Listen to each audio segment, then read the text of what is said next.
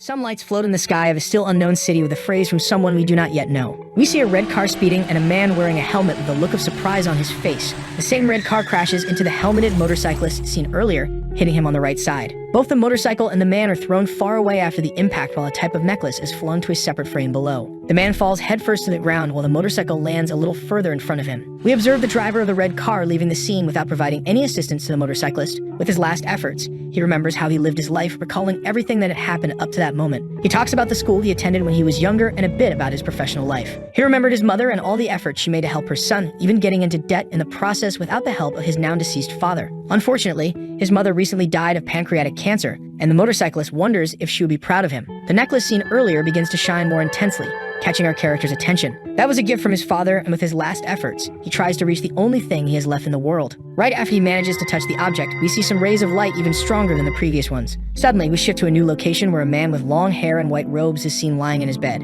The man opens his eyes and, looking at his hands, wonders how he survived the accident, being sure he had died at that moment. His mind begins to be flooded with memories of another person we discover is named Cho Huai. We see a couple coming to talk to Hui, who wakes up with some headaches a little later. A man with darker clothes and tied-up hair tells us that Hui had been sleeping for 3 days while writhing in his bed. His stomach begins to rumble while a woman in purple clothes with a sad look comments on the lack of food in her family's home. She asks the man with tied-up hair if he still has no news about a person named Bang Da. Our protagonist gives us an introduction to this character through thought bubbles about who this person might be. Bang Da monopolized iron and salt in Anhui, saying he needed them to create a perfect sword that would be blessed by a priest. The man with tied-up hair responds with a sad face and his head lowered, looking hopelessly at the ground. As they continue the conversation, we see Hui thinking about who might be responsible for this situation. We can see the appearance of a commander from the Fahrenheit faction, who had indebted people after charging abusive taxes from the residents. The couple is seen ending the conversation while the man with tied-up hair leaves the house, asking the woman to take care of Hui. We see a general view of that location surrounded by walls with some buildings and objects around a road made of stone blocks. Our protagonist appears at the entrance of one of the buildings in the area, introducing us to the couple from the previous conversation. Chio-soon is a common blacksmith and Hui's father, and his mother is a very caring woman named Aeon-gak. He also shows us his older brother Cho-hyuk and his younger sister Cho-yeon. Reflecting on all this, Hui comments on the amount of knowledge flowing in his head while he had nothing left from his previous world. We can see some unknown silhouettes with red eyes while our character comments on Saima standing out in his mind. Just thinking about the word, his body was instantly covered by an unexplained rage. He wonders why he still has memories of his previous life and what the reason is for living someone else's life. While complaining about having been a public servant for 7 years with a miserable life, he also wonders if all this doesn't resemble web novels of fictional worlds. With all these doubts, he sets out in search of his brother, who might be able to help him and who is training alone in the backyard. Upon finding Hyuk, he realizes that his brother wasn't actually very good at martial arts, doubting his abilities as a fighter. He calls his brother, who turns to him, asking if he was feeling better. Hwai replies that he feels fine and continues the conversation, asking where he learned martial arts. His brother explains that he trained with a soldier friend in exchange for a bottle of alcohol, and our protagonist begins to show us a little more of who he is. Hui, uninterested in learning that, mocks his brother, asking if it wasn't actually some stranger on the street pretending to be a soldier. As Hyuk responds with an aggressive tone, he begins forming his first impressions of who his brother might really be. The two brothers talk a bit more, and Hyuk mentions some legendary martial artists that normal people like them could never compare to. After getting some information about how things work in that world, his brother asks if he is interested in learning martial arts. But our protagonist declines the offer for training,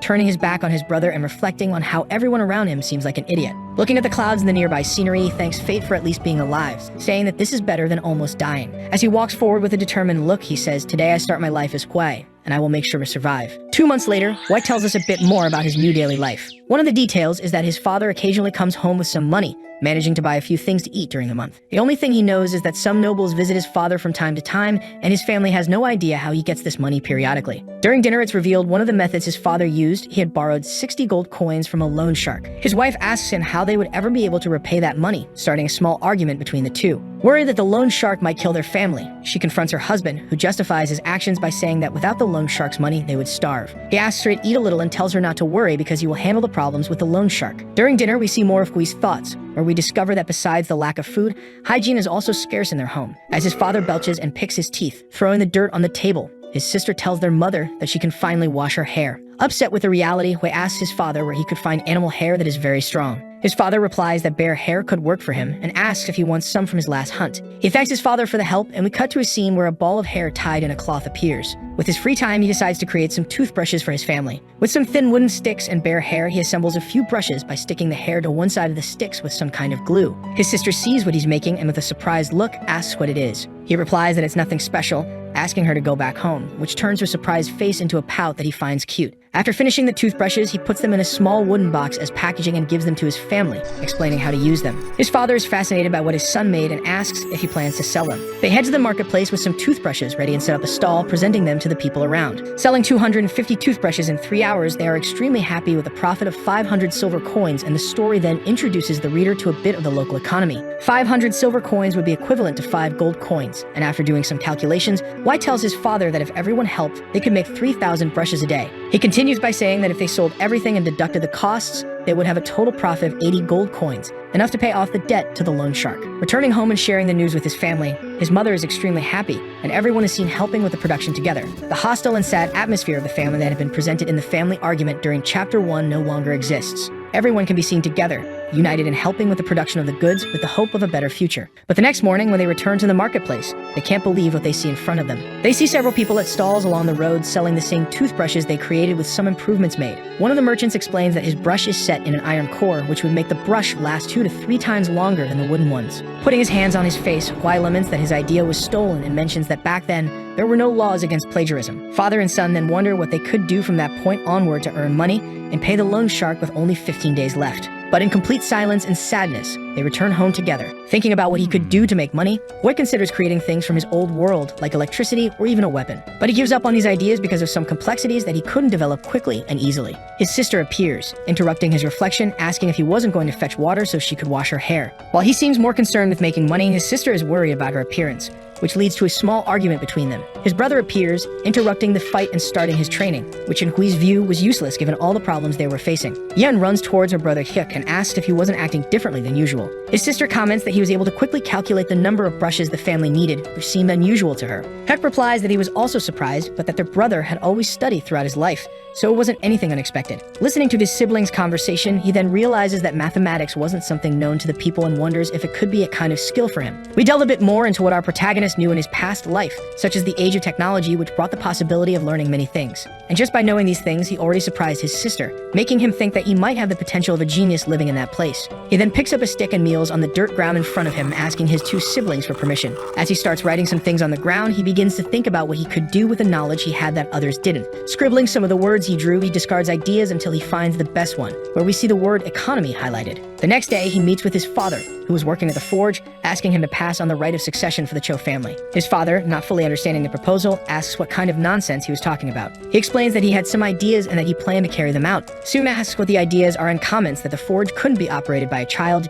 due to a lack of experience and the necessary blacksmith's spirit. Huai then continues, asking his father how much longer he could keep living that way. His father responds to the question with astonishment, looking at his son with the hammer in hand, sitting on a wooden log. He continues his reasoning and asks his father what he would do if a loan shark came to cut off his arm because of the debt he had incurred. This makes the father a bit angry, standing up with an expression of rage, but his son continues. Hui goes on, analyzing all the costs his father had in that workshop, such as the equipment and the anvil. He also comments on the good reputation his father had and that it could serve as collateral. Asking if he could ever, as a blacksmith, gather 300 silver coins, we see soon getting even angrier. Huai says that no matter where the money comes from, he would be able to repay his father threefold in the future. His father reveals a different worldview from his son's, even questioning his son's morals for trying to negotiate with his own father. He asks his son some questions, raising his right hand with the forge hammer held as if he were going to hit him. But to Hui's surprise, he continued to wear a confident expression, with no fear, looking coldly at his father. This made his father think even more about how different he actually was after falling ill, wondering if the new plan was similar to the toothbrushes. He sits down, closing his eyes and sighing, asking his son to continue with the explanation of his idea,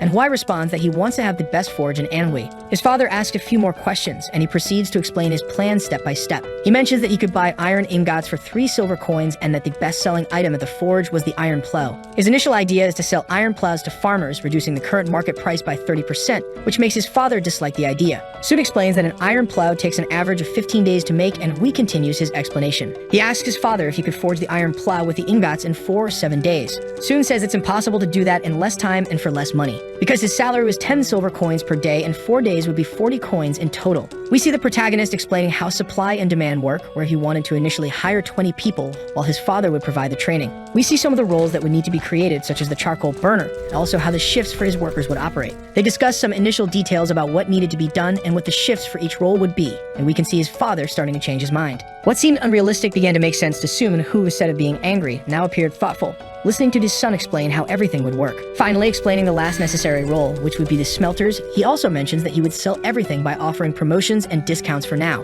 Each role would have a daily wage with different amounts, and if everything went as planned, they would produce 20 plows per day, increasing production later. And when he finally talks about the profit they could make by working together, his father realizes the potential of what his son was proposing. Deep down, his father thought it was wrong and against the principles of a blacksmith, but the idea of making 60 gold coins at the end of the month made him indecisive. Noticing this, Hui begins to try to persuade his father, who eventually accepts the proposal in exchange for giving up on continuing as a blacksmith. They end up making an agreement, and the chapter continues showing us Hui's new work system based on the Industrial Revolution. We see a panel showing some people working on production lines from the previous world, followed by an overhead view of a city in the current world. The image zooms in and we can see Hui and his father walking on a dirt road, followed a man in blue robes with another man behind them. Two guards in red uniforms and armor are positioned further ahead as they head towards the entrance. While Hui seemed calm and thought about buying some shoes that wouldn't hurt his feet, Soon beside him was terrified for some reason and stood still, staring at the place. Hui asks why he had stopped walking and continues, saying that having the soul of a craftsman was useless if he was afraid of that. One of the guards asks them to get in line. Hui thanks him and keeps walking while he starts analyzing the place, beginning with the guard. They find a line for what seems to be their destination. From what our protagonist observes, people don't seem to be leaving there satisfied for some reason. It's his turn in line and he asks his father, who is scared of the situation, to wait outside. Soon thanks his son, and we continue the story by seeing Hui entering the place. Inside, we see a man in yellow robes at the center, different from the others, with some kind of document in front of him and a pen in his hands. The man in yellow is named Jia. He looks at Hui and asks how much the young man needs. Hui asks for 300 silver coins with a smile on his face, which doesn't seem to please the man at first, who asks to have him removed from there. With that, our protagonist tries to start persuading the man, saying that if he does that, he would deeply regret it in the future. Trying to catch the man's interest somehow, Jia asks what his starting point was. He introduces himself to the man and says he's there on behalf of the Cho clan. Jia then slams the table in anger and asks if the man in front of him is treating the rival merchant group called Fire Dragon with inferiority. Hui justifies his words and they proceed with the meeting. We see our protagonist pulling out his red book from his jacket to start explaining his proposal. He begins to propose some guarantees that included his family's materials and properties to secure the loan, which totaled only 150 coins. Jia asks him to explain what the guarantee for the other 150 of the 300 requested would be, and he uses his family's lives as collateral. The man is shocked by what Hui just said, but he continues explaining his idea of selling them into human trafficking through the black market. By saying this, he finally gets the man's attention, who starts to realize that Hua might not just be crazy and actually knows how to negotiate to some extent. After finalizing a few more details, Hua continues with his persuasion plan, showing the man the ideas contained in the red book he had previously taken out. Jia begins to consider the proposal with an angry look while Hua states that if he rejects the offer, he will go to another rival merchant. Jia is surprised by his negotiation skills and orders his general to immediately bring 1,000 silver coins. He then explains that by selling his family as slaves, that would be the price for their lives, further explaining that if he didn't repay the money, he would be sold. Hua then puts his book away, and while Jia says a few more things in a threatening tone, Hua leaves. His father then asks what the next step is, and his son replies that he already put up a sign with job openings in front of their house. Returning home to see how many people were interested after seeing this sign, he is greeted by a place crowded with people looking for him. He begins conducting some tests to select only those who fit the culture of his company and dismisses those he doesn't consider capable of contributing. We see some scenes from his past life where he tells us that he learned about economics and management at his jobs and dreamed of starting a business one day. He introduces himself to the crowd and begins explaining when the work would start and the contract he had prepared for his employees. He starts explaining to the people what they can do with the contract, and some of them seem confused by so much information. Hua continues his speech, providing information about the salary they would receive, with the possibility of earning a bonus if they work more. He also mentioned the weekly paid leave, justifying it by saying that everyone needed rest to be well. To further impress the people, he mentioned a 50% performance bonus if they produced 30 kilos and met the daily target. And he said that besides the weekly leave, they would also have a monthly day off, and if they decided to work on their day off, they would be paid double. To conclude his proposal, he mentioned the annual leave, where if they worked the entire year without taking days off, they would earn 5 days of leave to use the following year. Everyone present was amazed by what they heard, and meanwhile, our protagonist recalls one of his former jobs. He explained the system he was using and asked for confidentiality from the people interested in the job. If people broke this agreement, they would be fired from the company, and finally, the crowd agreed to everything in the contract they signed. He begins to separate the people to provide job training and ensures they would be paid even if they only worked for 1 day. After the agreement with his employees is made, he then sets his plan in motion. While his father seemed irritated that the people weren't doing things as perfectly as possible, we can see a change in behavior in the next panel with a more polite approach, where he chooses his words more carefully, praising his employees. Apparently, his son had taught him some communication techniques, which makes Guo feel a certain pride in the man who had learned. He asks asks to speak with his father about starting production slowly, but he informs him that it would be impossible at that moment. Soon turns his face with an angry expression and explains that the quality of the materials wasn't good enough. His son says it wouldn't be a problem if they were slightly below ideal, but he complains, saying they haven't even reached half of the desired quality yet. Hua says he needs money to pay the salaries on the 20th and tries to push his father to start as soon as possible. His father, after hearing everything, asks for 3 more days for the training to finish, and Hua says that will be the final deadline. 3 days later, we can see a more efficient production line this time, completing the entire process of creating the materials with iron. Seeing what they had created, his father is surprised by his son, who was able to think of all this. We see some scenes of his father reminiscing about the things he used to do and the time he spent alone on the same tasks. Then the first item is finished, which makes his father cry, lamenting the years of life lost upon seeing it working. He begins talking to his son about it until Hua asks if the place isn't a bit emptier than usual. His father explains that some people are resting at the moment.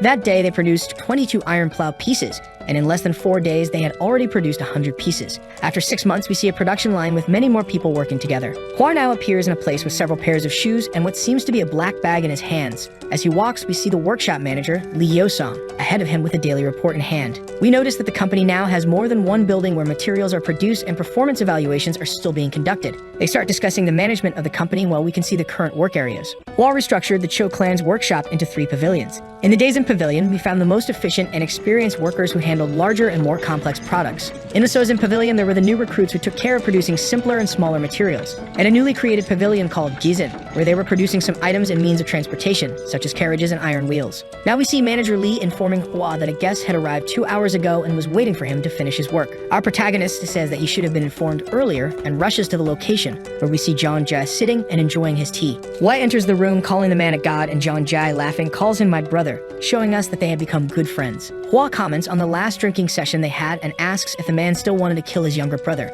Zhang Jia says no and continues the conversation with him naturally. During the conversation, we see a reversal of the current situation where Hua is now demanding silver coins from the man who gave him his first loan. With the payment made and the bag of coins in hand, and after chatting a bit more about trivial matters, we see them finally deciding to talk about business. Zhang asks about a problem with the sponsors that still existed, and Hua responds by saying he needs to think a bit more about the matter. He asks Hua to be careful due to his lack of time and that he couldn't use the Fire Dragon merchant's name forever. He starts explaining how the Cho clan's business had grown and that people would eventually know they were the suppliers. He is concerned about the possibility of officials raiding and interrogating Hua because of his cheaper materials. Zhang Jia explains the problems he might face in the future for doing business with the clan. Hua tries to calm him by saying that nothing has happened yet, but his words weren't enough to convince the man. Hua then pulls out his red notebook, which seems to annoy Zhang Jia, and begins to speak. He explains that he had a meeting with another group of merchants who gifted him a pair of silk-lined shoes. They also tried to make a business proposal to Hua, who tries to imagine why they would want that. As Hua speaks, Zhang Jia snatches the notebook from his hand and begins an argument with him, asking if people are united only by profit. He also informs him that this wouldn't be the only problem to face because some merchants had united to protest in front of his group. He points at Hua and says that these protesters would soon come after them because those people's lives were at stake. Hua says he has already thought about what to do about that,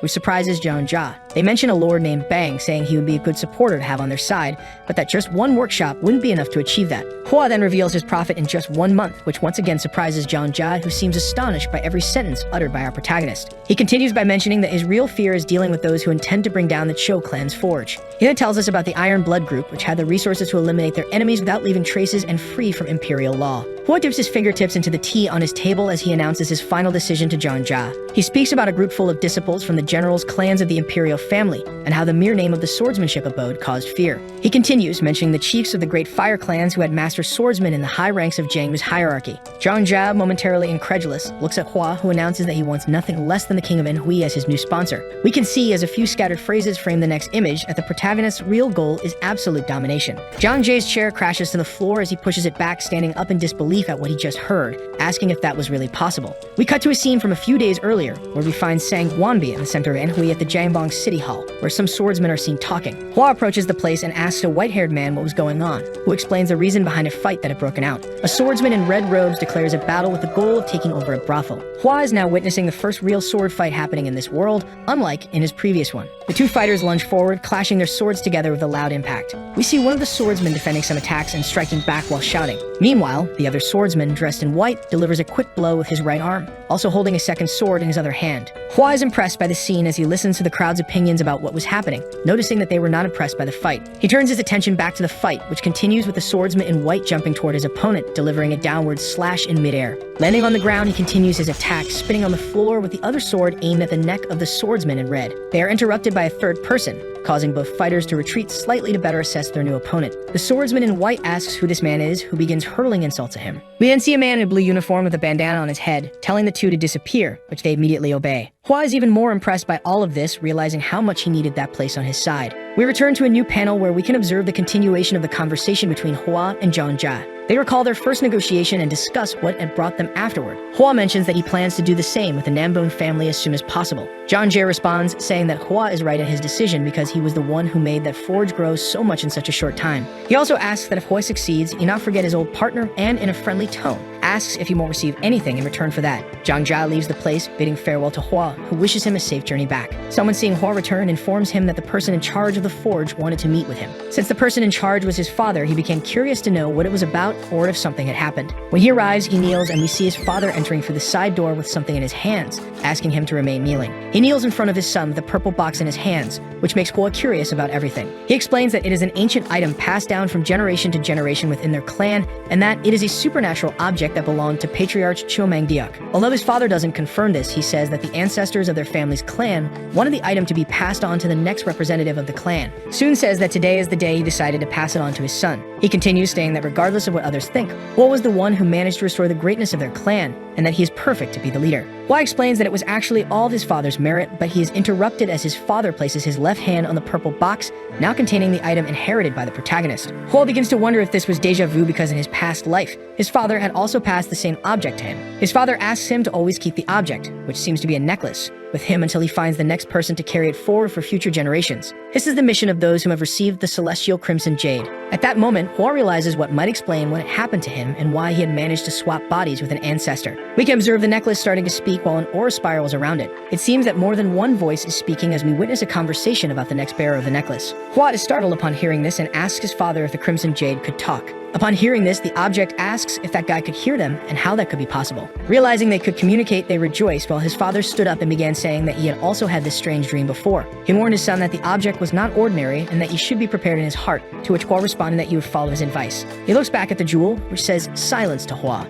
as we see a man with a fully purple, spectral aura and red eyes. This aura appears in front of him and angrily asks for his name. Hua, a bit frightened, responds with his name. The purple aura continues, saying that if this person could hear them, it meant that his spirit's energy had aligned with that of his descendants. However, the aura wondered where the boy's cord was, something that Hua didn't understand. The purple specter explains that by receiving the blessing of the celestial crimson jade, Hua would gain great abilities, but his destiny would be bound to the item. When Hua's life was connected to the specters, it would be tied by a cord. However, he didn't seem to have that on his body. Curious, our protagonist asks if he would gain abilities and is informed that receiving some kind of ability immediately would be normal. The specter continues, saying it wouldn't make sense for someone without this cord to have their spirit aligned with the descendants of their clan. He asks what kind of abilities they might be, and the aura responds that it could vary depending on his desires. For example, if he were a knight seeking principles of life, he would be struck by the lightning of fulfillment to become a sage. But Hua then says that he hasn't received any such blessing and wonders how things would have been if he had received it from the start. The dark aura then points its finger, cursing at Hua, and orders him not to lie because it wouldn't be possible for it to happen any other way. It mentions some abilities that could be useful to Hua, promising certain things. Hua tries to recall any moment like that in his life, wondering if he should reveal to them that he is actually a reincarnation. After reflecting on whether or not to tell the voices within the Crimson Jade about his reincarnation, he finally decides to reveal everything. One of the silhouettes wonders why he was suspicious of his own ancestors, trying to humble the protagonist. They then inform him that they only exist now as spirits, so they have no ability or intention to exert their powers in the material world.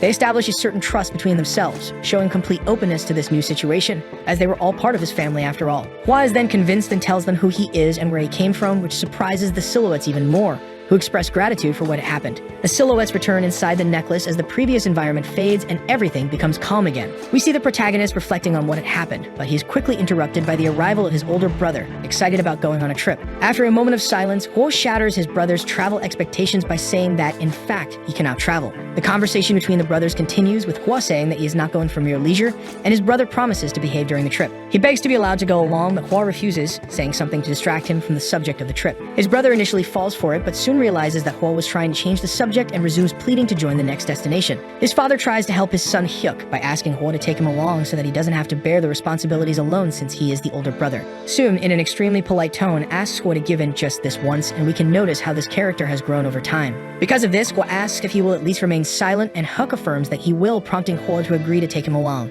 Meanwhile, we see a silhouette approaching Hua, informing him that a crowd of armed people was heading their way. We then see a man kicking open the door, followed by some people using their tools as weapons behind the clan leader. Hua introduces himself to the crowd as the leader of that clan while hearing insults and threats from all those present. He asks why they were angry with him, and an older man says that there are moral codes in business, which makes the protagonist laugh. Hua asks how long those men would watch him lower prices and make more profit than them without doing anything because of morality. At the same time that he gains the attention of the previously furious people, he also piques their curiosity, leading them into his workshop to show them something. Seeing the production lines he had set up, their minds fill with doubts, questioning what they were seeing. Making his superiority clear to everyone, he begins to use his argumentative power to once again draw everyone's attention to himself. He says that something won't remain in the shadows of Manhwa forever, which starts to captivate the people. And here, he begins to criticize the king, whom he had previously decided to make his ally in a bid to gain the trust of the local residents who had been suffering. He mentions a bit of the history of the place where those people were living, motivating them to engage with the ideas he was presenting. Then, with a sudden shift in expectation, he once again draws attention to himself.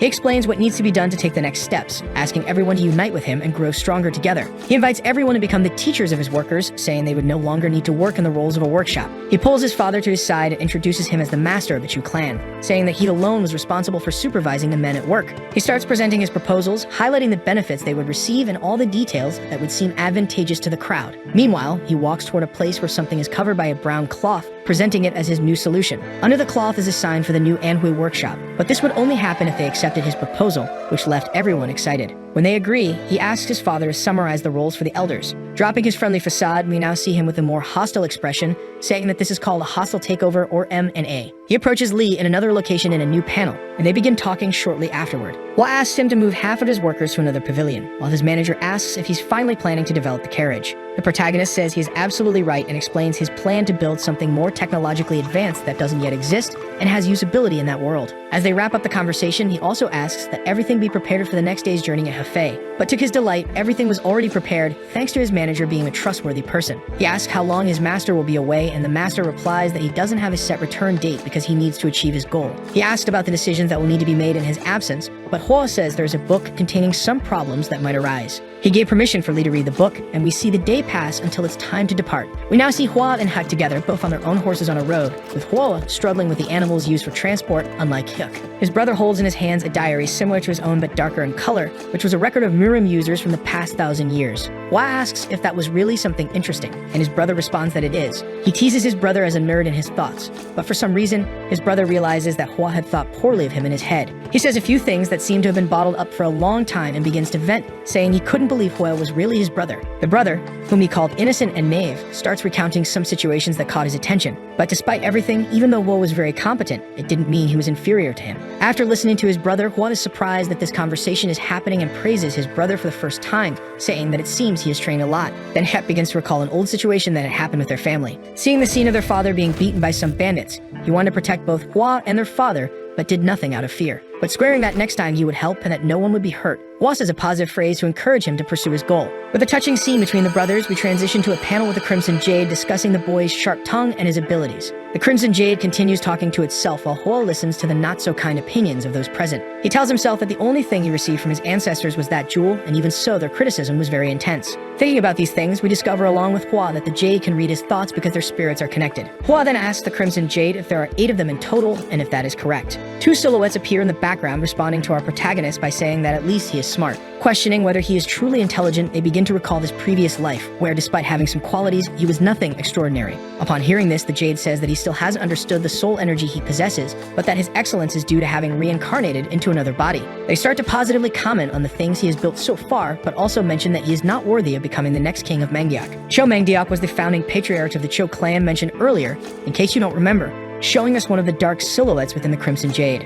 Hua, upon hearing this name, is shocked, wondering if this is the man he thinks it is. He says that, in fact, the Cho clan was much older, and that he was known as such because his father had centralized the clan around him after being adopted. Another silhouette, of someone not yet shown, continues talking with Mangdiok, who responds that this boy hasn't done anything remarkable yet. Hua is irritated by the elder's remarks and asks why his actions would be considered wrong. He continues to complain until his ancestors start shouting and cursing at him to shut up and not interrupt them. At this point, we are interrupted by his brother Hyuk on the horse beside him reading his green book and murmuring about a swordsman. Hua, seeing his brother smiling, asks what happened, and he responds that he couldn't believe what he just read. We see a swordsman in blue robes, holding a wooden sheath with some black details in his left hand and a sword in his right, performing a single attack. With the sword raised, we see several bodies being thrown far away all at once in what seems to be a battle against the dark demon cult. He alone defeated the 8 strongest members, and with just 6 strikes, defeated the leader. Hua asks what the dark demon cult is, and his brother explains that it's where the dark demon palace originates from. Doubting the facts of this story a little, his brother continues the explanation.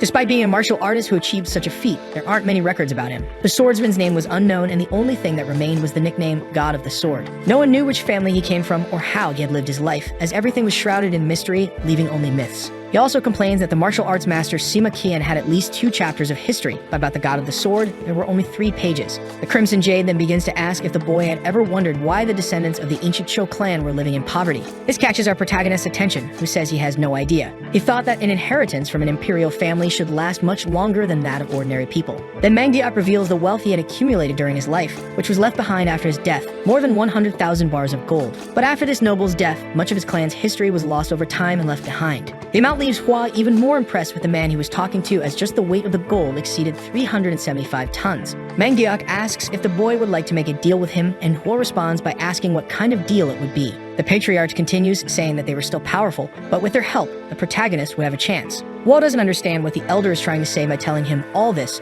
and we hear another voice, enraged, saying that he desires the complete annihilation of the Sima clan. He recalls that every time he hears the word Sima, he feels this intense rage surface. He also remembers that the Sima clan is currently the strongest clan in the world, and the man's request seems impossible to fulfill. Being just a mere owner of an iron workshop, he tries to justify that there's not much he could do against them. The patriarch then mentions another name, who responds immediately. He asks if the person could teach martial arts to that child, referring to Hua, who accepts the man's orders. Mangdiok then introduces us to Qiana, known as the God of the Sword, and we now see his silhouette, which is the same as the swordsman in Huck's book. Qiana was the only successor of the Sword Tomb, which makes Hua remember that his brother had told him a story about it before. He then calls another name, Ganga, asking if he could teach the secret meridian release technique to the boy. Ganga replies that it would be possible if his clan had not already fallen and succumbed to darkness, which pleases the patriarch. Hua is impressed with how extraordinary his descendants seem to be, while we see Qiana speaking to the protagonist. Qiana tells the boy that he has seen his world and that his knowledge and culture are of great value, which the current era cannot fully comprehend. Mangdiok then makes a proposal to Hua, saying that if they combine their power with his knowledge, they could destroy their enemies, convincing him to accept. Moving to the next day, we see Hua walking down an unfamiliar street, beginning to notice some differences between the worlds.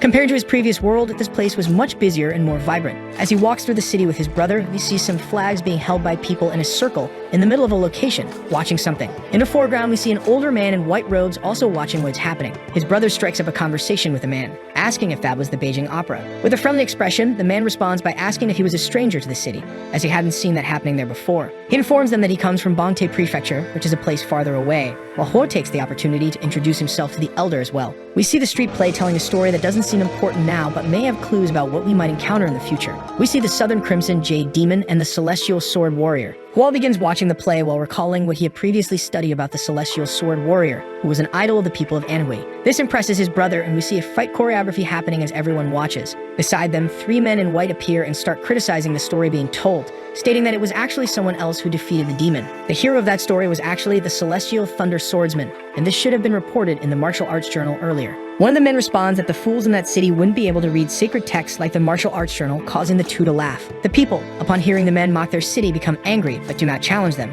feeling fear upon seeing their faces. But one of these people decides to confront the men, and that person was Hua's brother. The great Hyuk, enraged, asks what kind of nonsense those 3 were spouting, which makes one of them angry and asks who he was. At that moment, Hyuk pulls out his book, showing it to them, and says they are dedicated readers of the Windstorm Martial Arts Journal. He proves that, in fact, it was those 3 men who were distorting the facts based on what had happened. He continues the story, telling how when the Celestial Sword Warrior returned to his family after disappearing for a year, he had red palm marks all over his body, indicating he had used a technique that proved his version. He also says that even after being mortally wounded by the demon, he managed to regenerate and come back to life thanks to that technique, saying it was something everyone already knew. While we see one of the 3 men looking to the side, he remains silent. Politely, Hyuk says he respects the strength of Jibul Yuwon, but in the end, no one is perfect, and his brother realizes he is indeed a martial arts nerd. Hua remembers that Jigul was one of the 5 strongest clans on the continent, and that his brother was speaking without considering the consequences. This makes the 3 men furious, who begin to confront Hyuk's statements. They tell another version of what really happened and start saying that Hyuk didn't know anything. Hyuk, outraged by what he's hearing,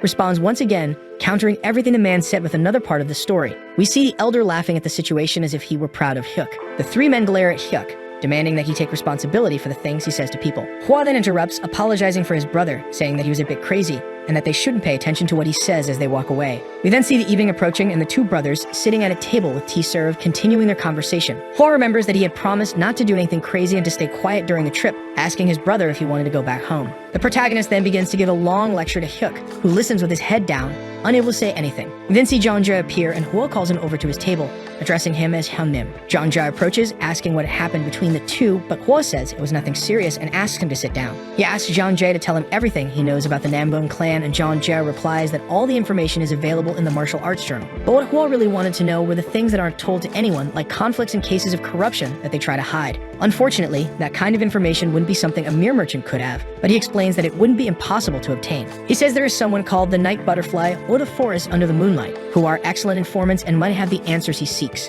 However, it would be extremely difficult to make contact with them as merchants, and they might even be extorted. We learn that these two are legendary informants in the martial arts world, to the point that no one is really sure if they even exist. Hua thinks and reassesses the situation, asking how long it would take to arrange a meeting with the Namgon clan. Jeonja explains that the number of people seeking contact with that clan daily exceeds hundreds. Because of this, the vast majority leave without even being able to make contact, and he explains how the token system works. People who are part of the government have gold tokens. The middle-class population receives a silver token. Those with contacts within the clan, such as family members and kingdom distributors, receive a bronze token. Warriors receive a red token, and finally, merchants trying to finalize a new contract or seek the kingdom's sponsorship receive a blue token. John Jay tells us that when his father used to meet with them, the average waiting time for a meeting was about a month. Hua thanks his partner for the information, who apologizes for not being able to help this time and asks what Hua plans to do. Our protagonist decides to wait in line to be served and says he plans to leave the next day. His friend wishes him luck as we see the day pass in the following panels. Continuing the story, we see the brothers in their room. Hyuk gets up to train in the morning while Hua starts hearing the Crimson Jade talking to him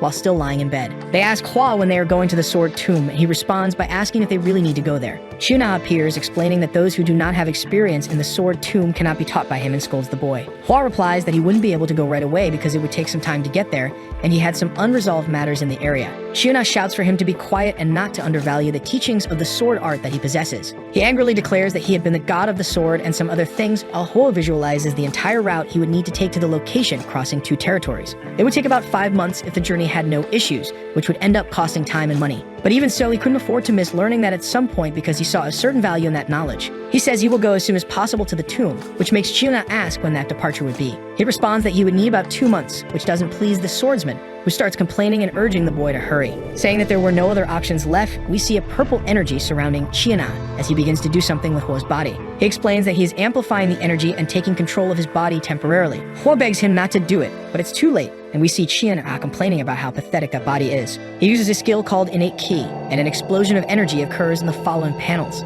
We now see that Hua has a different aura than before due to what Chiuna did with his muscles and Ki meridians. With a fearful expression, Hua says that from what he knows, if a person uses their innate Ki, it loses vitality in exchange. Chiuna replies that yes, but it wouldn't be a problem to lose just 10 years of life. Hua, upset with Chiuna's decision, asks if he wasn't being a bit careless with a body that didn't belong to him. Chiuna responds that he doesn't need to worry about that if he masters the sword arts completely, then returns control of his body. He begins to feel pain throughout his body, falling to his knees on the ground while a voice from within the Crimson Jade complains about his fragility. Due to the significant energy consumption, the spirits tell him they will be absent for a while, asking him to take care of himself in the meantime. We then see Hua unconscious on the ground after a brief passage of time. He looks at his hand, sees a yellow energy, and begins to question it. He could see his energy and his vision had instantly improved, allowing him to see everything more clearly. He notices a ball of yellow energy in his chest and swings his right hand, imitating the movement of a sword, which works perfectly. At that moment, he understands why his brother was so fascinated by this and begins to wonder what his limits might be. The day passes and we finally see Hua and Hyuk going to meet the Namgon clan, only to be confronted by a crowd of people. Hua signs his name on the waiting list and begins to wait his turn with his brother. We see various people at the tables around the place, and Hyuk, amazed by everything, notices that even the regular guards are seen quite strong. Hua asks what he could do to shorten the waiting time, just as the same elder from the city approaches them from the side. The elder strikes up a conversation with Hua, who apologizes for not being able to say goodbye properly the day before. They look at each other, and the elder asks where the hall's representative is. The representative arrives, and the elder orders him to give gold tokens to Hua and Hyuk, sending them directly to the main hall. Not quite understanding, Hua asks the elder why he was sending 2 foreign merchants there. The old man responds in a more authoritative and aggressive tone, explaining what happened the previous day. He tells how the two had challenged the Jegal rebels and defended the honor of the Namgon clan. The young man then obeys the orders, and we see the 2 brothers happy that they no longer have to wait so long. While waiting in a private room, a maid asks if Hua would like some more tea, which he declines. Hua begins to stare at a painting and a voice from the jade asks if it isn't a work from the Yingsu generation. Hua, remembering that the Yingsu generation's paintings come directly from the Bronze Age, asks if she might be mistaken. Mang Diok interrupts the boy, asking how he dares to doubt the eyes of Zhou Yu,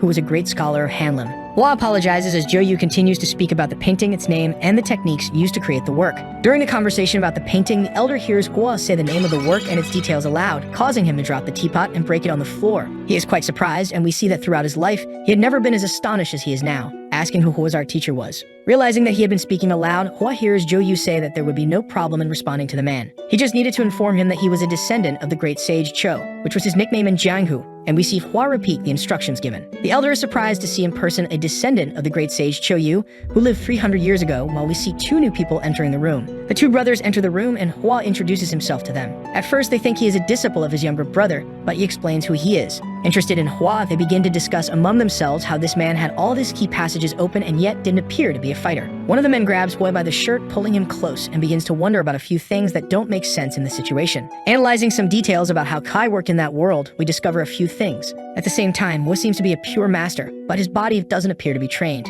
Impure masters, after starting a process called acceleration, which was his case, could identify others who were doing the same as him. The man comments that with every passing second, Hua's acceleration was increasing, and that he had never seen anything like it before. We discover that our protagonist's acceleration would be complete in 3 years, and after that, he would become a true master. They praise the boy, saying he could become someone incomparable, even asking if he wasn't a natural talent. The milestone of ascension would be the next step, but only 7 warriors had reached that state before. After all this, Hua asks the man, who is still holding him by the shirt, to please let him go because he can no longer breathe. He releases him and asks if Hua does not intend to change his surname by inviting him to join his own family as his adopted son. Hua starts to consider the proposal to change families, but his ancestors within the Crimson Jade begin to curse the boy as a traitor and scoundrel. As Hua listens to the criticisms, his brother kneels, greeting them and asking to be given the surname as well, asserting his loyalty to them. While the ancestors within the Crimson Jade complain about Kyuk, a man praises him, saying that he was not so bad but declines his offer. Hua then interrupts both and says he cannot refuse the surname his ancestors gave him, apologizing and rejecting the offer. This leaves his descendants pleased while leaving the other man complaining about the new generation. The man in red robes shows us that Hua is the most talented he has seen in 500 years of life,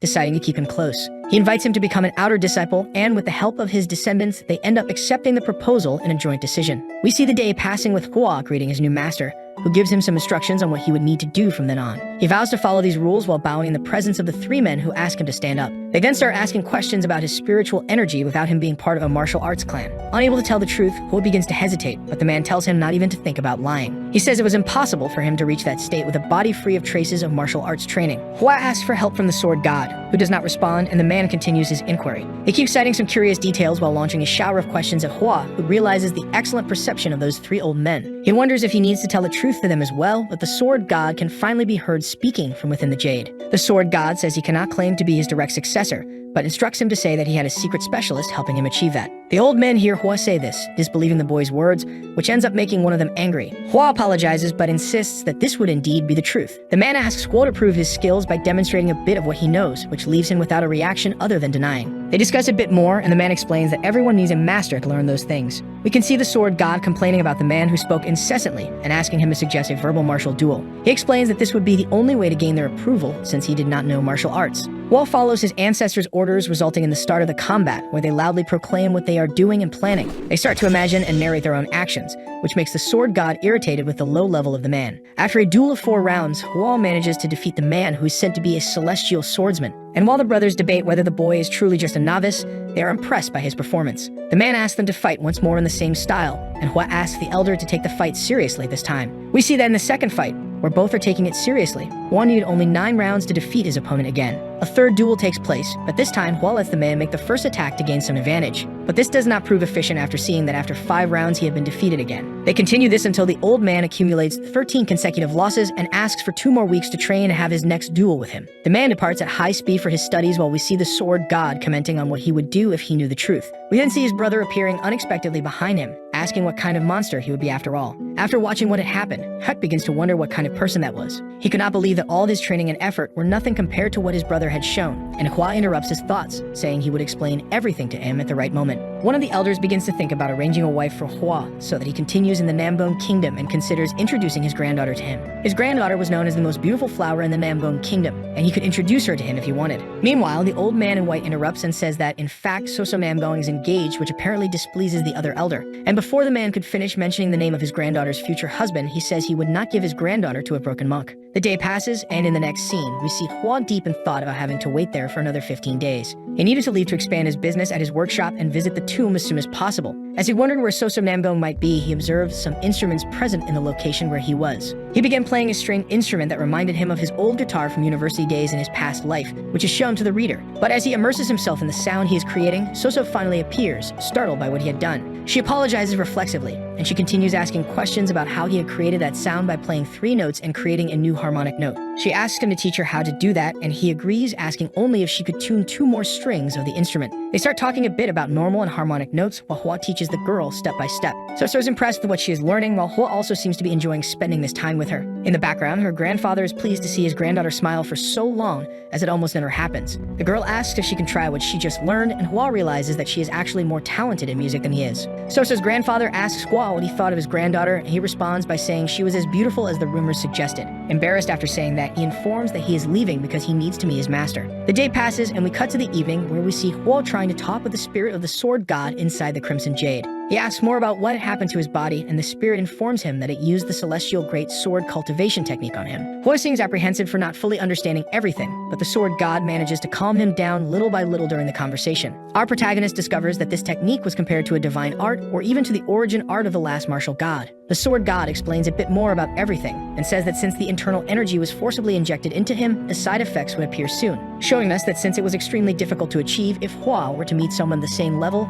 he would lose the fight. To resolve his lack of martial practice, he would need to quickly go to the sword tomb. And if he did not go there, it would be comparable to a baby who was born with the strength of an adult human. Hua says that after finishing his tasks at that place, he would immediately go to the tomb, and his ancestor responds that the sooner, the better. A few days pass, and we see 2 people in the next frame. The 2 are sitting in chairs facing each other, showing the older man with the blue sword by his left side. This older man was Hua's master, who asked the young man to perform the next move in the fight as if he were training. The tired-looking man narrates his combat actions, and the old man calls him a fool for using that combination. With a tone of superiority, the old man explains his next attack, resulting in a cut to the young man's legs, who, without much discussion, accepts his defeat. The elder, pleased with the result, rejoices while saying that this should always be the correct outcome with his victory in the end. And as he hears this, the other man says he can no longer stand training with him, as he had been away from his family for 2 days. But disregarding this, the old man continues to think about the moves Hua would make in the fight, showing us that the man is completely obsessed after his loss. He explains the conclusion of his reflection out loud and says that Hua was using the weight of the other person in his favor, and with the training scene ending, we close the chapter.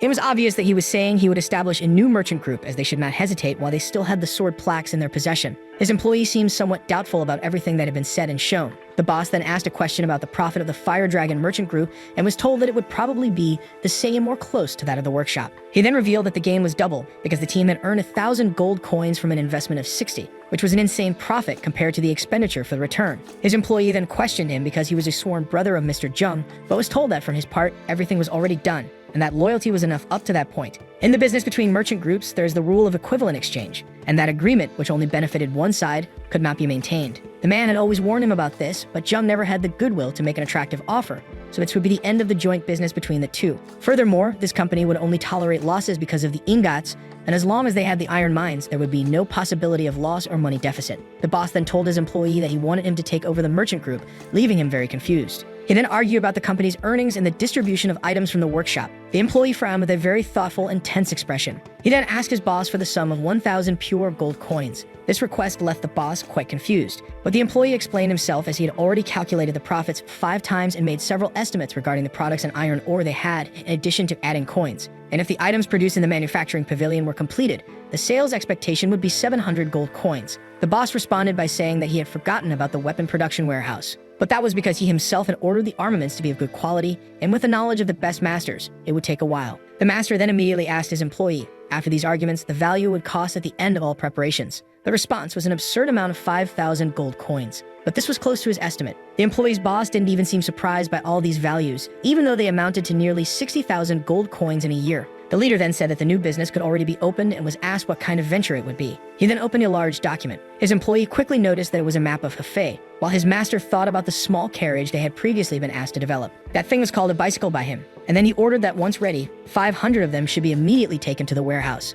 His employee then asked about how long they would remain in the warehouse and when the sales would begin. He responded by saying that the time would be long and none of them would be sold. The employee was surprised by that information with a very puzzled expression. His boss then asked if he had never thought about how great it would be to have a food delivery service in the nearby inns, and this job would mean that a person would deliver the food to another person at their residence. His employee became very excited upon hearing this and realized that this was the business his boss had mentioned a few days ago. He had noticed that anywhere there was an open road in Hefei, the couriers could work and deliver any kind of food. He then showed his employee the blue points on the map, which would be the status boards for the delivery service. There, the delivery employees would be every day at a certain time and would receive the lunch and dinner orders from the customers. Payment would also be made at that location, and when they received the order, the employees would write the location and time on the status board. That man with the funny mustache was left speechless by his genius boss's plan. After the whole process, the employees would check the status board and return to the inn to receive the next orders from the district. The employee then asked his boss about the bicycles. He was told that they made the delivery faster and were a revolutionary invention to deliver the food before it got cold.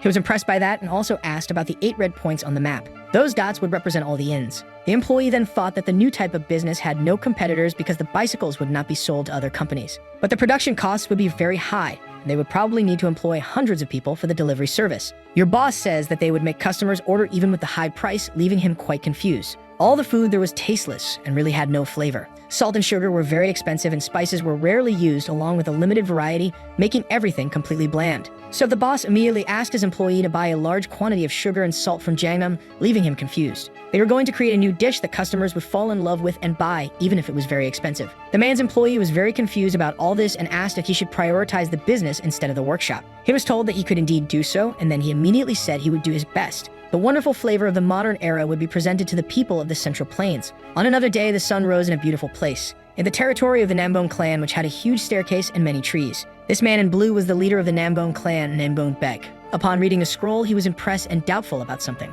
The Cho family's workshop possessed an impressive celestial sword plaque. He wondered about Hui and who this guy was because he had something very rare that was only issued 3 or 4 times a year. That item had been given to him when Nambong was on a business trip in the city of Henan, and who had gifted it to him was a mystery. It was insane because the statuses had been completely ignored, along with the procedures and rules. 3 months ago, he had taken in a poor young man, and now he had given a celestial sword plaque to an unknown workshop. The man in blue clothing could not tolerate this in any way. He began walking through his territory. He soon wondered why there was no one training there. It was peak training time, and the green and blue dragon brigades had simply vanished. He closed his eyes with a very thoughtful and confused expression, and then he wondered why there were so many people gathered right there. All the men saluted the great and majestic clan leader. The leader asked why the green, blue, and sun dragon brigades were all there. They explained that they were in the middle of a verbal martial arts tournament, which left him very confused, because he thought that was completely forbidden during work hours. But again, the brigades explained that the brigade leaders had allowed such an act, leaving him even more confused. He then wondered why the clan's system and tradition had collapsed and changed so much all of a sudden. He scolded them all, saying that the path of the sword was infinite and did not allow strange attitudes or jokes. A man with black hair tried to explain, saying that the brigade leaders had witnessed it with their own eyes, and he was immediately questioned about it. He then said they had reached enlightenment through verbal martial arts, in addition to reaching the celestial eye stage, leaving the leaders stunned because it was rare and only happened when a person mastered the clan's sword techniques. Everyone became very excited and said they would do it too. The leader then thought that now that they had seen someone reach the ascension stage, they thought it was worth training in verbal martial arts and immediately asked a question. He discovered that the opponent in this verbal duel had been an inner disciple of the director, leaving him very confused about this information he had just heard. He then thought that since he had fought with an outer disciple, this could undermine the family's hierarchy. After some questioning, he learned that the person was a young master named Cho Huai from the Cho clan's workshop. He was stunned because it was that young man again. Cho Huai felt from afar that his name had been mentioned somewhere. Namgong then immediately called Ryan Ju, who quickly appeared ready to assist his dear and great master. He then asked him to find out everything there was about the Cho clan's workshop and Cho Huai. Back at the enormous and beautiful mansion, a large white hand was seen reaching out towards something.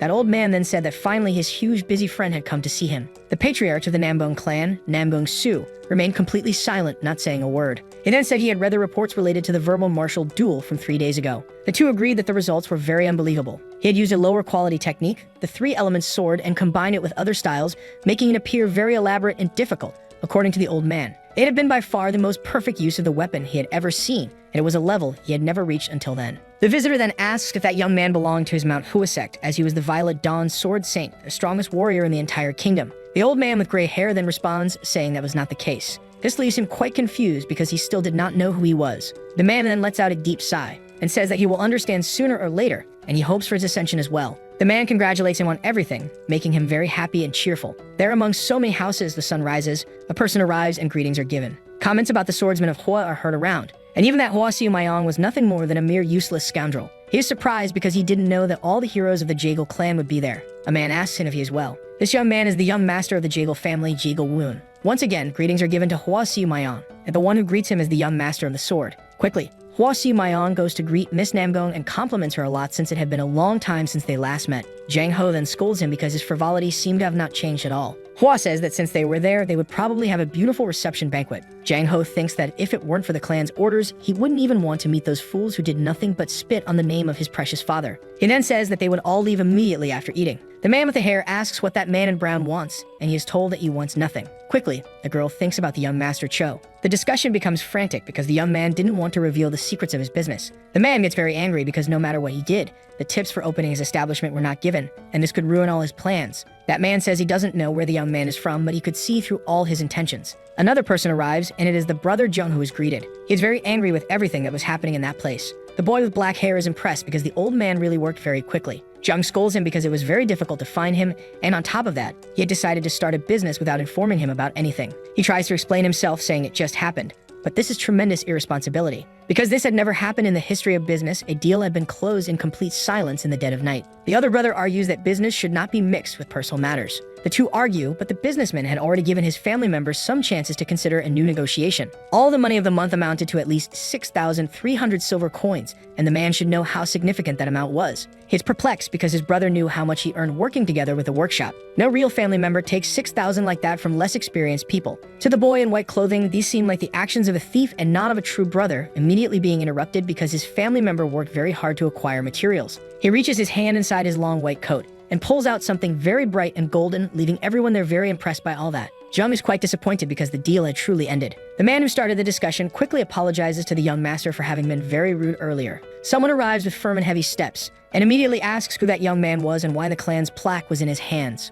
Komokui quickly introduces himself and says he belongs to the Anhui workshop. Then he is quickly asked to show the plaque. His sister immediately says that the young master Cho Hui was already a well-known person throughout the clan and that the emblem was probably legitimate, leaving him quite confused. Since he had just come out of isolated training, he probably wouldn't know, but later when he reached the main hall, he would understand everything. He then asks his sister if the young man had offered anything valuable to the clan, but she replies negatively, saying that his skills were truly formidable. He quickly becomes very thoughtful about all he had heard, because Shokui's hands were intact and his eyes also did not seem very impressive. So he quickly asks his sister if she wanted to deceive him because that man was definitely not a formidable and impressive martial artist. She then reveals that he had won all the verbal duels with their grandfather, leaving him very impressed and stunned. They had dueled several times and the old man was always defeated. So the elder ended up taking him in as an indirect disciple, and despite being an outsider, he held a well-respected position among everyone in the clan. His brother became very angry because he couldn't believe that this pig who hadn't learned any martial arts stance was an important and admired figure. She then asked him to return to the clan and see for himself,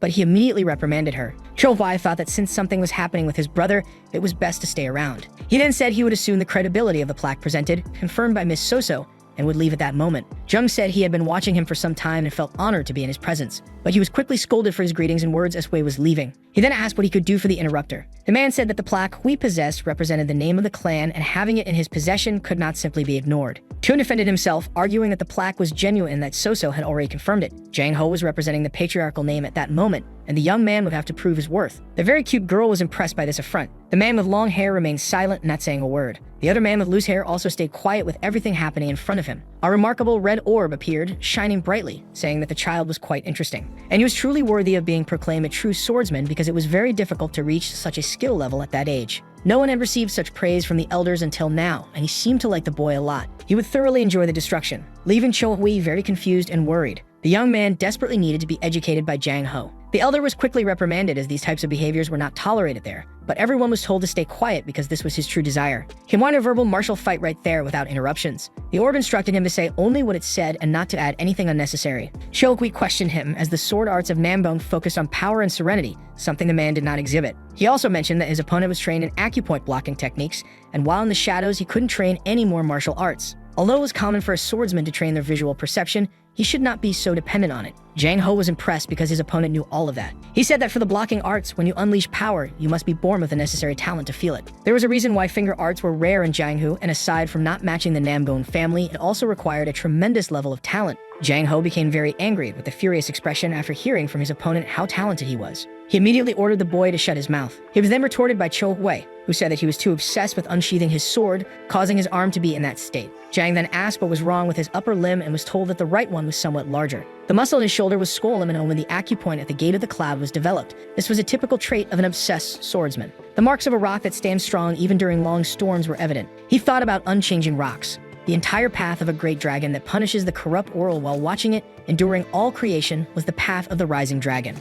And the true nature of the heavens, which tolerated all evil despite being strong and oppressive, did not crush it. It was the celestial emperor. The emperor's path was entirely pure, and it would not return to one that had already collapsed, thought the boy. Shou Hui continued delivering words about the blue skies that looked down on the world with arrogance and the history of the sword belonging to the Nambone family. He spoke with great conviction and confidence, but he thought he was in trouble because after saying everything the sword god had asked, it seemed like he was going to get beaten up right there. Suddenly, the brash man intervened, saying it had been 400 years. Zhang Ho thought his opponent was merely talking about the basic sword arts of the Nambone family, but he had lost sight of even the basics until then. He then wondered why he had become so obsessed and failed to achieve speed. Dozens and hundreds of variations of sword techniques had been used, including Hoi Young Dragon and Changnan So. To defeat him, he had spent the last 3 years training, pushing his entire body to its limits, but his heart had become more sensitive and brutal due to fear. He remained silent, not saying a single word for a while. Miss Nambone immediately noticed her brother's very formal words and was impressed. Zhang Ho told Shou Hui that he had scolded him just like a family patriarch would, and he wasn't so blind, thus no longer doubting his abilities. Even based on the hierarchy, it was right to treat Shou Hui as a master under certain circumstances for the young patriarch. He was quite impressed because this was indeed the expected behavior for someone from the orthodox sect, and it was truly incredible. He then told the young patriarch not to worry because his grandfather had forced him to become a disciple, and how he was treated didn't make much difference to him. That man observed from afar, thinking about how impressive it was that Zhang Ho respected Shou Hui completely. And soon Li Zhengji introduced himself as his sworn brother, and also the third son of the Fire Dragon Merchant Association. He was somewhat ignored as the two new friends left the area thinking about what they would drink after all that unnecessary conflict. He then thought that his relationship with that boy couldn't end that easily. He quickly called Hui and asked for at least a small favor. He was scolded not to exaggerate things because even the accountants of the Fire Dragon Merchant Association received salaries. He quickly retorted, saying that Cho was up to 20 times faster than them. Hui then asked Zhang for permission to resolve that somewhat embarrassing situation. He quickly analyzed several items in a document and all their weights. He quickly pointed out that if there were a total of 82 items in the purchase record, the value would probably be 4,873 tolls.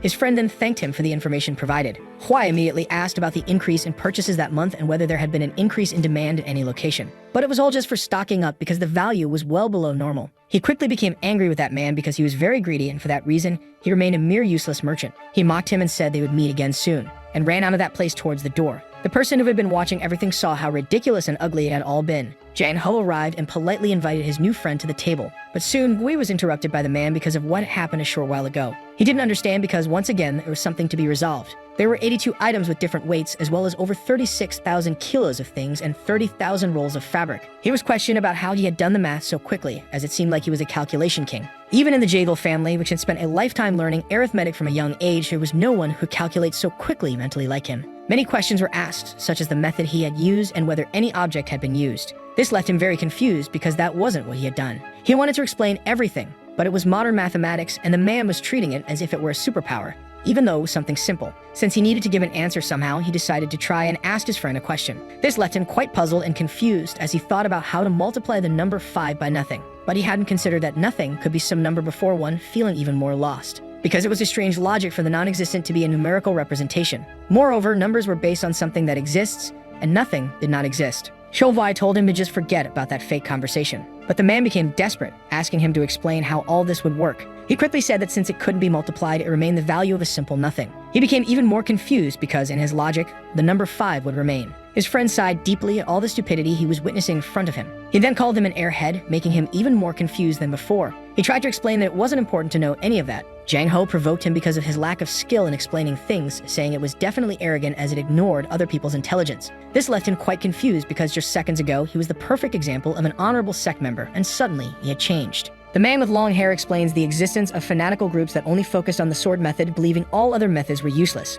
Zhang Ho becomes very angry and refuses to associate with someone who uses nothing but words, as the life of a warrior who seeks only the sword leads to ascension. The two argue and mock each other. Soon the girl arrives, saying they were being very childish and should stop immediately. Suddenly, a man enters the place, saying he couldn't stay on the sidelines and asking to sit at the table as well. Ko Hui is surprised by who this emblematic figure might be. He was certain this was the person he had seen when he visited the Hua clan of the sword sect. That young man was none other than Hua Xiaomian. He introduces himself to the new visitor, giving all his information and details, making him a bit shy and causing him some discomfort. In his mind, he thinks that this little troublemaker didn't even remember looting all the money from the workshop. The young man flirts with the girl again, complimenting her. She then looks and says it's true. She hadn't had the chance to thank him before and quickly apologizes and expresses her gratitude for all the lessons. Ko-wei feels a bit shy because it was nothing, and there was no need for all that. The boy in blue asks if she had also verbally dueled with the young master. She says not everything is training, leaving him even more confused. All the lessons she had acquired were from the musical branch. Her brother is very confused upon hearing this information, because that boy probably had musical knowledge as well. He says he is merely a merchant working in a simple and small workshop. The man is very confused about who Cho-Hui really is,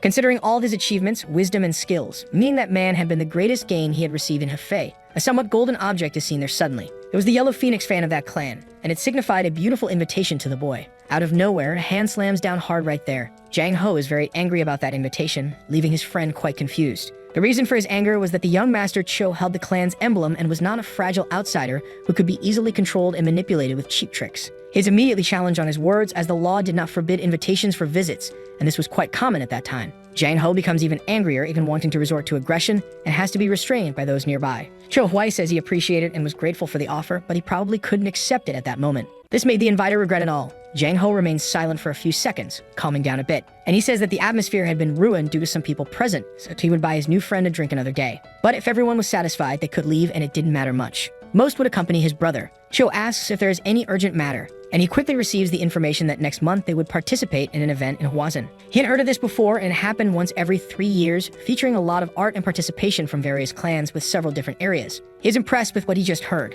That ancient sword deity had told him that the tomb was located near Sumsiu, and that the Huasan clan was nearby the castle. So Cho Hui offers to go with them and says he would cover all the travel expenses. There would be no better company for him than them, and since he was heading there, he could enjoy Huasan and meet various people from different clans. He is delighted because his attendance is permitted with all the pleasure in the world, and he doesn't even need to worry about all the expenses. On a bright and sunny day amid the green trees and towering mountains, the cavalry marches towards their destination. The two friends talk about the successful and giant businesses of that clan. Cho Hui had also heard about the famous savings bank in Hefei, but it wasn't just that, as there were various shops and inns, including the accounting office of Ji Yang under that clan's name. His friend is impressed with that information because it was one of the best accounting offices in Anhui, and the view of the place was unparalleled, attracting many tourists. The two compliment each other a lot and continue talking about their knowledge and the inns. The boy in red thanks him greatly, and then comments about the Mansu and Hong Ryu inns. Ko-Hui is very happy because his simple compliment made the guy talk non-stop. Someone suddenly comments about a problem that was happening at that very moment. The obstacle on their path was that the bandits had raised their flags. The young master asked which gang was active in that area and was told that it was the colossal tiger thieves, leaving him quite confused. He'd heard that those bandits did not have much strength among the 72 groups existing in the Green Forest, and those guys seemed to be losing their minds. His brother watched him and quickly disapproved of his wild and irrational behavior at that moment. He angrily said that he had heard everything the other said. His brother tried to make him understand that the enemies couldn't be that stupid, but he simply didn't get it. Cho Hui and the brown-haired one agreed, as even with tactics or brute force, the opponents had a better chance of victory, and the martial artist world was not so safe. The boy became very angry because that piece of trash was always comparing him to the airheads from the book. Jang Ho said that there were many confused scholars just like him, as well as bad guys wandering everywhere. Amid this fight, his brother asked them to look at the flag again because there was a red bear on it. There was only one bandit gang that had this animal as its emblem. It was the team of the famous kings of the forest, the Iron Bears, who were there at that moment along with their disciples and evil bodyguards. It wasn't one of the 7 great warriors, but rather someone with the reputation to rival them. Jang Ho's brother mocked him a lot because the situation was pitiful, and if he had charged forward like a chicken at that moment, he would have become barbecue. Suddenly, many men were seen jumping down from the hill just ahead. They were the squad of the Red Bear Gale. Monster is well known for being at the level of a full clan battalion with just one group. They were very wicked and were approaching with bold and fearless expressions. The Great Master ordered the Namgun warriors to prepare for the battle that would take place right there. Suddenly, he advanced towards those enemies. He immediately ordered his team to kill them all without mercy. His brother allowed everyone to use the Jin Stone along with battle formations and divination spells. The battle at that moment was already underway. Many elements were driven into the ground, and they were being activated immediately amid the Great War. The young man warned his brother that if he found himself in danger, he would be allowed to return to the formation, even knowing that he might not listen. Cho Hui was impressed because that battle was on another level with the advanced form of divination energy and teamwork. In other words, it meant that they all fully understood the divination energy spell, just as expected from the descendants of Kangming. All Namgun warriors were ordered to attack immediately without mercy, and suddenly, they were asked to stop the attack quickly. Out of nowhere, a huge shadow was seen nearby. An impressive man dressed in green arrived at the battlefield looking very imposing. Cho Hui observed him, very impressed by it all. The man immediately asked everyone to stop, saying everything would be resolved in a calm and peaceful dialogue. That impressive man seemed to be Chul Eun-pi, according to Jang Ho. But he was mistaken about that information. He had crossed the line and made the man very angry because that old geezer was much older than that boy. Then his brother immediately asked about his true age. The young man responded that he was only 17. Chilhui was astonished because he was just a year younger, yet he looked like he was in his 40s. Jang Ho called him a clown, saying he seemed to be trying to fool everyone there. The man got very angry and stressed because people always treated him like an old man, even though he was young, even if it was hard to believe. Chilhui thought he probably didn't even wash his face to look in the mirror and see reality, and bandits probably didn't bathe anyway. Jang Ho told the man to at least lie convincingly and stop with the lies. The young man became very angry and asked if Mr. Kang would not help him with all this. Then the man said that this precious person was the top disciple of the great king of bandits, the young master Jang Il-ryong. But the boy, even with this explanation of who he was, became even angrier because that past battle meant nothing to him. Mr. Kang justified himself, saying that the information he had given was indeed true, and when he was about to state his true age, he let out a small laugh. This made the boy very angry and filled with rage. But indeed, his age was really 17. The boy then gets very excited because all the information he had given about it was true. The girl then becomes quite enamored with him, as she had a rather peculiar taste for boys. Soon, her brother arrives, very angry because the bandits were being hypocritical, wanting to talk like that after attacking. Setting up a formation required a lot of money, but what really mattered now was that the great disciple of the Forest King was there. Jang Ryong was very angry because he wasn't such an insignificant subordinate, but the brown-haired boy didn't pay much mind and only wanted to know why they had done that and if they intended to loot everyone. Mr. Kang said he knew it was foolish to start a conflict with the biggest clan in those mountains, and even knowing all that, they decided to attack, seemingly not recognizing that there was a Murim branch less than 8 kilometers away. The old man said he was merely following the orders of the Forest King, leaving the boy quite confused by this statement. The old man wasn't to blame as the actions were provoked by the foolish little 17-year-old boy. Knowing this, the older brother said he needed to speak immediately with the disciple of the Forest King. Right after that, he became very angry because he wasn't a mere subordinate, and it made him furious when people said that. Everyone stared at each other for a brief moment without saying anything. Then the leader said that regardless, the young master Jang had been immature and ended up threatening the group's integrity.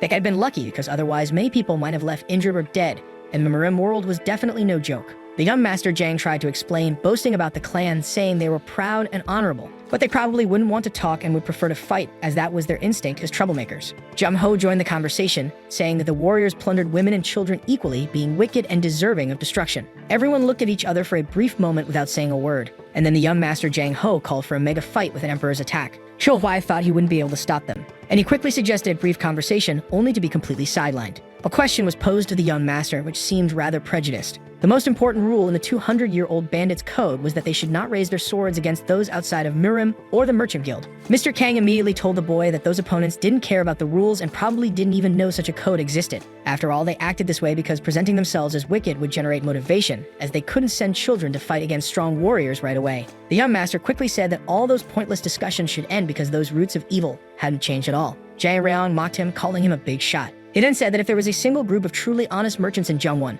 they should be revealed to confirm their wickedness. Jang Ho became very angry because the young man was trying to justify his atrocities, thefts, and threats. The young man retorted, saying that he had no moral standing to accuse him, as they acted like money-chasing prostitutes, harming others. The boy with long hair interrupted the argument, saying that obtaining things honestly was very different from acquiring them through banditry and theft. In response, he told a story about a rich man who was making a lot of money with his business but ended up being interrupted by some greater force. Jang Ho remained silent without saying a word after hearing this narrative. His opponent's methods might have seemed different, but they were as dirty and unjust as those he opposed. They parasitized the citizens, treating them like puppets. Jang Ho was furious after hearing these atrocities. They'd only robbed from the corrupt, and between the two acts there wasn't much difference because there was always someone selfish and hypocritical. Chilhui thought that typically those muscle-bound types were foolish, but there was something different here. Because the boy's logic was indisputable, he sighed as if preparing to say something. And then he said that there was a big mistake in all those statements. Jang Ryong asked what that mistake was, ending the chapter with a big cliffhanger. First of all, the code of conduct mentioned wasn't something absolute. He was quite confused upon hearing this.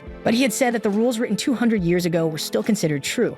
However, 7 years ago, a rule had been broken during a raid on the government. The boy remained silent and thoughtful upon hearing this all of a sudden. The Anhui bandit gang, led by the well-known Bong Ta-hyun, used to beat and kill elders who tried to protect their rations, and his father had been one of those victims. Chilhui said that during his research, he discovered that the code was not taken seriously beyond the mountains. Such occurrences were common in that region and definitely happened even more outside of it, making the codes of conduct fragile and useless. And even as they were talking, an innocent person could be getting robbed, invalidating the previous claim of equality. More questions and arguments were made by Chilhui to his opponent. In response, the young man argued that there were many like him in Nakrim. Secondly, the way of making profit, despite its similarities, had a critical difference. Those bandits did not perform good deeds or charity, unlike the Nambong clan, which was loved, respected, and appreciated by everyone. Hearing this, the young man became very thoughtful and silent. Jang Ho observed and listened with a happy and enthusiastic expression. But that didn't mean there were only righteous people in Nambong, and there were also those who used their power for wrong purposes and actions. However, all of them protected the people of Hefei going through difficult times and sharing hardships together. That was the difference between the two. Cho Huai thought that all they could do was hide, which was a useless philosophy, deserving death. Jang Raon commented that for all those reasons, he didn't want to become a bandit. He quickly began to take off his green robes. He didn't even know what that mantle represented.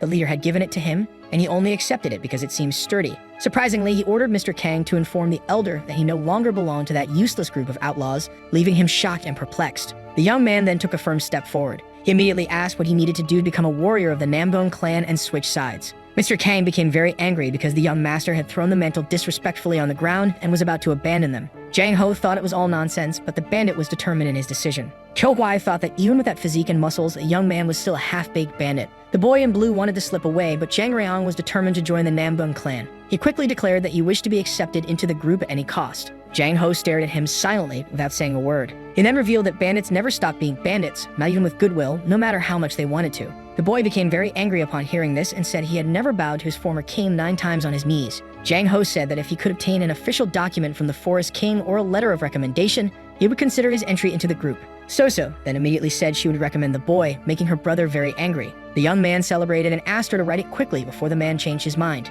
She would need to cut her finger to make the recommendation since there probably wasn't a pen or anything of the sort. The young master Cho Huai found the solution, making the young man even angrier. Jang Raon was almost about to cut off the girl's finger. He was quite enthusiastic while all this was happening. But there was someone there who wasn't happy at all with these events. He was planning to make the young man rot in the depths of labor, but it didn't matter to him. After that, everyone was to move towards their final destination, the place they were initially heading to. The remaining bandits watched everything from the hill, utterly perplexed and impressed. One of them asked the captain if this was acceptable and plausible. The Forest King tended to speak with his fists when he was angry, and these events were completely contrary to his orders. They then wondered what to do and what strategy to use, as they were terrified at that moment. But the decision was made. They would all follow the group to the final destination. The carriages and cavalry continued toward their planned destination. Since the young man had just been admitted to the clan, he couldn't ride inside the carriage with the others. Jang Ho thought that if it weren't for his little sister's terrible taste in men, he would have kicked that guy out already. A suggestion was made for him to walk, but it wasn't accepted immediately. A joke that was made wasn't funny at all. Sorso defended and praised him a lot, but Cho Hui disagreed with her in his thoughts.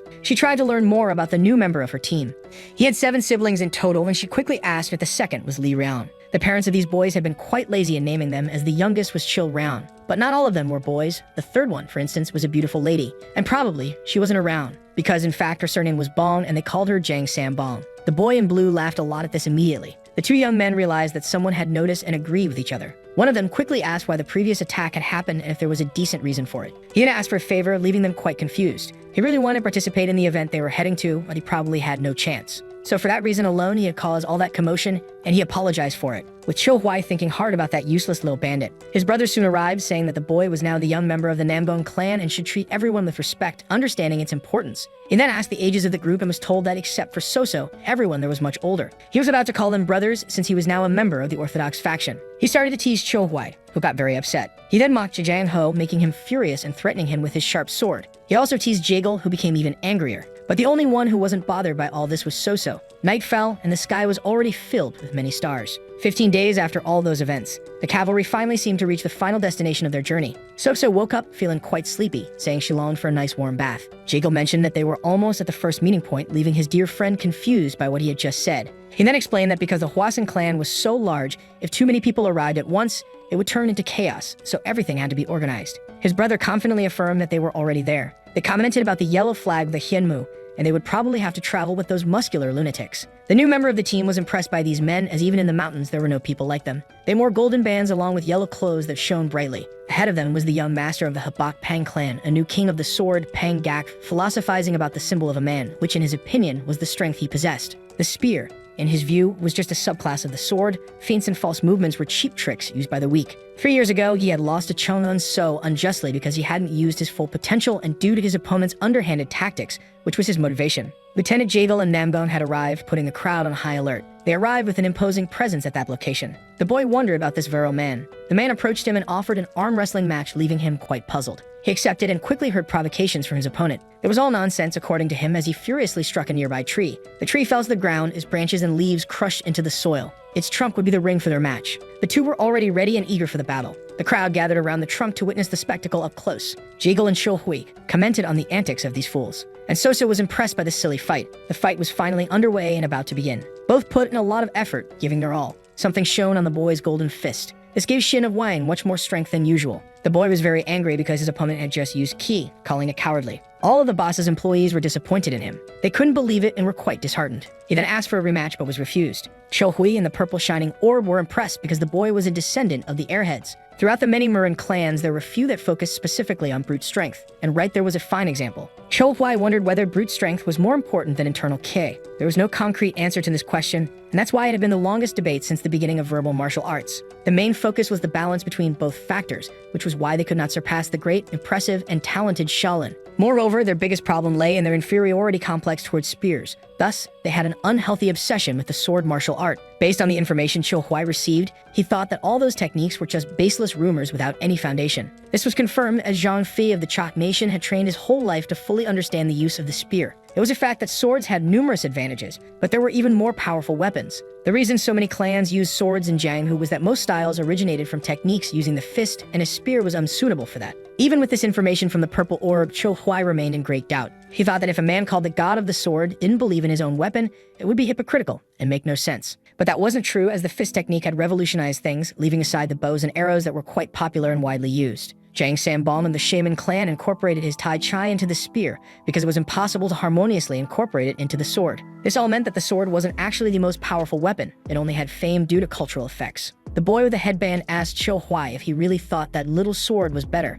Hui turned around, startled, his eyes wide open. Jiang Ho immediately intervened, telling his brother to ignore those ridiculous and unscrupulous remarks. Shin of Wang didn't need to go to Manhwa to finish the fight from 3 years ago because it could be done right there at that very moment. Jiang Ho mocked him, saying that he had lost to the apprentice warrior of the Namgong clan and didn't have enough confidence for such a difficult challenge. Jekyll gave him a valuable life lesson, saying that life always had its ups and downs. The boy became angry with him and asked them not to get so close, slapping his hand. He had lost to that witchcraft last year and had been trapped inside the Palace of 9 Illusions for 3 consecutive days without even being able to drink water. Just thinking about it made him want to fight mercilessly. Jekyll then asked him why the Dang clan wasn't there. He replied that they would be staying somewhere else, having left some time ago. He then decided to leave, as he was sure the Sima clan wouldn't participate this time. The day was clear with plenty of clouds in the blue sky. Some people were seen in the distance near a steep, tall hill. Hui then wondered about the lives of these people. The black-haired boy mocked Shin of Wan. Shin got very angry and tried to retort but failed. Soso then commented that the next event would have to be hosted by one of the 5 great families. The cheeky boy quickly offered her a ride on his back but was completely ignored, receiving a harsh rejection.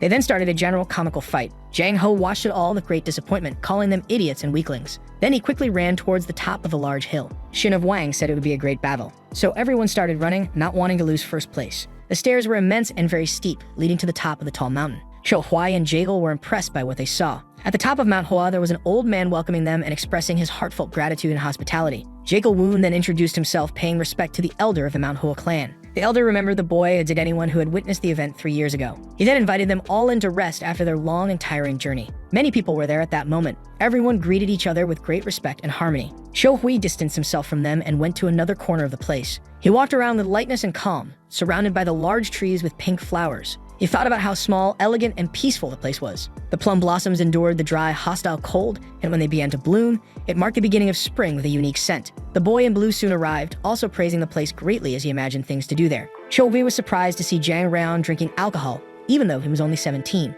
But it didn't surprise him much because such behavior was typical of a mountain bandit. That said, the boy wanted to know who Hui really was, as he thought he was from Namgong. Hui replied that he was just a mere merchant, leaving the boy quite confused with this information. He continued with a series of questions and speculations about the merchant. He also said he was hungry after all the climbing, commenting on the difficult cuisine of Jianghu. Hui also commented in defense, but his teammate disagreed. The young man then criticized him heavily, calling him a pretentious little bandit. But there was a twist in all of this, and Hui had never experienced this kind of situation before, ending the chapter with a mysterious cliffhanger. Hui was very surprised, thinking about what was trending in modern business when it came to gastronomy. It was fast food, a flavor at a low price produced quickly, and the biggest company of the time was McDonald's. He had forgotten all the modernity and was thinking only about developing central cuisine. He then put his mind to work considering all the ingredients needed for the raw materials of the food, in addition to sides like ketchup and delicious sauces. He then quickly called his friend to start the business. His friend was completely confused, but he agreed, and Cho Hui said he would give him all the details later. Cho Hui thought about the simplicity of that boy's mind and how great it would be if the world were full of people with such simple thoughts. He then handed his friend a work contract, leaving him very enthusiastic, joyful, and excited. It wasn't anything special, and he soon made an offer of 50 silver bars per month. The boy was shocked because that amount was exorbitantly high. He questioned his new boss about the amount, who didn't hesitate to confirm the information. The former thief also asked questions about the new job he had just gotten, making some guesses. But all he had to do was stand right there, and he received this information with much shock and surprise. Cho Hui then told him he would learn much more over time. Someone arrived, and it was probably the strongest rising martial artist in Jianghu, the young dragon of Mount Hoa. He wore a beautiful white robe and walked forward with an imposing presence. Cho Hui was impressed because this guy was truly different from ordinary people. The art of flourishing energy was well known, and the only energy arts that train the natural central energy were the taking cultivation technique. After receiving this information, Cho Hui asked if this technique was better than the Grand Celestial Sword cultivation technique he had learned before. The clan leaders then greeted and praised each other. The young dragon of Mount Hua complimented Jiang Ho, saying he was very impressed because his friend Sky had changed significantly. Even hearing this, Jiang Ho thought that Guy was the one he hated most on the face of the earth. But he was also a human who had fallen into the deep pit of arrogance. The celestial red orb said he had great talent and was now intoxicated by his swordsmanship, making him very dangerous. The god was furious with the Mount Hua sect present, wanting to fight them all. Cho Hui immediately reprimanded him, saying it was his body, only to be countered because those people could end up causing multiple deaths and a disaster in Murim. The young dragon had heard that the rewards given by each group were enormous, so he expected a good performance from everyone present. Jaegel greeted the young man, saying it was a pleasure to meet Chung Un, so as it had been 3 years since they last saw each other. The other also welcomed him and commented on the 5 great clans. The awareness of the 9 great sects remained the same as always, and that was wonderful. It seemed that the sense of authority hadn't changed, according to Jaegel. Chung Un so apologized for having offended him with his words, but even his apology irritated him greatly. The muscular man said the only thing that seemed to have changed about that brute who just scattered flowers everywhere was his nonsense. The boy watched all of this around him with a very mocking expression. So then greeted him, asking about the great rewards at this year's Young Dragons event. The prize would be the 7 treasures pill and the Divine Silent Steps, because 3 years ago, the writer of the Bon clan had ordered it. The Divine Solar Sword and the 10,000 Years Ice Crystal would also be added. Everyone there was shocked, as these were mystical items that hadn't been seen since the Great Murim Wall War. And these were true pieces of information because the Divine Solar Sword and the 10,000 Years Ice Crystal were treasures of the Solar Divine Palace and the Northern Sea Ice Palace. Changnan so also mentioned that the Martial Gods clan had given these items as compensation for this specific event. Cho Hui was impressed because the boy was probably talking about the Sima group.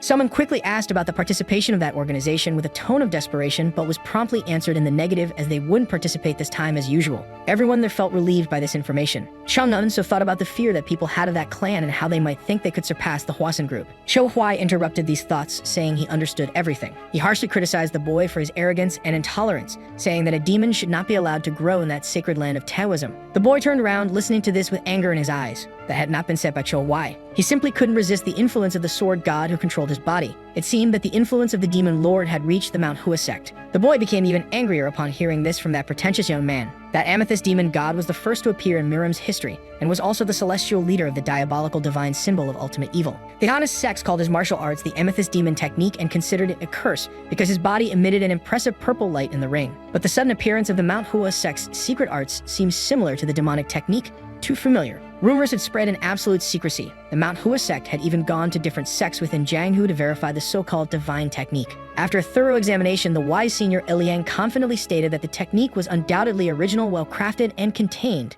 not a trace of magic. Chao Nan-so, after hearing all of this, said that Cho Hui was bold to bring up a controversy that had been resolved over 100 years ago. The god tried to fully take control of the boy's body, but the boy resisted, as that blessed body was his. Jaegel then intervened to put an end to the situation because the day was beautiful, and there would be plenty of opportunities to duel in the near future. Chao Nan-so then asked the boy to reveal his true identity. Jiang Ho introduced him as merely a guest of the Namgong clan, still quite inexperienced. Cho Hui became very angry because, in just 1 second, he had been turned into a useless figure by the sword god, and he quickly tried to calm him. Jaegel said that since the greetings were over, everyone could go to their accommodations. Night had fallen over the mountains with a dark sky full of twinkling stars. Then the person was seen standing in front of a house amidst the darkness. The man said that finally the body had become efficient. He gazed at the darkness, with the bright moon in the dark sky. He planted his 2 large feet firmly on the ground, and took a great leap toward the sky. He was above the houses in the area due to the altitude, and he finally landed firmly on the ground with bloodlust in his eyes and great fury. Suddenly, Chungnunso also appeared in that place. Someone was exuding a strong bloodthirst, and that person was the boy standing there. The black-haired boy stared at him for a few seconds without saying anything, appearing very focused. Suddenly, a sword nearby began to levitate, as if by pure magic, and it landed firmly in his hand. Chungnunso was impressed because that telepathy technique was very difficult, and even a master wouldn't be able to perform it from such a distance.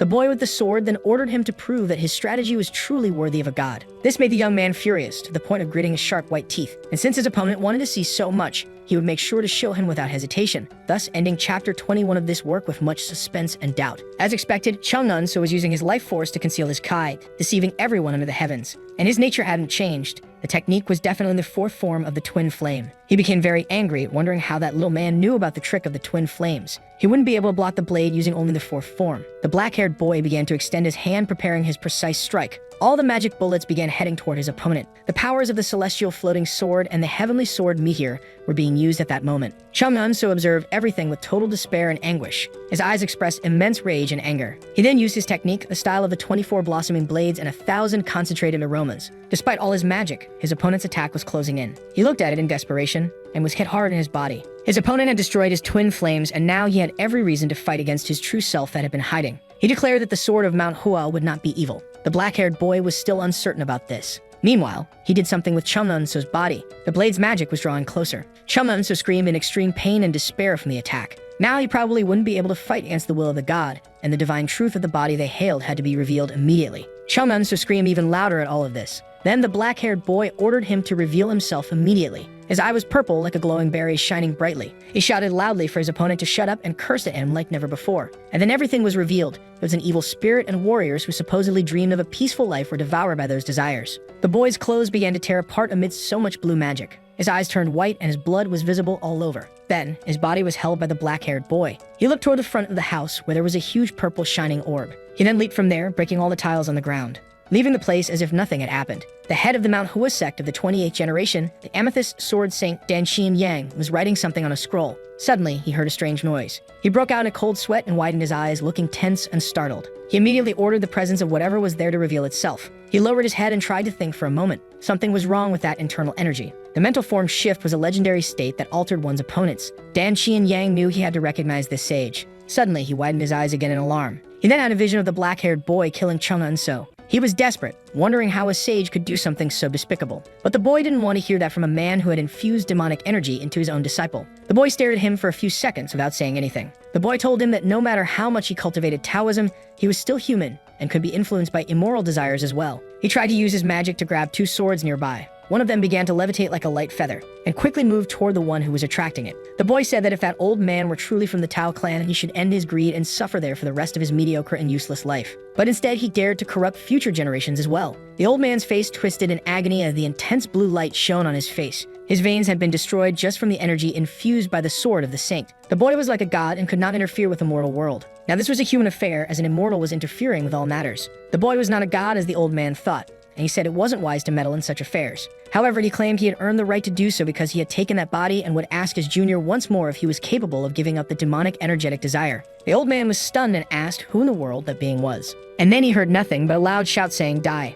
He widened his eyes after hearing this. The entire building he was in began to split in half and collapse. A massive explosion was seen right there, and it seemed to grow larger and larger. The old man was in his final moments of life, his eyes wide open. And then he realized that everything seemed to be just a mere illusion. The boy issued several warnings about his actions as well as many threats. He then thought that in all the history of Murim, there had only been one swordsman who displayed such divine power, and he was the celestial warrior with no weaknesses. He immediately thought of the god of the sword. Despite the boy's warnings, he continued to be intoxicated by demonic energy, unable even to grasp the teachings of the Mount Hua sword. The scent of the dark plum blossoms alone was enough to sustain his arrogance, and he would only achieve true enlightenment by abandoning the evil he carried. The old man then began to hallucinate, thinking of the dark plum blossoms with a golden orb near him. In the dark night, the remnants of that orb glowed. Many fragments could be seen without any effort. The orb was on the old man's chest, surrounded by various lights. He firmly closed his eyes and began to focus on all the magic around him. The boy said that the dark plum blossoms had finally bloomed. The old man started crying heavily, filled with confusion about what was happening. Something was different about him.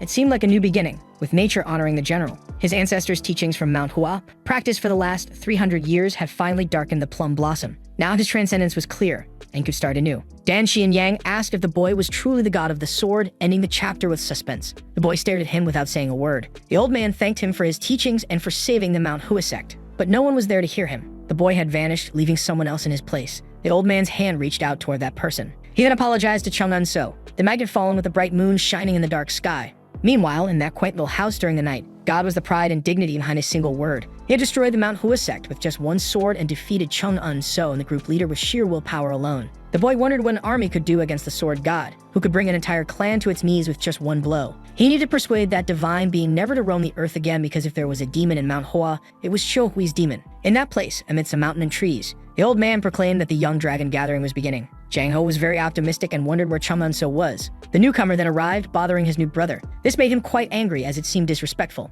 Xiuhui then asked Jaegal about the 10,000 years ice crystal. Jiang Ho, in the middle of the conversation, said he would explain everything. Jaegal became very annoyed and told his brother to do what he was doing alone. He then began explaining to Xiuhui that the 10,000 years ice crystal was a treasure of the Northern Sea, symbolizing healing and being a true blessing. Xiuhui asked what that item looked like. According to speculation, it resembled an ice coffin in which a person could lie down and train. Xiuhui was impressed, thinking that the lucky one could possibly possess ice arts forever. Jaegal confirmed this, but said that according to the Northern Sea myth, it had been over 10,000 years since it had disappeared. Xiuhui thought that the item matched its name and quickly asked what category it was listed under. But Jaegal wasn't sure, as the rewards were decided by the sponsors. Jiang Ho started criticizing, saying that if one reached their limits quickly, they wouldn't be able to win against someone who put such thoughts into action. He then asked someone about the event's rewards. The young man greeted him and praised him. He said the reward for the winner of the duel competition was the Divine Silent Steps Manual. In addition, the Divine Solar Sword would be awarded to the person who achieved the best performance. Xiuhui said that was great, as it would be difficult for someone like him to win. And regarding the 10,000 years ice crystal, it would be awarded to the winner of the theoretical battle, which he didn't know about. Jaegal explained that it was a field where people debated, competed with calligraphy, and evaluated art. Xiuhui became excited and immediately asked how to participate. The brown-haired boy tried to calm him down, saying the battle didn't have a fixed schedule and could happen at any time. He then discovered that the previous year's winner was the very person he was talking to. Xiuhui quickly thought that he was mediocre at drawings and writing, so he needed to use the knowledge of the elder Sangzhou to focus on an ideological battle. Soon, the young man said it looked like everything had already begun. A strange man called for his opponents. Jaegal volunteered to fight him again and see if he had improved. So suddenly appeared, saying she wanted to participate, leaving him astonished. And she let the challenger choose the topic. She wanted it to be about the 5 vermin of Han Fizi, as they were said to destroy an entire country in the books studied by many scholars. The young man was very angry with the girl's decision. She argued that there was no better topic for debate if the intention was to criticize Confucianism, making him even angrier. She was certain that everyone knew about the utopia of the ideas that had led to countless failures. Jaegal pointed out that this was a good reason why Emperor Qin couldn't last 20 years in power, recommending a change of topic. The boy prepared to say something. He then stated that everything was related to the fact that laws had only been used as a means to control the population, which led to the monarch's downfall. The application of laws to all positions and people was the great principle of Qin's government, argued Jaegal. But that was impossible because the emperor was hypocritical, severely prohibiting adultery. The caller of the battle became very angry, saying that the king could not be compared to the common people. Xiuhui responded with a mocking tone, further angering the boy. He spoke about humanist thoughts, emphasizing that all people are equal. His arguments were well-founded because both individuals were humans, not animals. Jaegal added that according to Confucian ideas, a country is a big family, and the Son of Heaven who performs rituals is the father of all and also the guide. But Xiuhui argues further because from his point of view, that was the reason why Confucianism was criticized, besides the distorted values. Everyone there seems a bit lost about the subject. In other words, the conception of a king or an emperor being the father of a nation was being used to justify the special treatment they received. Xiuhui asks if the ideology of the Son of Heaven could coexist with that of the people, so that the idea of equality would be established and should not be divided between the emperor and the rest of the world. Otherwise, it was like talking about different races. Soso goes along with him, confirming everything. What it caused the empire's laws to break was the fact that they were applied differently depending on the individual's position. That guy is impressed and assumes something. The problem with punishments was the extent of them based on the acts committed and whether they would be applied equally to everyone. And that's why the law should divide crimes between minor and severe, and the principle would be efficiency. Everyone there is perplexed by these ideas. But what would be the standards that would decide if a crime was minor or severe? Cho explains that it is the state's decision. He would say that crimes threatening life were severe and others minor. Jaegal thinks that all the ideas were just about governing with the law, but intertwining with people's ideology. Minor crimes should be divided between physical crimes and non-physical infractions. The first would be fined and imprisoned, while the second did not yet have a defined measure. The tree looks beautiful with its pink flowers on that sunny day. Xiuhui says that everyone should have a vote and use it to elect authorities, while the country should ensure effective leadership. He then thinks that perhaps he has spoken too much and should stop. Jaegil thinks about people becoming the country's agents. He didn't understand much about political rights, and it was very dangerous to give this power to the common people to choose a king who would govern the nation. The guy agrees because many commoners didn't even know how to read and probably didn't understand anything about politics and underlay the ideology of being chosen. It was arrogant to think that everyone was foolish just because they were illiterate, and that didn't mean anything. Because even the uneducated in rural areas knew how to respect their parents as well as the concepts of love, bravery, and charity. And it was bold to call them ignorant and label people as stupid when they struggle to be taught. It's a poison to be avoided. Kyo Hwai then thinks that even though he was the one who said it all, it seemed pretty cool. The guy gets really angry and says he wants to compete in calligraphy, leaving Cho Hui nervous and feeling doomed, thinking he must surrender his honor so easily. The old man with the giant beard says he would take care of everything. Kyo Hui feels very relieved and asks him to go ahead. The bright red ball then appears and he starts thinking about what he would write. Jaegil says that he would also like to compete, and the topic would be the first page of the songbooks, the great song of the kingdom from the decade of Wen Wine. Kyo Hui thinks about that time and asks if he could borrow a brush. Jaegil orders the equipment to be brought immediately, and his command is followed. He sincerely thanks for the gesture. Cho Hui then begins his work quickly. The tip of the brush glides like soybean oil on that paper. Everyone watching was stunned. Jaegil wonders how someone can achieve such a level of knowledge and skill in literature and arts at 20 years old, as it was almost impossible. He lost the battle, leaving everyone amazed as he hadn't even lifted the brush yet. The boy in black also surrenders, asking for his opponent's identity. He was very focused and thoughtful about his objective. Out of nowhere, he says his name is Refrigerator. The boy calls him Fridge and says he truly understood that there will always be someone better than himself in the world. Cho Hui then reveals his true name because his name wasn't really Refrigerator, leaving him a bit confused. The sun was already setting at that place. Night soon fell. The white-haired boy thinks deeply about something very quietly. His master then arrives, asking if he was okay. Then the little boy starts crying a lot. His leader comforts him because there was no reason to hold in all the anguish. He knew how it was for a martial artist to lose all his inner strength, but the boy says they weren't Namgung's techniques. So the advice was for him to forget everything and not think about who that man was that harmed him beyond revenge. He says he will train until he can no longer stand. His master looks at him without saying anything. An orange light suddenly appears at that place. That was probably the materialized sword, as the highest level had been reached. The smell of plum blossoms was also noticeable. Dan Qian Yang says that even with that technique, he hadn't managed to defeat that mysterious opponent, leaving the boy perplexed upon hearing this. He then explains that the man was closer to a god than a human and grudges could not be held. The sun was already beginning to rise in the city. A huge hand slams hard on the table. Jang Ho learns from Jaegil that someone had given up, making him very angry. That guy was a coward for running away. Kyo Bai thinks that the sword god had used all his maximum power and the breaking of the spirit was obvious. Chung Unso arrives, surprising him greatly, because he had recovered very quickly. He apologizes deeply for withdrawing from the competition and explains the reasons for it. Jung Ho questions him about what reasons could be so significant. He then informs that there was something wrong with his Kai, making his opponent deduce something. But it wasn't something as extreme as energy deviation. He explains his enthusiasm for the day of the battle, and that he was not avoiding his opponent because surely he would fight in the next encounter. A hand appears, touching his shoulder. Cho Hui consoles him, saying that things in life happen when you least expect them, and preparation is essential. Chum Nun so gets angry because the guy touched him, leaving the boy puzzled because he only wanted to help while the other just wanted distance. Everyone there is stunned as they observe this, and they look at Cho Hui with a very confused expression. Jaegil then asks what he had done for Chum Nun so to act that way. Cho Hui explains himself, saying he did nothing, feeling quite offended by the question. Jaegil was sure something was going on there. The guy in yellow suggested beating, but it wasn't Cho Hui, it was the sword god. He hadn't done anything at all. Jang Ho couldn't understand any of it. That guy was a genius who fought against the clan chief and won. A musician capable of mesmerizing So-So. Also a mathematical genius who could dominate Jaegil. A thinker capable of bringing various questions to scholars. In addition to being a great writer who moved others with his words. But who exactly was this guy? Shou Hui says he would be leaving the mountain at that moment. Jaegil is surprised because it would be very sudden. Jang Ho mocks him, saying that the duels hadn't even started and the guy was already running away in fear. He then says it would be obvious his lack of interest in seeing him, as he wasn't crazy, leaving him very confused. Because it wasn't what he expected. And soon he says that there are things you can learn even without participating in the fights. Kyo Hui then walks towards the guy sitting at the table. He then calls him Manager Jang, leaving him puzzled. But this title was used because he was in the middle of business, and it was part of the work contract. He then takes out the document from his clothes, and sees that it was probably a ranking confirmed by his boss, who also mentions the possibility of promotions and salaries. This makes the boy very excited, while he wonders if that little boy would keep smiling when he learned about his duties. He instructs him to settle in the Nambone clan, as he didn't know when he would return to Hefei, and letters with all the orders would be sent in the meantime. Jang calls him brother, but is immediately reprimanded because Shou Hui was his boss. The two are very happy with the new titles. Shou Hui then thanks everyone there because many lessons were inherited, and Jang Ho agrees with his departure, saying that their reunion would be in Hefei. But he asks about the 10,000-year ice crystal, leaving the boy deep in thought because he wouldn't be able to carry something so heavy and large on his back. So Cho Hui makes a request to the Nambone clan, which is accepted by the leader, but they needed to authenticate a person to receive the item first. Jaegil immediately commits to this, leaving the little boy very grateful.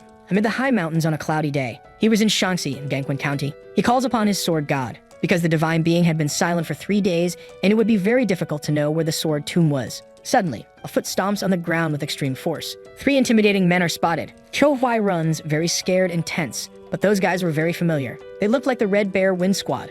The guys realize he identified them because of their huge muscles. They then remove their masks, ordering the boy's death, but he asks for a moment of calm. Even so, the Wind Squad wanted to silence him to avoid a nuisance, leaving the boy very confused because he didn't know what was happening with them. The guy in green quickly tries to punch him to shut his mouth, but he was also prepared to strike back. Their fists collide in midair. The old man is surprised because that brat knew how to defend himself. Cho Hui criticizes their cowardice and only wanted to end everything with a civilized and calm conversation. The bearded man wants to put an end to it. He commanded all those men. Cho Hui watches him, very tense and worried, widening his eyes. He had met the squad leader again, feeling very shy about this unexpected reunion, admitting that the man had a lot of courage because Shanxi was full of warriors belonging to honorable sects at that moment. The leader says that the martial arts gathering in Huozhen was more than 40 kilometers away, so no one would come to the boy's aid even with his screams. Those bandits were stupid and surprising for harboring so much resentment. Cho Wei was a guest of the Namgong clan as well as the owner of the Celestial Sword who would defend him fiercely without hesitation. The man makes a fierce and fearful threat to him. He then thinks about how that violent sect of bastards could speak such brutalities with mere ease.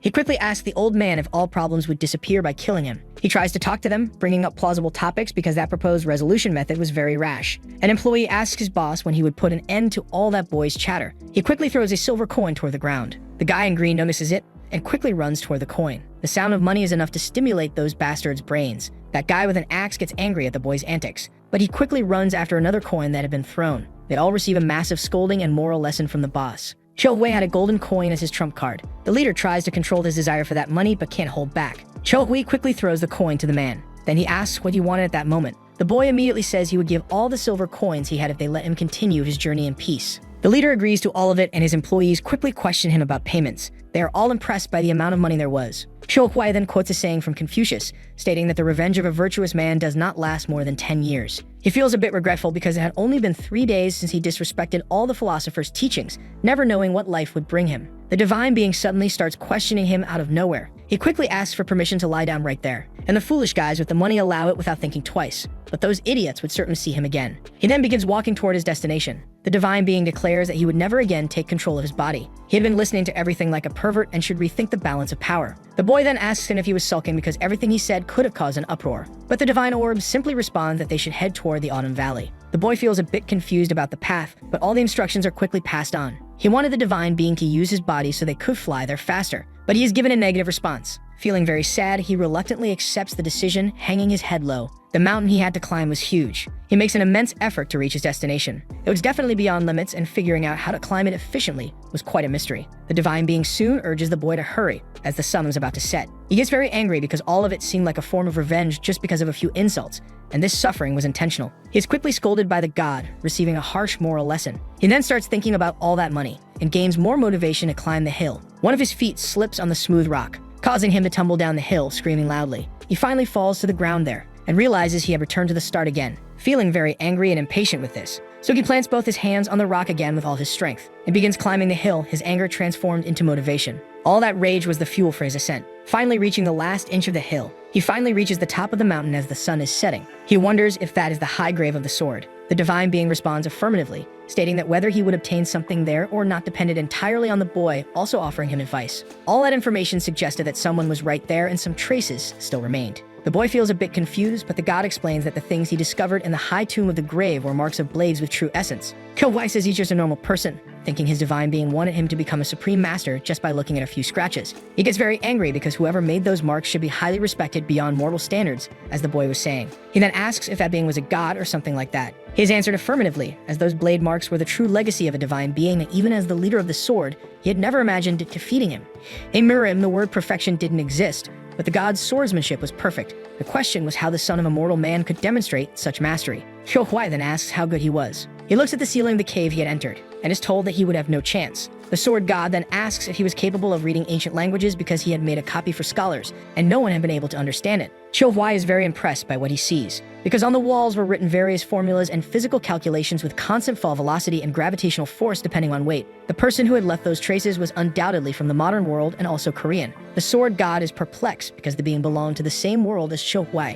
He then asks when he discovered that cave. That ruin had existed for at least 1,000 years, and a person from the modern world had already been there, besides the fact that all those researches should have been in history books. The sword god also wondered about this because it was really strange that such an exceptional swordsman had no name recorded in Jianghu. Cho-hui asks about the last sword mark he had mentioned earlier. He is then asked if he hadn't found it strange, the terrain in the Kuhu Gorge. He quickly thinks that normally gorges have winding paths, but that place was flat. He discovers that Kuhu Gorge was the last sword mark of that god, leaving him perplexed and impressed. Because the single person had split a 5-kilometer high mountain using just a simple sword. He takes a step forward slowly. All those writings spoke of the techniques studied by the man and the time spent on all of it. Qiuhui thinks that this man was truly persistent, different from himself. On the 122nd day, the god noticed in his analysis that the technique of the Wudang sect leader had a distinguishing feature compared to others. It was capable of splitting the heart into two sides and using both energies, making it possible to create many more variables in mathematical terms. On the 139th day, he could only think about points, lines, and surfaces, as well as the curvature created by the technique. He was trying to change this,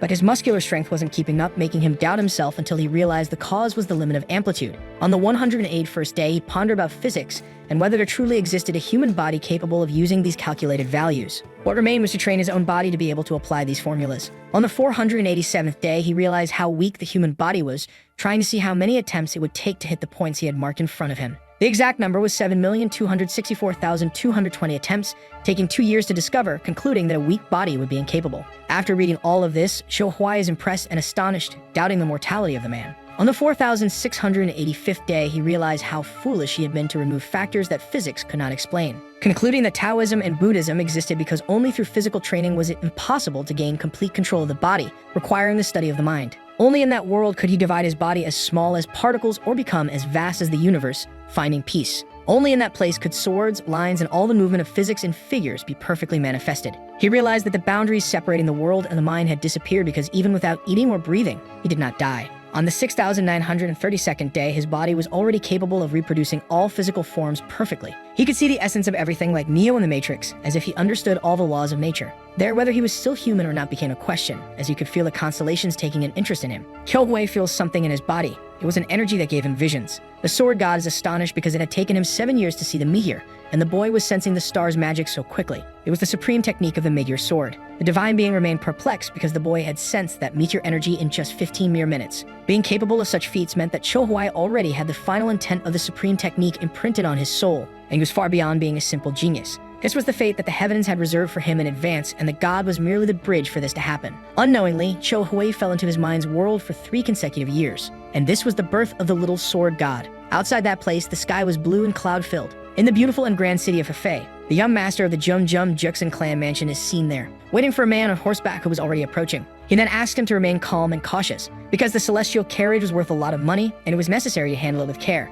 The man apologizes and is quickly reprimanded. Jum Juxin quickly inspects the carriage, and then climbs aboard, settling in to depart. His intention in buying the carriage was to reach the Hefei Inn. On the way, he notices something that greatly impresses him. It was the sacred hall of the Cho clan. A girl then greets him warmly with hospitality and respect. He then asks for the 6-layer bread and the pure black water. She responds politely in the affirmative. He was very happy to have come to Hefei. His order cost 99 iron coins. He pays it with just 1 silver coin, leaving the girl grateful. The sandwich was beautiful and very well made, apparently. He quickly devours it, amazed by that otherworldly flavor. Then he tries the liquid from the bottle, becoming even more impressed by that delicious taste. The flavor was incredible, and the price very cheap. He returns to his carriage, enjoying the delicious drink. A massive and imposing structure is seen along the path. It was the magnificent and grand Hefei Inn. The lights of that place could dazzle anyone who looked directly at them. Many people were there with happy expressions. Jum Juxin is left in awe of it all. He observes the celestial carriages, which were very rare. The young master Siu Moon is warmly welcomed upon arrival. The women there were quite attractive, according to Li Junfan, better known as Bruce Lee. Jum Juxin thinks that the name of that guy sounds like that of a great fighter. Han Junbo welcomes him and quickly asks if he wanted a fated meeting, leaving him quite confused about what that meant. The encounter was with a beautiful woman, and he wanted to take him there. He then asks one of the employees to take good care of that celestial carriage, but one guy gets very angry for not being allowed to do so. Jum Juxin had already heard about denied entries, such as the young master from the Pang family of Hebei. Hyung Nim gets very angry for not being allowed to enter the place, cursing the guy who was in charge, leaving him in a tough spot, quite furious. He soon threatens to kill him if he doesn't go home. Then a footstep is heard. Manager Jang arrives but is not informed of the ongoing issues because he doesn't need to worry about them. Jum Juxin thinks that guy looks quite strong. Jang threatens to break Hyung Nim's face if he doesn't head home. He runs off in a full sprint. The manager quickly announces that it's past 7 and no client will enter for free. Jum Juxin is impressed, assuming that before 7 o'clock, he would have entered at no cost, asking his guide, Hu replies that this only applied to women, not men, because any ladies who arrived before Junshi received snacks and 3 bottles of rice wine completely free. Jang pays close attention to the conversation between the two, and then quickly calls Jumbo over, asking if that guy wasn't a bit suspicious, but is told that he arrived in a celestial carriage, making him ponder silently for a moment, and quickly says to take the guy inside. Inside the place, there were many colorful lights, a lot of music and people dancing vigorously. Dozens of people were there at that moment. Jumbo asks if Jung Juksun wants to be taken to the love room, but since it was his first time there, he decides to get a table to observe better. The prices of the tables also varied a lot. Many women were seen dancing there, and the closer the table was to the stage, the more expensive it was. Jung Juksun likes the idea of being taken closer to the girls. To drink, he wanted some rice wine. But Jumbo doesn't quite agree, as a table like that required at least 2 bottles of winter's frozen liquor, leaving Jung Juksun very impressed because that was very expensive. The music and the lights seemed to grow larger and larger. A guy announces that the young master Siu Moon had ordered snowflake wine, increasing the venue's volume. The girls soon bring the drink to him. It came in a gray bottle with designs. A man wonders who the heck that guy was. All the girls surrounded him, throwing themselves at him. His laugh was one of great happiness with all of it. The girls gently ran their hands over his body, leaving Jung Juksun furious with that. He quickly orders 2 bottles that would cost 120 gold coins. He accepts nonetheless and orders the waiter to bring them quickly. Jang watches all of this attentively. The girl tells him that she is busy at the moment. She had to go immediately to Jung Juksun's table. He would pay her 1/10 of the bottle price. She quickly gets excited about the high payment. Jung Juksun didn't even take a month to spend all this fortune. Meanwhile, in the Grand Mercantile group of the Cho clan, the leader was entering the place. Cho Hui asked them to stop all those formalities. Everyone then sits at the table with the leader, who soon asks why the expansion of the grand treasure of frozen stone hadn't been done, being told it would likely fail. He is left very confused because the investment was enormous, quickly asking for explanations. Then he is informed that the larger the scale of the frozen treasure, the more its effect would diminish, even with the 10,000-year crystal. He doesn't know what to do because the production limit was only 750 kilograms per day. Cho Hui thinks about the first law of thermodynamics, feeling like a fool for forgetting it as demand was increasing drastically. He quickly asked about the pure black water, which was right there in front of him with the old man. He then tastes the dark beverage, rejecting the flavor because apparently it was worse than before even after testing various hot springs that month. The employee is saddened and is quickly ordered to write 20 pages of reflection. This makes him cry, falling into total despair. Meanwhile, at the inn complex, Jang brings news about the doubled sales increase. Impressed, he had initially planned to hire the guy as a responsible doorman. But, in truth, he turned out to be a sales genius, learning 10 times faster and being the best at catching fools. Thoughtful, Cho Hui decides that it's not easy to make Coca-Cola from complete scratch. Jang had something to say in the meantime, and it was about the 10,000-year ice crystal from the frozen palace of the North Sea. Cho Hui becomes quite curious about the subject. Jang then asks if they could invite a master who had learned the frozen techniques, because he didn't understand why Cho Hui was so fixated on the treasure. Simply giving permission for them to train the arts there would open many doors for the ice business. Cho Hui is impressed by his employee's brilliant proposal, ending chapter 27. He feels ashamed of himself for the things he was doing with the 1,000-year-old freezers from the Northern Ocean. He couldn't believe he had mocked Jan, calling him an idiot when he was a real genius. Quickly, he asks if anyone there wanted to go to the North Sea. Everyone remains silent and very pensive, because the North Sea was a very distant place, taking half a year to return, especially for the older ones. Ko Hui then offers 1,000 gold coins to anyone who could find a technique to create ice. Jang says that under those circumstances he would go, but the leader wouldn't allow him to go because he needed him to ensure that the Haben Hall remained stable. He then thinks about whom to send on the mission. Soon, he asks the old man about the fools, leaving him quite confused. He was referring to the guys with red beards, discovering that they had been confined in the house's prison for 6 months. He orders his employee to fetch the men quickly. After a few minutes at the Red Mansion, the old man finally arrives with the men, leaving them outside as Cho Hui wanted only their leader to enter. A man slowly enters, carrying an expression of complete physical and mental exhaustion. Jang looks at that man closely, astonished, because that guy was Mr. Kang, his former leader. He collapses to the ground, crying profusely. Jang tries to approach him to help, asking what had happened. Cho Hui reprimands all those tears and calls him over. The boy thinks his brother only acted this way when someone threatened him. That old cripple gets close to the table and is immediately ordered to go to the North Sea. Quickly, with his head down, he tries to justify himself. It seemed he still wanted to live off Mandu, because that's all they were fed every day. Cho Hui promises him that they would be freed once the mission was completed. This makes Mr. Kang accept without hesitation. He threatens him in case he hides or flees. Mr. Kang curses him in every way, saying that if it were possible, he would have done it without thinking twice, and quickly states that it won't happen. Meanwhile, in another place a little far from there, on those well-known and enormous stairways, Namgong Baek begins to brood over something. He thinks that 3 years ago, he should have destroyed the 10,000-year ice crystal because nothing Cho Hui did was normal. All of his inventions had even caused government officials to lose their jobs. Because of such actions, even the delivery workers and escort agencies were suffering, in addition to having created a new concept of carriage called a car, along with establishing a brewery. Cho Hui had also built a cake shop that sold black water and six-layer food, dominating the food industry. And every time he started a business, those signs would sway. This was why so many people flooded the Namgong family residence like a great wave, almost impossible to stop. But there was one thing that made him angrier. Suddenly, a girl arrives with food from the Cho clan's restaurant, which he had already been craving. He grabs the bottle with the drink and reveals that he is the most addicted to those exotic foods. A boy arrives announcing that some people were there to talk, leaving him quite puzzled. The most likely reason was about the inns. He had even forgotten all about it, but there was one more thing to be revealed. The young master of the Hua family's sword sect was also there at that moment. That group had been bothering the old man frequently, making him very nervous. And there was still more to be said. Jekyll was also there, but he did need permission to enter as it was a personal visit. The boy reveals that he hadn't come as a friend, leaving Namgong back very curious about this. The boy in blue then says that he was there as a junior inspector appointed by the Marem Alliance. The old man quickly decides to receive his visitor, being supported by his employee in this decision. There was a significant doubt about all of this. The employee leads the inspector to his boss, who welcomes him warmly. Jekyll asks if Mr. Bake was doing well. He's answered affirmatively and warmly complimented being invited to sit at the table. He thanks him and states that he wants to get straight to the point of the conversation. But before anything else, Mr. Bake wants to ask just one question. The question was why so much care was being taken when there were still 2 months left until the sequential inspection. Jekyll remains silent for a few seconds upon hearing this. He then reveals that the chief inspector had visited Anhui, suspecting something, leaving the old man quite anxious. He thought that the Cho group's big business was an enterprise benefiting under the Namgong clan, but becomes very angry upon hearing this because the Cho battalion worked independently. He still didn't understand what the alliance was planning. Jekyll states that Anhui's population had doubled in recent years, potentially even surpassing Nanjing, and the government had a plan regarding this. Mr. Bake then understands everything, justifying that they were only a humble faction. He is then told that the movement of the Huchin Rian was highly suspicious, leaving him with a very startled and attentive expression. To them, Anhui was now a battlefield where they could risk their lives, creating an opportunity to become the best among Sanpekshan. However, the Cho clan's business was still in a gray area on the scale between justice and evil, with the alliance wanting its fortune. Mr. Bake considers the inspector's proposal very carefully. Whoever controlled the largest business in Anhui wasn't under the alliance. In the worst-case scenario, the Namgong clan would have to manage Huchin Rian alone. Jekyll knew it was difficult, but the old man needed to make a quick decision. He then asks how much time they have. The inspector reveals that the group of spies had been annihilated and the alliance was currently blind, with time running out, ending the chapter. Mr. Bake then slams his fist on the table in anger, thinking that this situation was almost a declaration of war since they both knew about the espionage activities.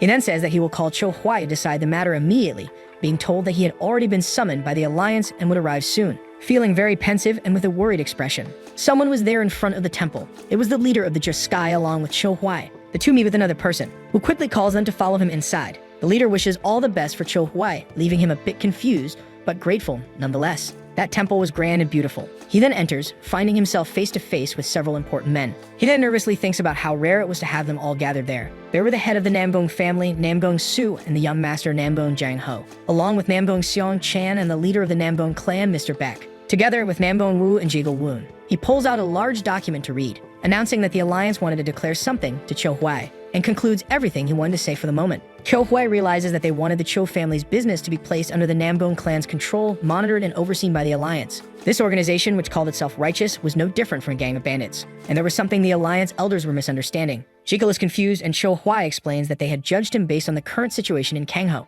and that he could transform Namchang into a new Hefei, leaving Jekyll all confused and perplexed. Cho Hui was a businessman and didn't mind taking risks if it was for his own benefit, but there was a catch. Many people wanted to take a piece of the hard-earned profits, making him think of one thing. Who among them would offer him the greatest benefit? Mr. Bake then asks if the boy was going crazy because he wanted to become Huchin Rian's lapdog for money. But it was necessary when there were thieves wanting to steal everything since there were no limits to human ambition, and he quickly posed a question, leaving Mr. Namgong Bake extremely angry and embarrassed.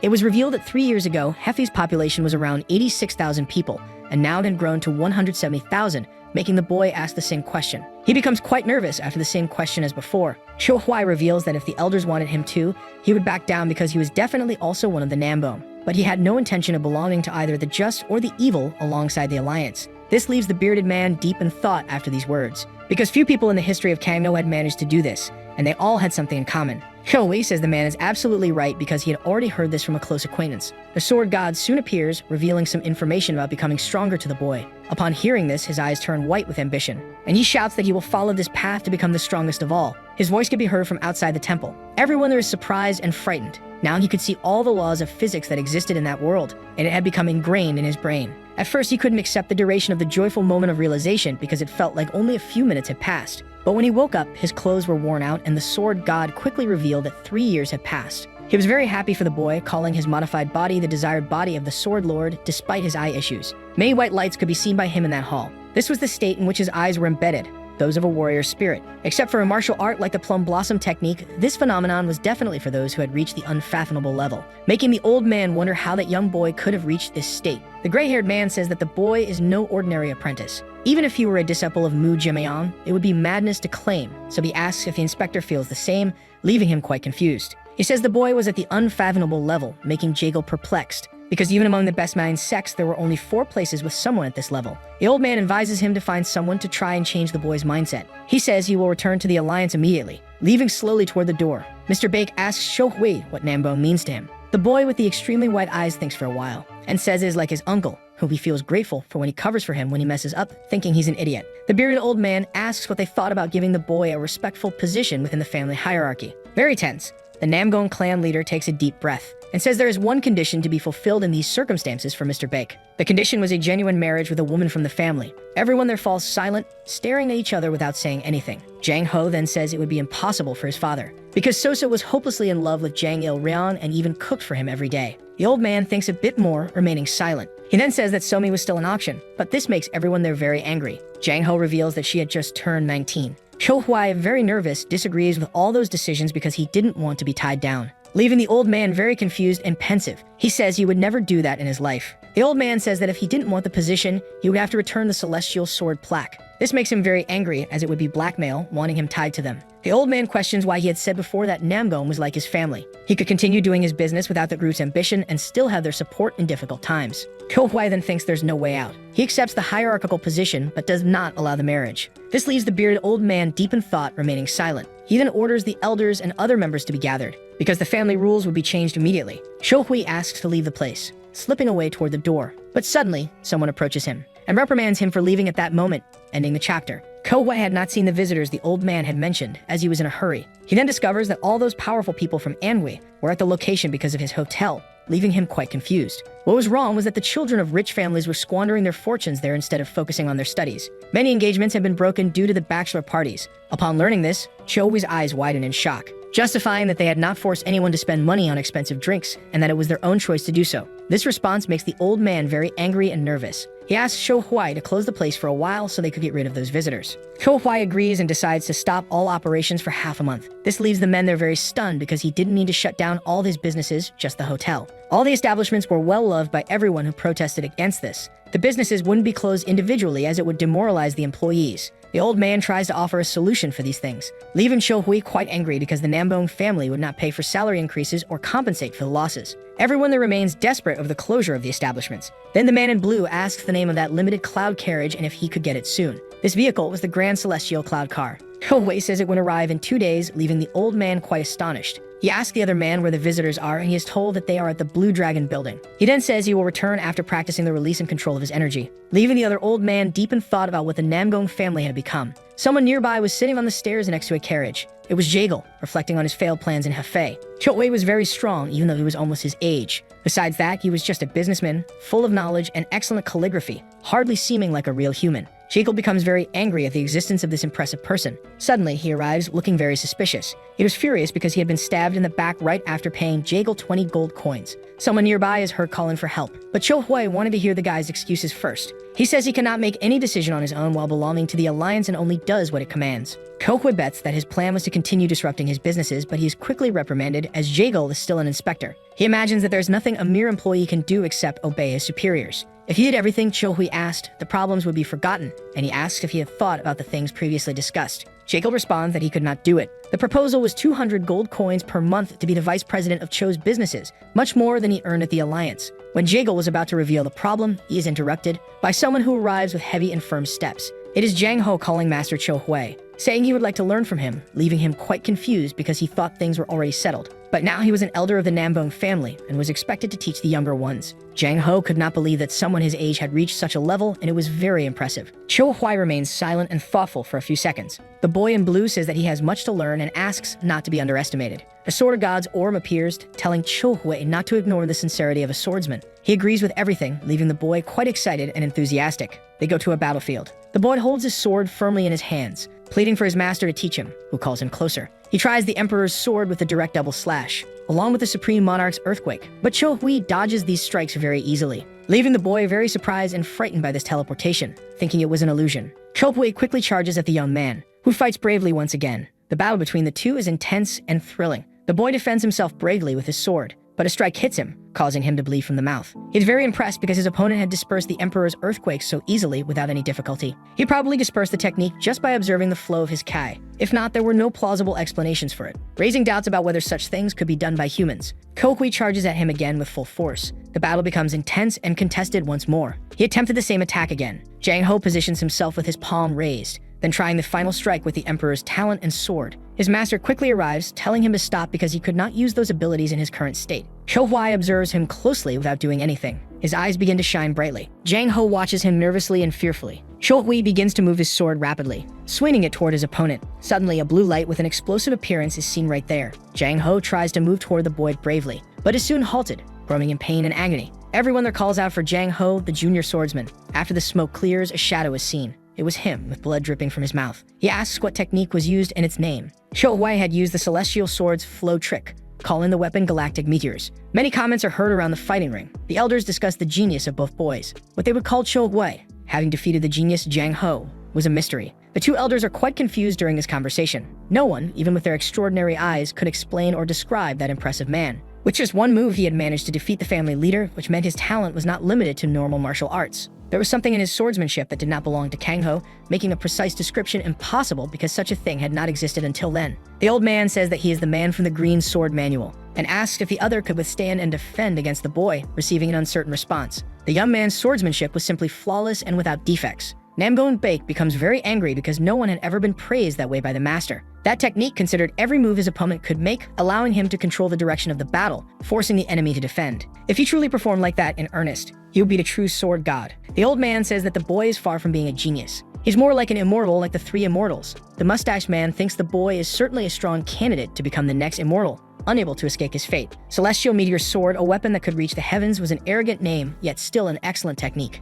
Jang Ho stares at Cho Hui for a few seconds without saying anything, and Cho Hui stares back in silence. Cho Hui orders him to stand up quickly. Jiggle arrives, telling the boy that he wouldn't return to the Alliance and wanted something. But someone suddenly arrives, stopping everything that was happening. It was the great and impressive young master Hyun, asking who this powerful boy was. Cho Hui looks around attentively without hesitation, while that guy stood very angrily in front of him. He had been inspired by Cho Hui for being so successful in business, calling him wise and intelligent. Cho Hui remains silent as he listens to all of this, but he didn't know he was brilliant in martial arts, even as his brother. Cho Hui says that he had become a confident fighter, even discovering how to see energy. It had been 10 years, and the sunset that day was truly beautiful. He had started to sob under the tree behind their house, and Cho Hui thought he was crying from pain in his fists. The boy listens to all this from his brother very attentively. But the older Cho Hui grew, the less he understood the real reason for the tears, speculating various things about his father and mother, leaving the boy even more thoughtful and attentive. He then says that he wanted revenge, but that wasn't the reason for his tears that time, leaving Cho Hui quite confused. After living for 2 months in the forest, hiding from the Yem bandits,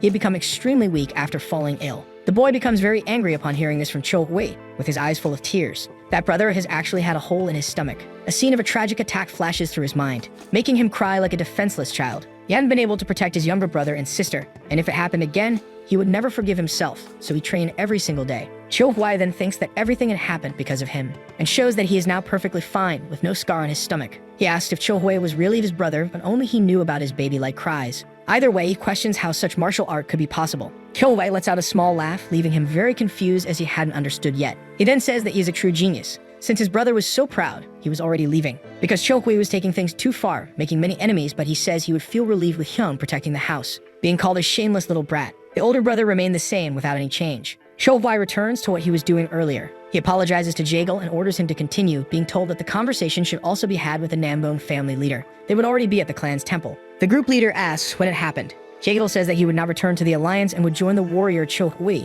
asking for permission to do so. This was indeed what he wanted, but the leader would be severely punished if everything went wrong. He then asked about his brave objective of diving into Huchinmyeon. Even though the boy was very talented in martial arts, he was still new to Kangho, and there were many things he could do and places he could go. Jaegil was planning to save them because he believed someone was hiding something from the Huchinmyeon assassins. He also wanted to rebuild the spy association and gain access to the information currently being gathered. The old man asks if this was really possible because the targeted place was Namcheng. Jaegil says he was an invincible master, but the old man replies that everything would be in vain if he didn't want to go. Hui says they were bad people trying to steal his fortune, so he had no reason not to cooperate. But rebuilding the spy association was a terrible idea. Jaegil says that Hui would probably benefit from the information they were gathering at the moment. There was no guarantee that a spy wasn't already in his business, and he could help the boy without hesitation. Jaegil manages to convince Hui, and only needs the old man's permission. But he had one condition. However, he could not take his son on the mission, because the boy was too stubborn. But the Jaegil family wasn't exactly an example in that regard either. In the master's eyes, both had come from similar groups with no experience in Kangho. The old man calls Jang Ho, who was standing by. He asked if he hadn't found a great teacher who could teach him about the evil sect. The boy is very surprised as he knew about Jang Il-ryang, who also observes everything attentively from afar. There were many warriors from his family there, yet he thought he could keep it a secret. The reason why the king of the forest hadn't attacked the residents in the last 3 years was unknown to the boy, who shouldn't have hidden anything. He responds affirmatively to his father. He then says that their lives would be at risk, and they should learn about the evil faction that Jang Il-ryang was a part of, receiving an affirmative response. The sun was already setting at that place. Jang Il-ryang is seen inside that building. He says he is busy at the moment for conversations. He also asks if something had happened. Jang Ho says they were there to learn the ways of evil, leaving him very confused and puzzled about it. Jaegil reveals the reason behind all this. The boy ponders it deeply. Then he joins his hands in greeting to the visitors, and respectfully asks them to leave his room. Everyone there understands the boy's message, quickly realizing that they didn't even have the basic notions, bowing to someone who acted politely. Jang Ho is very confused because they should show respect to everyone, but they would be caught immediately with such an attitude, making it evident that they were from a righteous faction.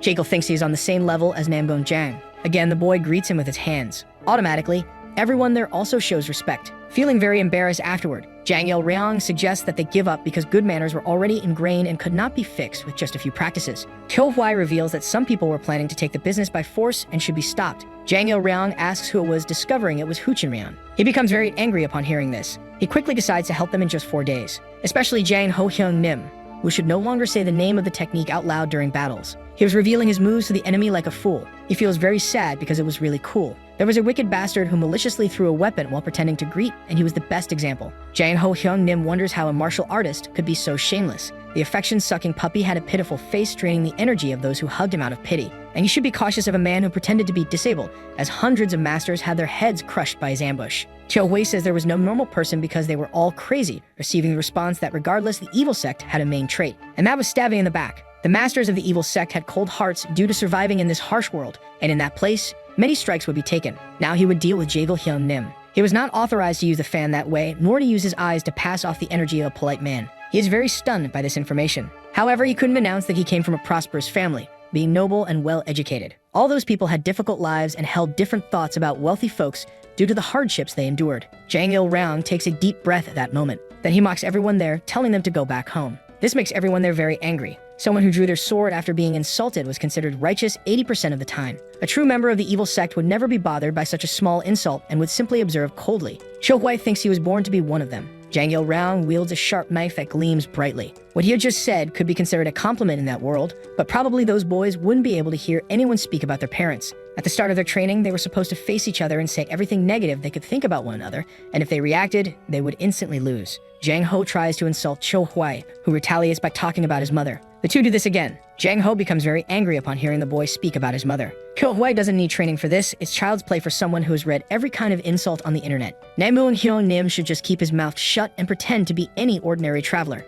Jaegil and Hui agree with the idea proposed by Jang Il-ryang. Jang Ho remains silent and thoughtful during this. He ponders why he is doing this and asks when they will leave. He is told that first they need to announce a leave and complete some tasks. He only asks that a letter be sent when it's time. Hui had heard that there were at least 8,000 martial artists in Huchinmyeon. Jaegil confirms this, leaving him with doubts regarding the tracking. They would use light detection, noise detection, and X-ray techniques. Hui could fight the strongest people there, and this could also be used to the group's advantage. Jaegil continues praising him profusely. Hui asks him to stop immediately. He wasn't sure about being immune to cold and poisons. All the plans and tactics were beyond his talent, making Jaegil Shin get very fearful. He would be capable of escaping alone in extreme cases, and with that, they would already have enough weapons if something catastrophic happened. To sum it up precisely, Jaegil wanted him to cheat like a ticking time bomb. He was overestimating him, thinking he was an invincible master. It wasn't like Cho Hui was immortal because he was still just a man, not a god. But Jaegal keeps insisting that he is indeed a divine being and the only person Jaegal Shin Gai feared. The sword god appears, saying that the boy had a lot of admiration for his martial arts.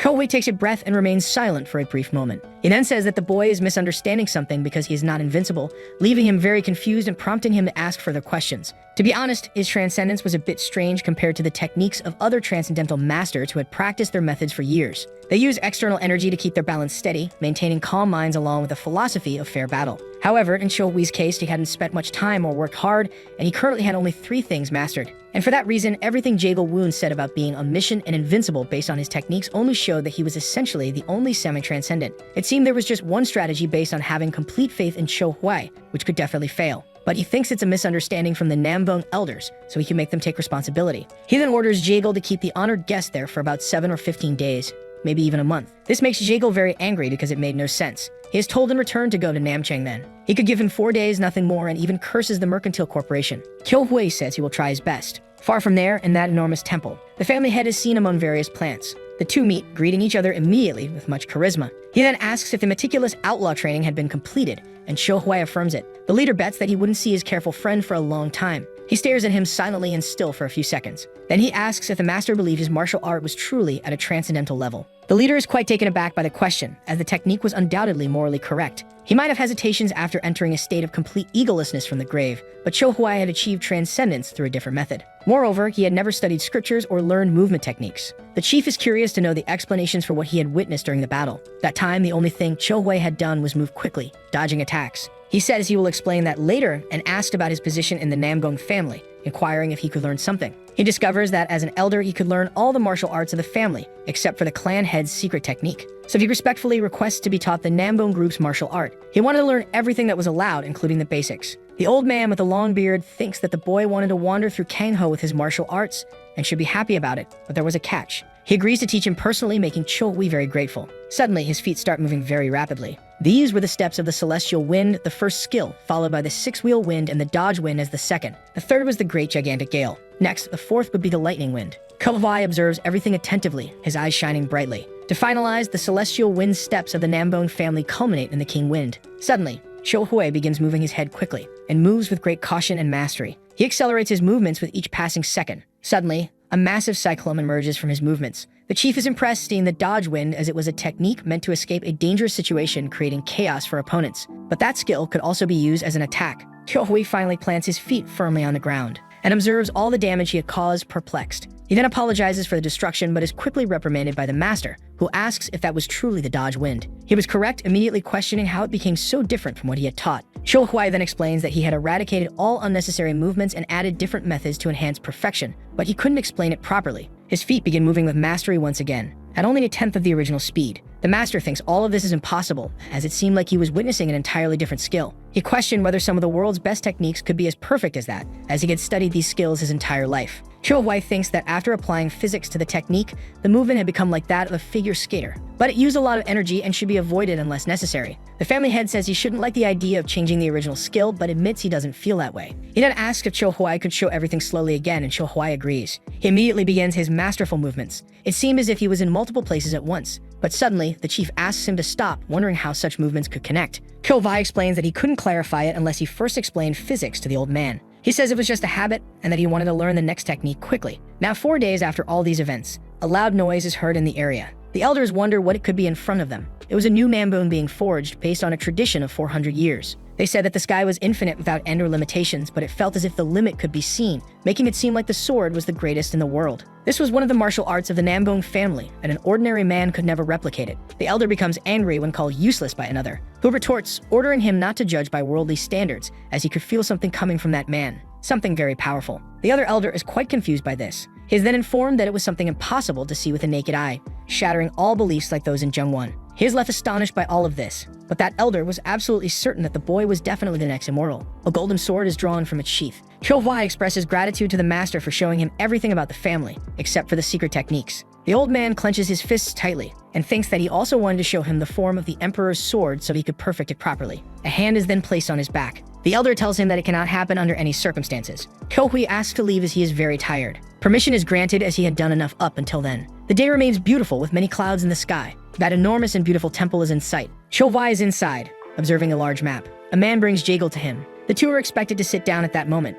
Cho-hui asks them to discuss the plans before they depart so he can review the strategy. Jaegal had already mentioned that they would track down the spies. Cho-hui gives a slight, mocking laugh. He then suggests that if the spies were found, he wondered what they would do next, ending the chapter. Jaegal becomes nervous at this question, as many benefits could clearly be gained from it. Cho-hui speculates that the information would be sent to the Alliance, leaving uncertainty about what would happen next. Jaegal reveals that the group would send at least 3 or 4 large battalions of soldiers to Anhui province. Cho-hui finds the number small, but learns that the Alliance had other borders to protect. He then thinks about the people the Nambong family would send. He quickly assumes the Alliance would win, but questions what would happen after that. Jaegal says that judging by the general's personality, they would put a lot of pressure on the opponent, trying to avoid battles as much as possible. The best outcome would be dealing with the northern part of Gangseo and having them as allies of the Alliance. Cho-hui thinks that eventually, after so much effort, they would absorb part of Huchinrian. But Jaegal considers that a foolish question. Cho-hui takes a deep breath without saying anything, and states that his business declines the Alliance's help, sending Jaegal back to the Alliance. The boy is shocked by this, and Cho-hui repeats what he just said. Jaegal, desperate, explains that all the Alliance's spies had been killed, and there was a 90% chance Huchinrian would attack Hefei. Cho-hui reassures him, saying that it will not happen, and again sends him back. The boy becomes very angry, wanting to know what Cho-hui was planning so confidently. Huchinrian had dozens of excellent warriors, with almost 20 great masters who were nearly unbeatable. Cho-hui says he has no intention of sharing his plan with someone from another team, and that if Jaegal listened, he wouldn't let him return to the Alliance. Jaegal becomes desperate, fearing his friend would imprison him. But Cho-hui simply wanted him to join his plan, also leaving the Alliance immediately, to which Jaegal responds negatively. And since he refused, he could return to where he came from. Jaegal becomes very pensive and desperate. His expression shows all his pain. Suddenly, he falls to his knees on the ground, holding his head in his hands. Cho-hui pulls out a piece of paper from his coat, because he didn't believe in promises made only through dialogue. He then presses the boy to sign the contract quickly. Jaegal agrees and asks to be told the plan immediately. Cho-hui asks what would happen if the Cho family abandoned Hefei. Jaegal, who had never considered himself a businessman selling things, is left surprised, wondering what those things Cho-hui had been selling really were.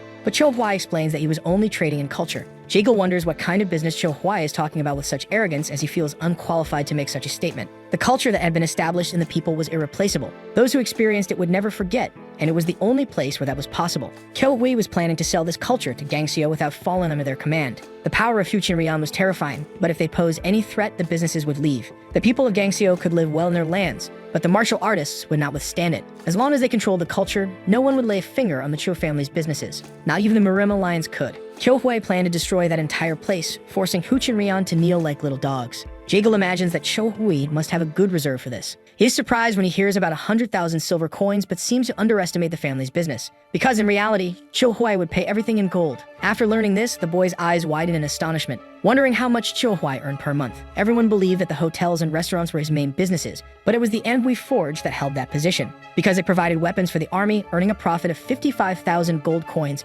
plus 20,000 for repairs, in just 1 year. Not to mention the carriages, hundreds of harvesting tools, and other equipment. The reason his businesses had taken control of all Hefei was that all these profits were reinvested into other enterprises. Cho-hui explains that this value could triple now that it was decided, and asks manager Jaegal to stand up so they could continue. Jaegal thought he would become the operations chief, and that the salary was half of what was offered before. Cho-hui responds that a person's value depends on the situation and the timing. Back then, he needed effort, but today it was different. Jaegal asks if at least he could teach him arithmetic, leaving Cho-hui a bit puzzled. An employee informs them that the young master had arrived. Cho-hui agrees to teach him on the way to Namchang, making Jaegal very happy. Jang Ho apologizes for the delay, and Jang Il-raung is surprised to see them. He greets them politely. Jaegal suddenly enters a state of panic but maintains his composure. Cho-hui asks why they were meeting so early. Jang Il-raung expresses concern for his comrades, asking to join them. The leader seems a bit puzzled by all of this. His employee then suggests leaving Jumbo in charge of the hotel. But it did make sense, as Jumbo hadn't shown any progress, immediately rejecting his boss's opinion, which the leader surprisingly agrees with, despite it being a rather crazy idea.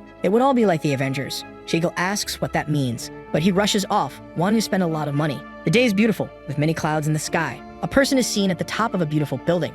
The man criticizes the young woman and even tries to insult her. She listens carefully, and turns around, holding something in her hand. It was a large braided rope. The man provokes her further, insulting her. She swiftly descends from the detailed structure, with her hair flying in the air. She asks him to repeat himself, listening to more insults. She then grips the whip tightly, and strikes the annoying man with all her strength. She asks him why he has so much anger and hatred towards her. He provokes her again with insults. The woman asks what he came to do there, threatening him. The man says a golden goblin had appeared in Poyang Lake, leaving her completely shocked and perplexed, ending this chapter. She feels curious, but he only repeats what he had heard from his superiors, mentioning that someone was buying large amounts of land around Poyang Lake. She is certain that this person would flee, terrified after being robbed, as it wasn't unusual to see such things. The man informs her that the person had purchased 200 square kilometers, astonishing her. She also suspects it might be someone from the imperial family. Even though Dan Wumyong had been expelled, it was a mystery who would dare return there. What could be done with such a vast land remained unknown. The man reveals that the superiors wanted a meeting with a new resident of the area, as they also wanted to buy that property. The woman is surprised because someone wanted to acquire Ho Chun Rian's land. Additionally, all these things seem like a huge madness. They start arguing again like two fools. And soon, the man tells her to get ready because the enemies would arrive soon. They would be heading to the central part of Ho Chun Rian. She says she wants a scythe to kill all those people. She is very ruthless toward others. The man becomes very angry with her, and she just asks where the visitors would be waiting. He reveals it's at the Fragrance of Fish building, a very beautiful and grand place. The group is already waiting there patiently. They stare at each other without saying anything, standing still and looking very tense. Suddenly, the man arrives, playing with his dangerous weapons, and throws the sharp scythe onto the table. He immediately asks if it's the guy who is buying the land. Hui says that there's something to be said first, and he is immediately insulted by the rude young man. He discovers why Hui wasn't showing any fear. Hui tries to converse with the arrogant man, who tells him to proceed immediately. Jiggle orders him to remove the scythe from the table so they can open the map. He pulls the giant chain, removing the weapon while acting rudely. Jiggle places the paper on the table. The man sees that the marked lands on the map were likely going to be purchased, and his suspicions are confirmed by Hui, making him very angry. A small laugh is heard, putting everyone on alert. The psychopathic woman appears at the window, leaving Jang Il-reon very startled. Hui asks who that woman is, but even the arrogant man is startled by all of it. She finally enters the mansion through the window, with the intention of killing the man standing there. But it was rather foolish to plan an assassination right in front of the target. She grips her whip, preparing for an attack, and quickly strikes her teammate, questioning his decision. He becomes furious, insulting her again. He then tries to strike her with his sharp scythe. Everyone watches the childish fight, standing still and perplexed. Hui realizes that those attacks were directed at him. He effortlessly blocks both weapons, saying that those fools weren't even people. The arrogant guy is impressed by the masterful defense. Hui stares at him with fury in his eyes, and demands that the fool sit down immediately. He also instructs the ghostly woman to do the same. He looks at a nearby staff member. A staff member approaches to take their orders. The arrogant man orders various dishes and a liquor. Hui flicks something with his fingers in his direction. It hits him squarely on his mediocre forehead. He then reprimands him for his orders, saying he wouldn't buy anything expensive for those useless individuals, even though he was wealthy. The girl remains standing because there were no chairs available. The man starts mocking her, saying she was the one who broke the furniture and was now boasting. Jang Il-reon calls Hyun Nim to deal with him, but is quickly insulted. Hui makes a small gesture with his index finger. A chair floats over, surprising the arrogant man. He tells the girl to stop drawing attention and sit down immediately, and she thanks him. Hui then begins the conversation he intended to have, asking where the labor that left Ho Chun Rian was hiding. The man questions if they had come from the righteous sect. Everyone there falls silent, saying nothing after that. Jang Il-reon asks if he really seems so righteous, showing off his huge muscles and the large red tattoo on his back. The man then realizes that he was supposedly from Nokrim, but he also questions why they were there, as the water would expand soon. He thinks about what Nokrim was trying to accomplish and their executable plans during the rainy season in the middle of summer. He deduces that they plan to sail through the expanded river and attack the Namgung family in Anhui. Jang Il-reon says he was merely following the orders given by his superiors. The two discuss the duplicity of this dark group. The man understands why the leader had asked them to purchase the lands. He mentions all the men involved and says that if the superiors allowed it, he would certainly assist. But the psychopathic woman had a catch in all this. The leader was a very greedy man and wouldn't give up half of Poyang Lake without a fight. She understood that Jang Il-reon was from Nokrim, but didn't understand why they had asked about Ho Chun Rian's soldiers. Nobody says it was all just a test because it hadn't been easy to believe that they were authorities, leaving them confused and not understanding much. Because according to them, there was nothing wrong with their behavior. Jiggle thinks that this situation is very bad, because about 10,000 men would attack Anhui through the Jiang River waterway and the battle would go down in the history books. He considers going to the Alliance immediately to inform them about everything. Sweating cold, the character realizes how bad the situation was. There were 10,000 soldiers on the Yangtze River ready to attack Anhui. He reflects that it was necessary to go to the Alliance to warn everyone about the news. The three men finished introducing themselves to begin discussing what mattered. He asks if those people had the authority to decide which was the best branch of Ho Chun Rian, and they confirm. Stating that they must have seen the map some time ago, he asks how much they wanted for the land. Retorting immediately, the man warns that the manager hadn't mentioned anything about sales. Downcast, the man reaffirmed that he knew nothing about selling the land. Irritated, the master questions whether he was just a henchman. The man is confused by what he heard and starts screaming hysterically at a man, telling him to go to hell and saying he had no money. He questions how the man would be able to feed all the people he kept in that area since everyone knew he had no money. Pointing at him, he also asks how the young boy managed to block an attack so easily, thinking himself indestructible. Raging, the henchman continues to question the man's authority, claiming he was a nobody. Joey began to think that man was crazy. Meanwhile, a staff member brought the order on a tray and wishes a pleasant stay to a man in a hat present in the place who seems to have an aura of mystery and respect. He politely thanks him, his soft yet firm voice conveying a sense of security, while firmly holding his sword as if ready for any eventuality that might arise. Intrigued, the characters turn curious about the man's imposing presence, questioning his intentions. The other two also begin to react, exchanging significant glances and whispering among themselves. In an abrupt leap, the woman and the man begin to flee that place. Under a sky full of soft white clouds, the light of the sky can be seen through some large green trees. Smiling, the warrior is found buried with only his head above ground. After being called crazy for laughing even in that situation, the man begins to curse everyone. He doesn't understand why he was buried facing that cold-eyed woman. She retorts saying she didn't like that situation either. But someone notices she was actually trying to escape, causing a distraction. Jo-hwai is standing above the woman, who says she will not try to run again. But he doesn't believe her words, which were already well known. A subordinate warns that the rain would arrive soon, so they had to hurry and go to the alliance. Drawing his sword, the soldier implies he would put an end to that situation, and the buried man panics. They begin to discuss the possibility that the prisoners had sent trackers to pursue the group if they were killed. Grabbing his gleaming sword, the young man states there was no time for discussions. Even in the face of his own death, the buried man says they were the true villains of the story. Meanwhile, Jo-Wei takes something from one of his pockets. Yeom Sang-rak was ranked among the top 200 secret guards in Huchinrian. Jin Ga-hui was known as the Phantom Assassin within the top 250 of the Huchinrian ranking, being impossible to understand her personality. The man wants to know how that guy had gotten so much information about them. Then the master calls them a bunch of vagabonds and doesn't believe Huchinrian would send men to save them. The other says the boss would definitely come after them. Then the warrior begins to analyze the situation, unsure whether to let them live or kill them. Angrily, he yells at the soldier, asking why he couldn't control himself. Meanwhile, the enemy waited with nowhere to run. Jo-Wei notices his strange movement and starts kicking him with all his strength. The girl asks him if she should just get wet while he orders her to go out first. With his powers, he pulls the two of them out of the holes, placing them standing in front of him. The crazy girl skips away while Sang-rak is hugged by the master. But the man remains extremely angry for being buried alive. However, he has little choice but to obey the powerful man's orders. Thus, he goes back to calling him Hyungnim. Determined, the warrior makes an offer to Sang-rak, who shows some curiosity. He simply says he wouldn't kill him. But for that to happen, there was one condition. Sang-rak had to mark on the map where Huchinrian's greatest wealth was, showing where the money, medicine, and weapons were. Frightened, the subordinate listens to where that conversation was going. But Jo-Wei's plans were already formed. Un realizes that the strategy of causing a rear extraction was the most effective. At the same time, it was obvious those places wouldn't be unprotected since the bastards had a great obsession with wealth, and that there would certainly be at least 1,000 men guarding those places.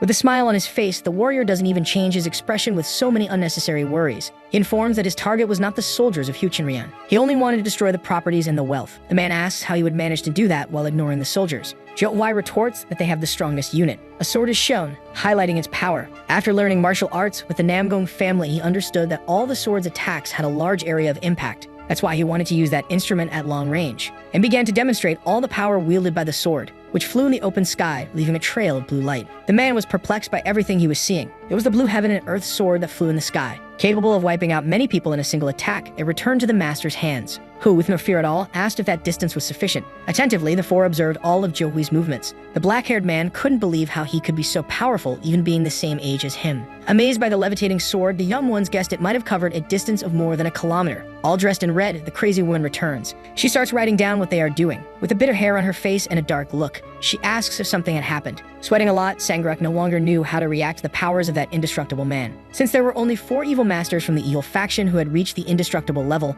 how could it be possible that man was as strong as them? Calling the man uneven balls, the girl screams, asking what was going on. Turning around, he repeats the word indestructible. But the girl doubts it, saying that joke wasn't even funny. He claims to have seen the man fire a raised sword at a distance of 1 kilometer with his own eyes. With fear on her face, the girl asks if they were screwed now. Talking to his subordinate, the master asks how long it would take to bring the Alliance's army to Happy. He informs that it would take 1.5 years, although the rainy season would arrive within 2 weeks. So it was likely that an attack on Anhui would happen immediately. Therefore, they would arrive around the same time the Alliance reached Happy. But she states that it was just a theory, and in the worst-case scenario, they might reach Happy 2 weeks before the Murim Alliance got there. With a marked expression, the young man questions if there wouldn't be a chance they would attack without waiting for the rainy season. But the friend informs that such a large number of ships could not pass through an area with many trees without the water levels rising. He thinks that if he had a messenger bird, he could have sent a message. Jo-Win wants to know if they would stop heading to Happy if the group distracted them. Interested, the woman asks what kind of crazy man would allow that to happen just for an uncertain adventure. She becomes intrigued by the man who seemed more powerful than her master. The soldier asks if she could point out the most valuable places for Huchimian,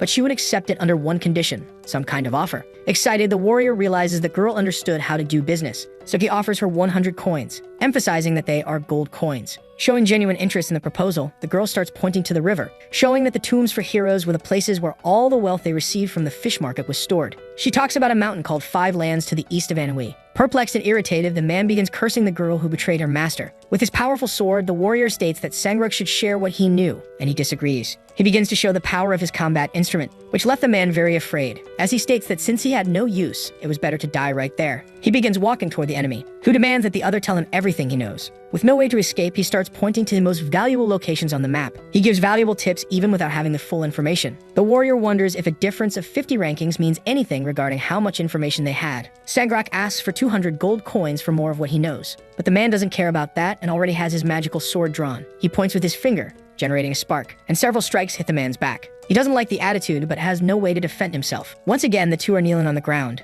Looking back, the woman becomes worried about her fate. But the warrior is also launching several attacks at her. Screaming, she receives the magic on her back. Jo-hwi realizes she was making those noises on purpose, and she says she was doing it because it felt good and she thought it was pretty fun. Snorting, he no longer cares about what the crazy woman says. He announces he would stay with them for a while and orders the young master and Mr. Jeagle to buy small plots of land from the merchants. However, he asks Mr. Jang to accompany him. The invitation makes him feel relieved, saying it's boring to play mind games with those smart markers. First of all, they decide to tie up the fugitives. The man says he sealed their internal energy, but he knew they weren't easy to control. Throwing the ropes, they decide to leave them tied up right there. With the ropes on, Sangruk finds it very embarrassing. The girl actually likes the sensation it caused. Ordering both of them to walk, the man says the girl was really very strange. She was really enjoying being tied up with a rope and was making high-pitched sounds as she walked. Mr. Wang says he couldn't do that, he couldn't go on, and asks where the master would like to go first. With a smile on his face, he says nothing and remains thoughtful. Soon after, he says he wanted to go to the great granary. Light begins to appear through the tall mountains. In the city, an excess of people walks through the streets. The strange girl continues making weird sounds while they admire the view. The warrior is meditating, focusing his strength on what was to come. The girl explains that he had reached the level where he surrenders his physical form to his internal energy, the so-called martial flower. His furious eyes reveal a great energy. He stands up, finishing his meditation. From afar, he observes the great city. He begins to prepare for the attack. Wielding his sword, he finds his prowess there. Beams of light radiate throughout his body, showing his immense skill. He uses the sword levitation technique, aiming at the locations marked by the two prisoners. The sword is faster than light. From the sky, it might look like a comet or a shooting star. The sword pierces through the gates with intensity, and with a slash of the blue sky dragon's sword, it destroys a gigantic structure. Workers are hit by the explosion, thrown backward. The task had been completed and the weapon could return to its master. Firmly, he holds it with one hand and prepares for the second attack, which comes right after without delay. Once again, he throws his sword with all his strength. The object travels over the city to apply the martial thunder of heaven and earth technique, responsible for the second explosion. With screams and desperation, more people flee from the imminent danger, fearing for their lives. Debris is thrown in all directions. Above the mountain, the four characters observe the destruction. Reluctantly, Sangruk comments that it was very unfair, because no one would be prepared for that kind of attack. Amazed, the girl loves the level of martial arts she was witnessing, realizing she was seeing a legend before her eyes. One character says he's not impressed by the warrior's ability, but by his way of doing things. For him, attacking an opponent in that way was unimaginable. For the third time in a row, the hero raises his sword and throws it, saying he should repeat the action 16 times to be enough. Another martial thunder technique begins.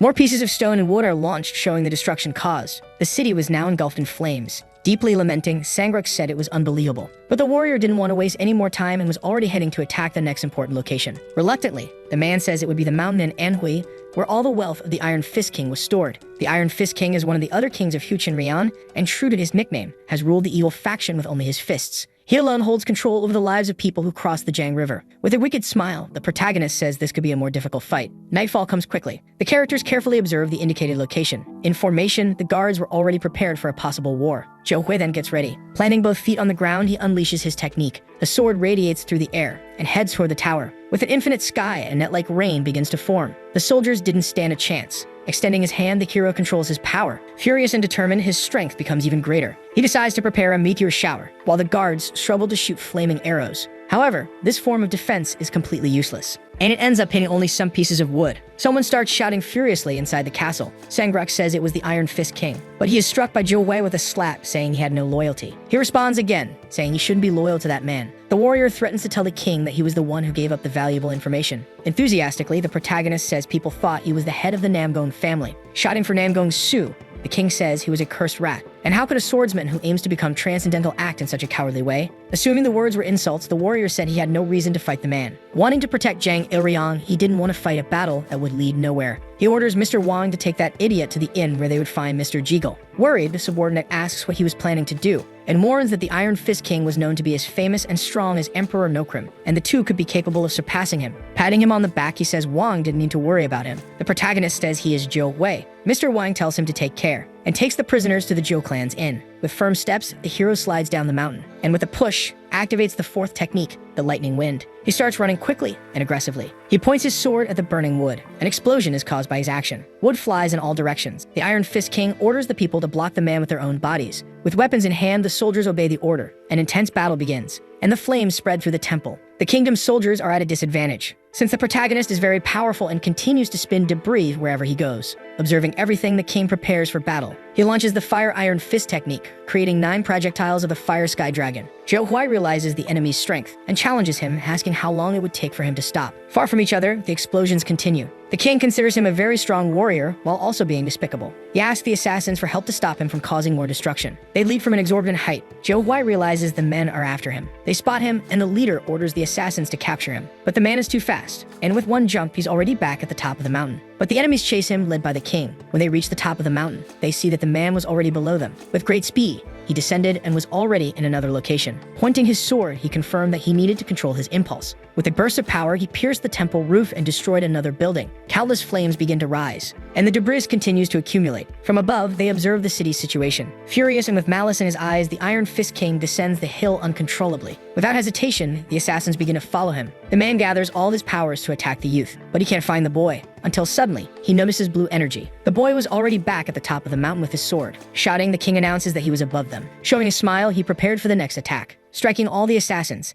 Angry, the old man cursed the boy as a bastard for taking out his soldiers. The city is now completely destroyed despite being protected by the ruler of the valley. The clouds gathered in the vast sky. The king realized that the green block Buddha statue bought for 10,000 coins had melted. The treasure worth tens of thousands of coins had turned to dust. And the finest work by the best author of the imperial family burned like used newspaper. In addition, the precious horse kept in favor of General Yet Women was incinerated and burned to death. And before that, that place designed by Jin Seohan had been built in 3 years with great effort. But now everything was destroyed, and according to the Iron Fist King, the one to blame was Nambong Su. Walking through the rubble, he ordered the soldiers to go to the main building to quickly reorganize their forces. In another building, the situation was tense with everyone preparing to face the consequences of the devastating attack. The information arriving was that the great granary had been set on fire, causing panic and concern among those present. The old man asked if the field of 20,000 wheat stalks in Guayajang had also been burned. While the guards responded positively, still not believing it, he asked if all the troops at Noxon Port had sunk, and the answer was always the same. Thoughtful, he knew it wasn't just a few rebels, as they were after the wealth. The assassin informs that everyone had sent reports saying they were attacked by the martial arts of the Nambong clan.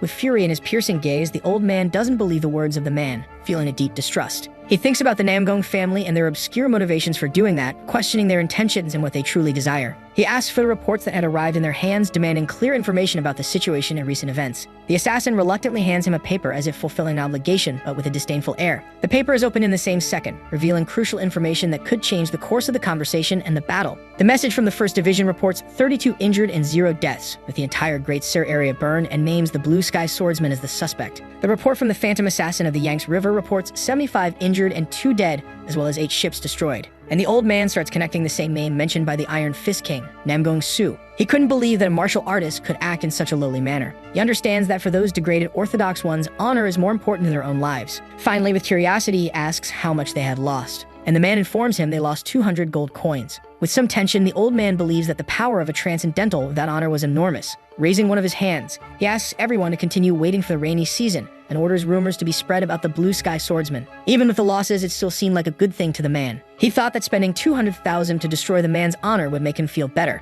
The loss of the coins could be recovered within half a year or even sooner if they threatened merchants and fishermen. Laughing, he said that destroying the honor of the 7 great martial artists was not something that could be paid for with money. A large man opens the doors. It was the Iron Fist King, and he requested the special Dark Assassin unit to destroy the Namgong family in the blink of an eye. The old man asks if his area had been attacked, with a look of concern and curiosity on his face. The man confirms, affirming the devastation and chaos that had occurred, leaving everyone alarmed and apprehensive. He told the whole story while the old man laughed about the powers of a powerful martial artist. He found it amusing how these martial artists could stoop so low. Regretfully, he says they couldn't deploy the special unit of Dark Assassins, and soon the Alliance would deal with it. With intense anger, The man wanted to burn the Nambung family to ashes. Seriously, the old man asked if he was defying his order, with an expression of disdain and evident discontent on his face. Showing his teeth in a threatening smile, the man could not tolerate that defiant and arrogant attitude of his opponent. Demonstrating all of his power, the old man asked if he was crazy, defying the logic and reason of his actions. Kneeling on the ground, he felt the weight of the situation, struggling to get up and recover his dignity in the face of the confrontation. The man could only cry, saying his mansion had caught fire along with the relics of his master. A huge explosion occurs in the palace.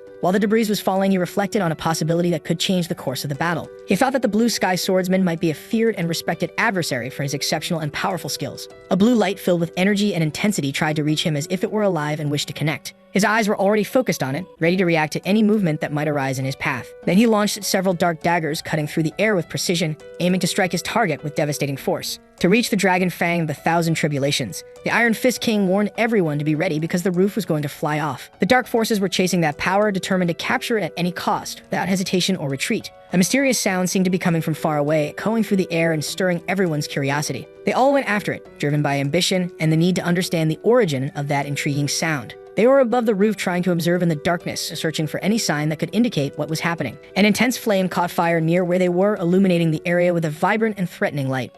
It was the Kai sword, a powerful weapon that changes shape, capable of performing devastating and surprising attacks. The old man knew it was very difficult to release Kiwi and then take it back, requiring great skill and control. He began to think that the attack above his head was actually a fake attack, a well-crafted illusion. Those movements related to shape-shifting were extremely difficult and required intense concentration to be executed correctly. Two swords were loose in the air, spinning and dancing, as if they had a life of their own in the midst of battle. Then they separated into two beams of light, cutting through the space with impressive and dazzling speed. The old man reflects that he should attack immediately using the shape-shifting map, sending one sword toward the northwest and the other to the northeast. He quickly made the connection, knowing that the arsenal was in the northwest. Hundreds of cannons were stored there by request of Huang Yui Haiyan, a relative of Emperor Dangyum. Quickly, the man begins heading to the arsenal to protect it with his life. Gripping his sword firmly, he prepares to execute a devastating attack that would change the course of the battle. He focuses to unleash the sky-slaying technique, an absolute art that few can master with expertise. Then a beam of black light is launched, cutting through the air with an intensity that impresses everyone around. Breaking the sword with a powerful strike, he felt frustration grow as he realized something was wrong. That was how he noticed the attack was actually another fake move, a well-crafted trap. He tried to pay close attention to where the real attack would go, looking for any clue that could help him defend himself. He immediately thought of the Grand Palace of the Black Sky, a place full of mysteries and dark secrets to be revealed. On the rooftop, he searched for the destroyer, shouting and ranting, determined to discover where he was truly hiding. From afar, Zhou Huai watched everything from above the rocks, analyzing every move and realizing the man was clearly very angry. The tension in the air was palpable, and Zhou Gui knew the situation could become even more dangerous at any moment, and he stated that the technique of the shaman clan was incredible, allowing him to have two separate minds that could do two different things, consuming a huge amount of energy. The warrior realizes he still had a lot of training to do, and throws himself off the cliff, defying gravity with an impressive courage that few would have in such an extreme situation. He was extremely fast, moving with surprising agility that left his opponents unable to react. Holding his two swords firmly, he prepared for the confrontation, determined to use all his skill and strength. He realized he had reached his limit, but his determination prevented him from giving up in that critical moment. The Dark Demon Palace, where the arsenal, gunpowder, and the assassin's personal vault were kept, was an important target to strike. Clearing his mind, the warrior decided he would attack the arsenal first. The arsenal was Huchenrian's fatal weakness. Cannons and gunpowder were strictly managed by the Empire, being stored in the depot. He declares that it was indeed an evil group with hearts of ice, incapable of feeling compassion or empathy. He becomes thoughtful, pondering a difficult decision to be made, knowing that his choices would have significant consequences. He wonders if destroying that place was the only possible solution, considering that the amount of gunpowder could create a huge explosion. He knew he had to use this opportunity, recognizing that the moment demanded decisive action to prevent a greater disaster. He performed the sound-present transmission technique, which spreads sound throughout the area to hide the speaker's location. The Iron Fist King was looking for him fervently, so the warrior didn't want to speak with the servant, but with the boss. Raging and smashing everything in front of him, he asked where the boy was hiding. Using the sound technique, he said he was being judged by someone who did filthy things like gambling and killing people for money. Jumping from the building, he told him to shut up and bring the boss. He threatened to blow up the Emperor's gunpowder if the boss didn't show up. The old man didn't understand how the boy knew about that fact. Finally, he appeared, asking what he wanted. The boss reflected a bit on the threat the boy could represent. Zhou Wei demanded that he leave Jiangxi or he would tell everything to the Emperor. Afraid, the old man knew he could not be caught with gunpowder from the Emperor's relatives. Two swords were thrown into the air, slicing through the space with impressive speed and a clear murderous intent. The old man watches both falling directly onto the arsenal, realizing the imminent danger that represented for everyone there. And he ordered the attack to stop immediately, his firm voice echoing among the soldiers, demanding attention and obedience. As the swords drew closer to their destination, he felt the tension rise, knowing he had to act quickly. So the old man still wouldn't accept the absurd deal. Then the young man proceeds with his plan to blow up the arsenal. The old man wishes for the boy's death, thinking he might not be the honorable Namgong-soo as he looked like a third-rate gangster. For the deal to happen, the man demanded the boy's presence. But he didn't want to speak with him face to face, preferring to keep his distance to avoid a direct and dangerous confrontation. And he even warned that the Iron Fist King would be unable to find him, underestimating his opponent's skill. The swords were still in the air, hovering as if they were waiting for the right moment to strike their deadly blows. Each of them followed a specific direction, slicing through the air with lethal precision that could cause great destruction. Frightened, the old man tries to stop the imminent destruction, knowing that his intervention was crucial to save what remained. He runs after one of the swords, moving quickly to prevent the attack from causing irreparable damage to his team. He needed to block it, even if it was a fake attack, because any mistake could result in disastrous consequences. He uses the 1,000-year tribulation of the Fang Dragon, invoking an ancestral power that could change the course of the battle. And the sword's path is interrupted, but the tension in the air remains, keeping everyone on high alert. Another explosion still occurs, echoing through the battlefield, increasing the chaos already present in the situation. The old man can't take it anymore, feeling the wave of exhaustion and accumulated pressure, struggling to remain standing. He is terribly angry at the young man's actions, and orders everyone to gather their men and go to the gunpowder storage. All the men are stationed protecting the site, each one using their own weapons. The warrior observes the armed force vigilantly guarding the gunpowder depot, aware of the danger it represented. Continuing the conversation through sound, he says he will lower the requested price, seeking a more favorable negotiation. And the old man asks him to explain, demanding clarity about his intentions and the reason for the sudden change in the offer. The warrior asks him to end the alliance with the king of the forest, put the business under the Cho clan's name, and sell the land to them. Then the white-haired man couldn't understand how the boy knew so many secrets. The man wanted them to let the Cho clan start a business in Poyangho, which might not be a disadvantage. The old man thought that business proposal was actually very interesting, considering the circumstances and the available options, and decided to accept the agreement once and for all, believing it was the best decision to make. The men react negatively, expressing their dissatisfaction and distrust regarding the decision that had been made. But there was no other viable solution, and everyone knew they needed to move forward regardless of their reservations. The only condition was that if the Murim Alliance confronted them about the business in Poyangho, he would surely have to find a solution. Zhou Hui says that if that happens, he himself will punish the Murim Alliance. Everyone heard the word punish or engrave it in their minds as part of the deal. The old man thinks the boy is crazy, unable to understand the gravity of the situation they were in. Putting away his sword, he reveals that he had a plan in mind, ready to act and face the challenges ahead. Fortunately, the hero got what he wanted, achieving his goal and bringing hope to those around him. The sun began to rise, slowly appearing on the horizon and bringing with it a new light and energy for everyone. Illuminating the entire city, the first rays of sun dispelled the shadows of the night, renewing hope in every heart. The 5 characters were talking while eating at the table. With his mouth full, Sangruk says he was an old man who looked like a child. With the goblet in hand, the young warrior asks if he was referring to him, and couldn't believe he was hearing so much nonsense so early in the morning. To the man, it made no sense that he looked 20 years old, even with a middle-aged man calling him Kyungnim. Wang asks where the middle-aged man was while observing the concerned expression on his face. The other person who had asked the question is filled with extreme rage in his eyes, and feels that the situation is getting even more complicated. Standing up from the table, the colleague informs that he is 23 years old. Meanwhile, the man mocks and says it sounded like a joke. He couldn't believe he was only 4 years younger than himself. The girl says that was pretty scary, and he yells at her that she didn't even seem like a real person,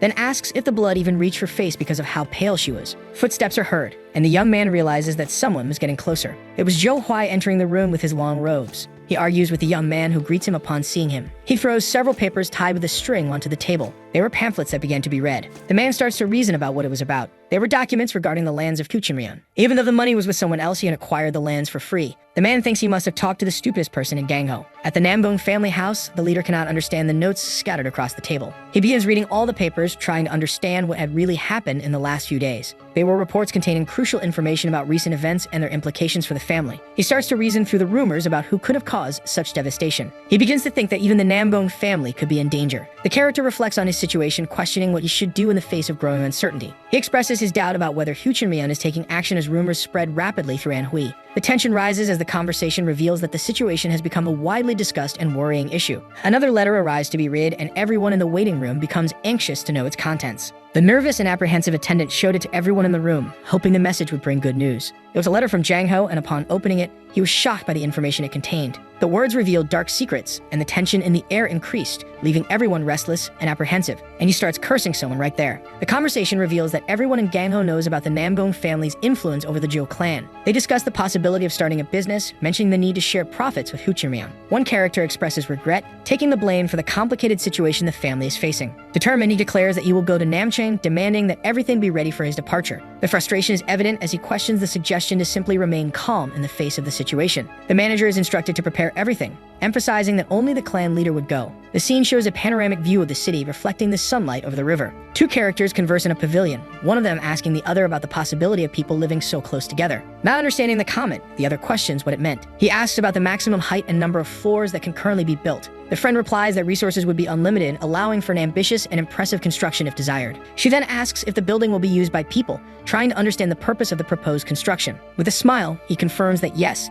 the building will be used by people, emphasizing its importance. Thinking that 5 to 6 floors would be the limit, but maybe a 7th is possible. The other responds. Jiaowei suggests using iron as the main structure instead of wood, highlighting the material's strength and durability. He ponders the idea of using steel in the structure, questioning the costs involved but considering the possibility. Interested, the hero believes it would be a very viable possibility, and his friend confirms it with a sincere smile. He then says he could start designing the structure today. With a doubtful air, he questions the need for the proposal, suggesting it would be more efficient to build several buildings with 2 to 3 floors. He declares his intention to build more than 20 steel buildings by the lake, surprising everyone. The life of enjoying the lake at any time just by opening the window offers a breathtaking view of nature. His friend doesn't understand what he really meant, as the words that came out of his mouth were confusing. He had calculated that the construction would be a home for someone to live in, but wasn't sure who the future resident would be. So far, he was thinking about expanding the structure even more, imagining how he could make it more spacious and functional. On the first floor, it would be the Zhou clan's restaurant and the second a bakery. On the second floor, there would be a Zhou clan store. Thus, the people who lived in that building wouldn't need to go far for iced tea and sandwiches.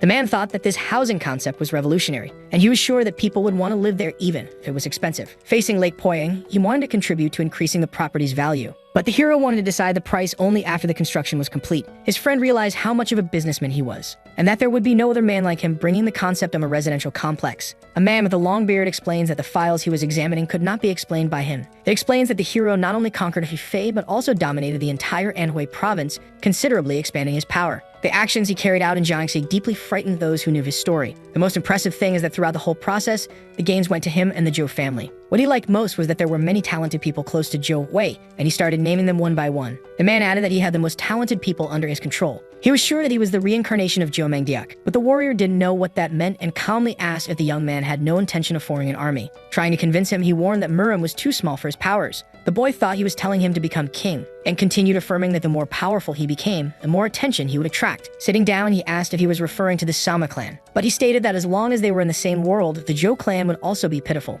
The warrior asked what they would be, trying to understand who or what the words referred to. But that couldn't be explained since the description was too vague and didn't offer enough clarity. Reflecting on that, the hero thought deeply about the implications of his actions and the consequences that might arise. That jade stone was also a legacy, even though he was a child compared to the others. The best thing to do was not to confront them, leaving it aside for now, because they could wipe out the Hosen clan with a single move. As the conversation ended, someone entered the room. His colleague had started designing the construction and wanted help. Opening the drawings, he began to show what he had done. He realized it would be very difficult to increase the volume, because the biggest problem would be bringing water to the people living on the top level. The warrior agreed that water would be a problem, and maybe installing a tank would be the solution. They would also need someone to make the ceramics for the toilets. He thought adjusting the temperature would also be a problem. Finally, they would need a tank for drinking water, a tank with hot water, and a furnace for heating. But they were already going too far with the ideas, and the weight of the iron pipes would also be another problem. Tired of thinking so much, he asked to continue later. Two characters arrived, asking what they should do, but they had arrived too late for the discussion. The protagonist threatened to reveal that the information came from them, but tired of it all, he backed down.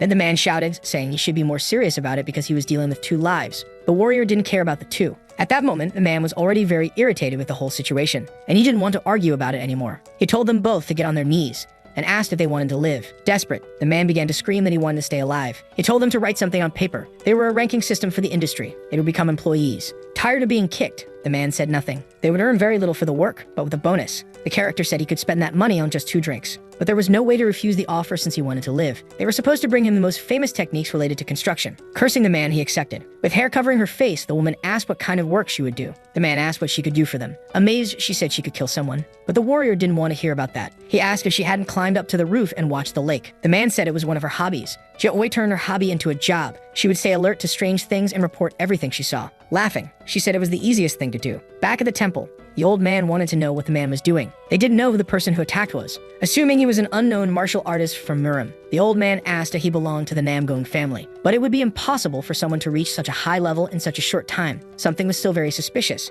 The old man asked what it was, and his subordinate answered about the representative of the Zhou clan. He asked if he possessed martial arts. and the mustached man answered that he was simply a merchant, and that his name was Zhou Hui, having something in common with the masked man who had visited them. The man was tasked with investigating more about this and wanted to ask the master something. Even though it was rare, the old man agreed. He asked why he gave the lands for free, and the old man replied that he had offered a certain level of safety through telepathy, which would last about 3 years. At that, the man reflected that his boldness was impressive, that he was probably already planning to have Fuchinrian in his hands. The mustached man still didn't understand why he had given the lands away for free. Then the old man stated that they should protect themselves from possible thefts by moving their wealth elsewhere. He was curious to see the warrior's next steps, and now that he owned the lands, he would invest in them, but the old man had a plan to take them back. It was a very sunny day in Hefei. The carriage was approaching the entrance. Zhou Hui arrived asking if there was any problem. The guard explained that the warriors who had gone to the North Sea had returned 4 days ago. Everything in the city was very confusing and noisy. Alarmed, the warrior asked if there had been any trouble. He said the warriors had brought a man and a woman from the North Sea who looked very angelic. The protagonist wondered what that could mean. Smiling, the guard explained it was as if they were from another world. Walking away, the man didn't quite understand. Getting closer to the people, he saw 2 imposing figures being observed during work hours. A woman with long white hair approached, her stunning beauty with beautiful blue eyes. The man beside her shared the same beauty. Staying his master, the man called out to him and introduced the two as young master Seal Bake and Lady Seal Hyun. The girl asked if he was the owner of the 10,000-year ice spirit, and he confirmed he was the one who created it. The two couldn't respond further until they saw the spirit with their own eyes, and the warrior agreed to show them. Shouting, the soldier asked what would happen to them, but the warrior sent him back to Daesan Mountain. Crying with emotion, all the warriors left. The man wondered if he should have offered them some food. He asked the two to follow him. Later, they arrived at the place of the ice spirit. Pointing to a dark staircase, he asked them to go down. A piece glowed intensely, radiating a blue light. The two began to observe attentively. It was the 10,000-year spirit that many people dreamed of reaching or seeing up close. The man mentioned his mother, who only talked about this spirit before dying. Zhou Hui said he didn't understand why people from the north lived such miserable lives. He explained that they could be very rich by selling ice, but the man realized he understood nothing about ice martial arts, which if used incorrectly could freeze mountains in the entire area. And if the warrior had seen a soldier turning into ice, he would think differently. Zhou Hui noticed the man was staring at him and asked if they weren't here to work. The two remained silent without reacting. Meanwhile, the man wanted to discuss business. Angrily, the white-haired man couldn't believe he would use the 10,000-year ice spirit for work. Unable to tolerate another word, he told them to shut up. Pointing to the stairs, the man warned they could leave. Using ice martial arts, the man began his attack, and the warrior became fascinated by it. It was being created by the young man's hands so simply. He threw all his power at him, but it wasn't enough to hurt him. He appeared behind the two instantly. The two immediately realized he was not a simple merchant, and began creating snowballs with their powers. The woman started using another ice technique, piercing everything around her except the warrior. The two didn't understand how nothing could touch him. He was impressed by their skill, and asked if they had any ability capable of freezing everything around them. Seriously, the man confirmed that they did. Zhou Hui then asked how many boxes of ice he could freeze, and he replied about 50. Happy with the answer, he asked how many times he could use the ability. It would consume a lot of energy, but the result would be great. The two followed the protagonist's reasoning, who asked them to freeze 200 boxes of ice, generating a profit of 2,600 gold coins. The two didn't know how to react to that proposal. He asked them to consider the offer carefully, so that together, they could have a good business. In about 5 years, he would become a great ice master. The two were speechless. The man added that he would give them 10% of what he earned from selling the ice, and stated that nowhere else would they earn more than that. However, the master thought that 10% was too little for his work. It all depended on how much he was willing to work. Reflecting to himself, he thought it wouldn't be a bad idea to earn some money. Extending his hand, Zhou Hui imposed a condition. One of them would have to go to Gangseo with him due to his newly opened business. But the siblings couldn't be separated. The only solution for the two not to be separated was that they teach him the ice technique. However, the man thought that was an absurd idea since they couldn't teach a stranger the family's secret technique. He began to form a snowflake in his hand. But it wasn't something that could be denied to him as he had already learned most of the technique. The siblings were shocked by his rapid learning. There was no energy in the ice spirit. He had copied the ice palm technique after seeing it just once. Then he explained that for now, it was just an imitation that wasn't cold enough. He continued, ordering the siblings to decide what to do, until Seal Hyun offered to go with the master. But her brother opposed the decision. Her brother was the only person who could rebuild the ice palace. She asked him to be well without her. Her brother couldn't believe he had lost his sister in exchange for money. He began using his powers on the ice spirit, and proclaimed that he would become an ice martial artist to kill that man, who wasn't afraid as he already had his sister with him. Now they could produce an abundance of ice. The sky began to clear and a new day arrived. The two walked among the people in the market, everyone astonished by the girl's beauty. He grabbed her arm firmly, trying to convince her it was necessary to change her appearance, and warned that she would need other clothes because the situation required a different and more suitable approach. She immediately said she couldn't take off that outfit, feeling connected to it and reluctant to part with the garment. Men appeared behind him, accusing him of harassing the woman. The young man warned them not to interfere, and they all ran away immediately. He told her she should wear clothes from that place to draw less attention. But she said those clothes had been made by her mother, and she couldn't take off something made with her mother's love. But the man kept saying it was too hot to wear those clothes and that she might end up smelly. The girl was speechless, but he continued, saying that in that heat she could sweat too much. And he added that many perverts might hit on her. Finally, the girl accepted the proposal but said she would never throw away her rose. The two went together to a clothing store. The shopkeeper called them inside. Joey asked the man to prepare some clothes for the woman, and he immediately started hitting on her, saying she was very beautiful and asking if it was for a wedding.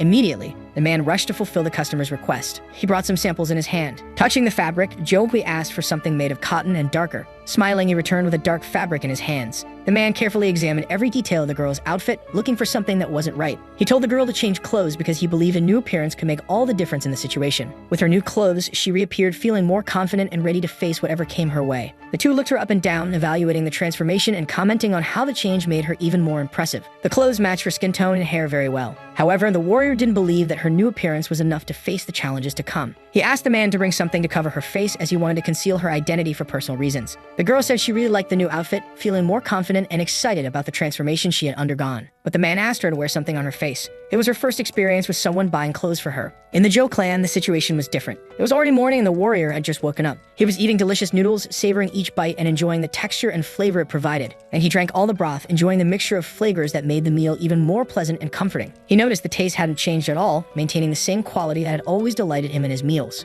And the noodles were delicious, making him feel satisfied and happy for choosing that special dish. He told the cooks to keep using the same recipe as always. The warrior asked the mustached man if he wasn't upset that his salary had been lowered, but he was just following the rules. He handed over the girl's clothes to be stored. They weren't ordinary clothes, they were excellent garments. The man began to show how the stitching was superb, that even being old, it was still in great condition. Soon after, the white-haired girl came down the stairs. Holding her coat, the man asked who had made it, and she said it was a piece made by her mother, who worked a lot with leather, making clothes for her children. But that wasn't considered work, since all mothers in the north made clothes for their children. She said she didn't have her mother's sewing skills, not being as good as her, but she could make some simple leather clothes. The man saw this as an opportunity and wanted to make a contract. He wanted her to teach the leatherworking skill to his people. He asked Mr. Lee if they could run a workshop to work with leather. The man started to realize that the girl was truly a treasure. A man stood at the door. He announced that he had brought 70% of the ironworkers from Manhwa. A crowd was standing before the man, who ordered them to start working immediately. All of them shouted that good business ruled the world. He ordered everyone to march to Gangseo. The sky was filled with clouds as white as snow, creating a magical and serene atmosphere in the city. In Namchang, the beauty of the day attracted many visitors who strolled near the houses and enjoyed the peaceful environment, until someone suddenly appeared, interrupting the calm and drawing the attention of everyone nearby. It was the king of Norkham,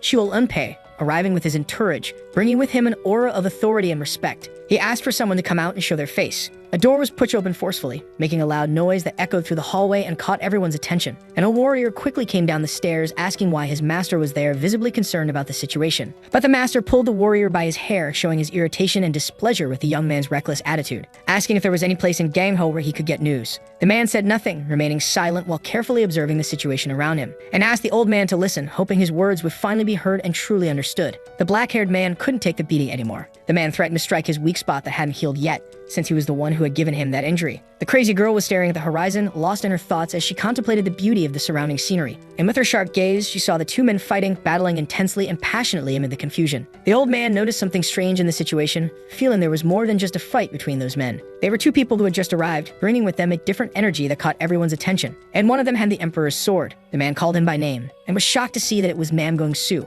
2 weeks earlier, Huchinrian had disbanded its army. The men were patiently waiting for the tide to rise so they could attack, but it never happened. Meanwhile, the king of Norkham found out of the broken alliance. At first, he thought he had heard wrong, but then he was shocked. He sent his soldiers to see what happened in Gangseo so he could understand the situation. Before, he had only heard a rumor, but now he saw the culprit. Namgung-su said it was all just a misunderstanding, but the man didn't want to believe his words. With clenched fists, he was determined to attack, feeling the adrenaline running through his veins and energizing him. He began to unleash all his power, focusing on each movement and channeling his strength for the confrontation. But the man didn't want to fight him, preferring to find a peaceful solution to the situation at hand, though he was furious about the broken alliance. The man no longer knew how to convince her to change her mind, feeling that his words weren't having any effect. So he decided he would fight to demonstrate his determination and prove he was willing to do whatever was necessary. He grabbed his sword and began his tricks, showing off his skills and trying to impress her with his dexterity and courage. The man got angry when he didn't get answers, frustrated by her lack of understanding and cooperation. So he began to unleash his martial arts, while the other used his sword for defense. The two began a fierce battle that seemed to have no end. The true martial art of fists against the heavens, third technique,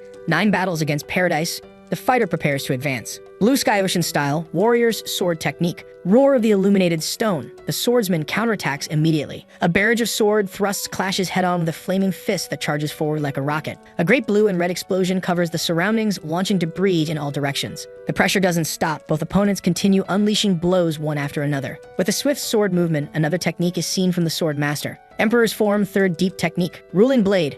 A downward strike at extreme speed is delivered by the samurai. This is the power of a strike from the warrior of the heavens. The energy alone from this attack forces his opponent to the ground. Such strength amazes the fighter, who uses all his might to remain standing. But in a snap of fingers, all that energy seems to vanish in the blink of an eye. The fighter looks astonished at his opponent, realizing their levels were completely different. That was the reason the attack stopped. Mercy. The king of Nukrim stopped his own strike before it hit his opponent. Feeling empty inside, the taller one cannot understand how after so many years he still remains so weak. To continue on the path after losing so humiliatingly is a shame to martial arts. But the real problem is something else. The fighter cannot just watch as his opponent becomes the dream of Nokrim. He quickly moves and slaps his companion, followed by a series of punches while questioning why he left Dazen. The blows hit the long-haired man squarely and he is thrown backward. The apprentice questions why he's being treated so harshly and asks why he isn't being treated like a decent person. His master comments that his body is still not ready and adds that his steel body is at stone level. However, the student argues that, in fact, his level is at absolute light, which shocks the fighter, as that level was very high. It was the 9th level of the technique, not understanding how such a leap was possible. Obviously, he begins bombarding his student with questions about what method he used to improve so much. Apparently, the shorter one believes the real problem was that treatment itself, yet never truly trained before. Real training can't ignore rest. That was the problem his teacher couldn't see. The student reflects on whether he really threw away all those years of training or if maybe he was missing something. His master doesn't believe his words until he shows his chest to prove that yes, he did reach that physical level. This completely shocks the taller man, leaving him speechless. But soon after, he comments amicably that they should both return to the temple, handing a uniform to his student. The disciple yells at him, saying he's not going back under any circumstances. Until the same samurai from before says that he doesn't have to go back if he doesn't want to, because all that matters is becoming stronger. Shouting at the old man, the fighter tells him not to interfere in his affairs. Retorting, the samurai says the boy is a prodigy and a captain of the escort troops, questioning why he shouldn't be his true master. This deeply enrages the martial master, who shouts that this was his student and the one who would lead the 100 men of Nokrim. That attitude deeply irritates the elder, who starts calling the arrogant fighter a fool and selfish, saying one shouldn't form that kind of bond with their apprentices. Shocked, the taller man becomes defensive, surprised by these reactions. Continuing the scolding, the master argues that the man was a terrible teacher who didn't consider his students' true wishes. He says goodbye, saying that we all only have one life to live and that it must be valued as such. With his final sentence, he says he wouldn't want to eliminate the fighter in front of his apprentice, but maybe that was his mistake. The student is moved by these words, saying that the man is like him, that no matter what he feels or what his position is, he should put others' feelings first. But he adds that he was somehow different. With his sword movements and his words, he deeply feels that the man is walking the most righteous path possible. He ends his reflection by saying that because of such authority and respect, he wishes to become like that man. With all that strength, dignity, and martial arts knowledge, one day he will have all of it. And that of all the emotions one can feel for someone, he pours absolute respect upon that man. However, in the end, the student says he cannot stand still after hearing such a threat against his master. This attitude brings a hearty laugh from the samurai, who praises Chul's apprentice and asks him to look into the boy's eyes, because those were the eyes of a great Namdam, someone who no longer needs his care. With one last glance, the fighter is moved as he realizes those words are true, turning his face as a farewell gesture. Then slowly he begins to walk away to leave him alone. That samurai asks if the boy really wishes to follow that path, and of course, the boy confirms. In a final warning, the master states that he is only letting the fighter go because of the boy, but that next time it will be different. That student confirms he understands the situation, and that even so, he would not back down. This excites the master, who now wears an expression of extreme authority as he asks the boy where Joe is, because they would have to stop him, finishing by asking if this is truly the choice they consider to be right. We are taken to a sort of dojo while the 3 apprentices sit, lamenting the situation. The small one questions why only they were in that isolated place. Reflecting, the boy becomes lost in thought as the master always repeated the same words. Even the most righteous path doesn't have only good sides. He comes to the conclusion that if this truly is the right path, he should be the one to reach his goals, because that would be better than being the one who gets defeated. A man enters the room with a strong presence. It was Jo Gui Hyun-nim. He was accompanied by several other background characters, all following him and bringing boxes into the place. Our apprentice tells the man beside him to help the authoritative man, who immediately begins lamenting his own life. Next, he asks Joe if he was in the right place because, theoretically, he should be going to the 2nd floor. That man questions the reason for it, as he saw no need, and the student adds that one of the heads of the family was there. These words upset Hyung, and the boy reflects that he didn't want to hurt him but also didn't expect that reaction. The shorter man then changes his posture, only saying for the boy to ask them to take good care of the horses while he's away. Following the warning, he heads to the 2nd floor. Shots could be heard from outside, where someone yells that if his companions do something wrong, they must be stopped. And then he hears people shouting that warriors should not remain silent in the face of attacks and should speak with the mouths they have. Joe enters the room and greets the lord present. This lord was the same samurai from before who is startled when he hears that voice. Two students were listening to the whole lecture and feel relieved that the scolding has finally ended. The atmosphere begins to tense as the man steps into the room. He grabs a scroll and opens it on the table present. Joe comments that no matter how much he thinks about it, there is no better place than the one indicated to create a family branch. The master reflects that a branch is another location or group, and that no one from a small family or clan had ever created a branch before. But that place, Yoil Lake, positioned in the center of the Poyang Lake business region, was the heart of all logistics, a prime commercial hub. There isn't a single person who doesn't know that place. A branch of the Nambong family in such a famous place. This shocks the samurai, who stares at the map in disbelief. But if this is possible, it would indeed be very beneficial for the family, though at the same time it was very risky. Quick presents the plan details so that both can read everything together. Upon seeing the plan, the samurai is stunned. The plan was based on the fact that no one knew both the Zhou and Namgong families operated as one, and that could be used to their advantage. Zhou ends by saying he only needs one warrior on loan so that he can carry out his plans. The samurai tries to argue, but the chief threatens him, saying not to think he can tame a tiger so easily. Finally, he calls the old man to go at Gangxia with him. These words shock the swordsman, making him wonder if all of this is a task beyond the capabilities of such a small family. With the chief arguing about the consequences of not obeying his orders, saying that everything will be fine as long as everyone acts according to the Zhou clan, because just as the clan was aided, the clan would repay accordingly. The old man doesn't understand what the boy means by that, so he argues for him to look around and observe his achievements, finishing by saying he will sell 1/4 of his lands to make this investment. The samurai exclaim in shock that this was too much. But once again, he is met with a terrifying look from Zhou, who says all he needs to do is give the order. A silence covers the entire place for a moment. That silence is broken by Hui shouting that a warrior like the one in front of him should not hesitate so much to help his people, and adding that he will earn far more than he imagines with this plan, while the samurai responds in silence. Still very fired up, the boy says they will defeat any enemy that approaches them without difficulty. Refuting, the elder comments that if they are martial artists, then who exactly should they send? The leaders didn't have permission to do such things. The younger argues that they should use the people, since all they needed was information. The swordsman says that he himself will do it in that case. Joe argues that if everything goes well, they could earn 100,000 gold coins per year from the lake businesses. The apprentice in the back watches his hopes of following a righteous path crumble. We are then shown a whitish palace being illuminated by the rising sun, and approaching it, a gray-haired girl in black robes steps out of a carriage while many people keep their eyes on her, until a kusarigama is thrown in her direction. She narrowly dodges in surprise, but her mask is torn off in the process. In front of her appears a tall, red-haired man, one of the 8 kings of the black sky, the king of the evil sword. The people around are frightened by his presence, and the villain looks at the girl with a perverted expression, saying he had never seen anything so beautiful in his life. As he approaches the girl, saying she is certainly a delicious wonder, another man appears, the brutal assassin king. The bald man comments that he came to see his apprentice but ended up finding something even better, and that he would take her to his bed. The redhead gets annoyed and says that the old man already had 2 Mei women, so he shouts that this one should be his, but the elder argues that he would only kill her. At that moment, he gives the girl a quick lewd look. She responds by screaming for him not to come any closer, and then uses an ice martial technique against the men. Then the redhead comments that this kind of technique is known in the North Ocean, asking if the girl came from there. He adds by calling the girl crazy for being in that place, having come from abroad. The old man tells the girl not to worry because not all men there are the same, but in his thoughts, he only wanted to take her to bed. The 2 men start arguing and Joe appears, saying that the girl was an important member of the family and calling the men idiots. The girl is very happy to see the man, but shortly after, she turns her face away, not wanting to show her feelings. The Kusarigama master simply calls Joe crazy, and is answered by Joe calling them giant rear ends, if you know what I mean. Asking if they know who he is, a redhead threatens Huynh, who retorts by saying he knows very well who he is, showing a look of disdain for him. The villain is confused, not understanding why the boy wasn't afraid. He truly believes that the long-haired one is completely insane. Joe argues that the only uninformed one there was him because having come from Dangi, he didn't know how dangerous his situation really was. But even someone from that far away should recognize the leader of the Huchinryan, and that the Zhou clan was funding an event there, finishing by saying that the Huchinryan could not interfere without an order from their leader, which scares the assassins.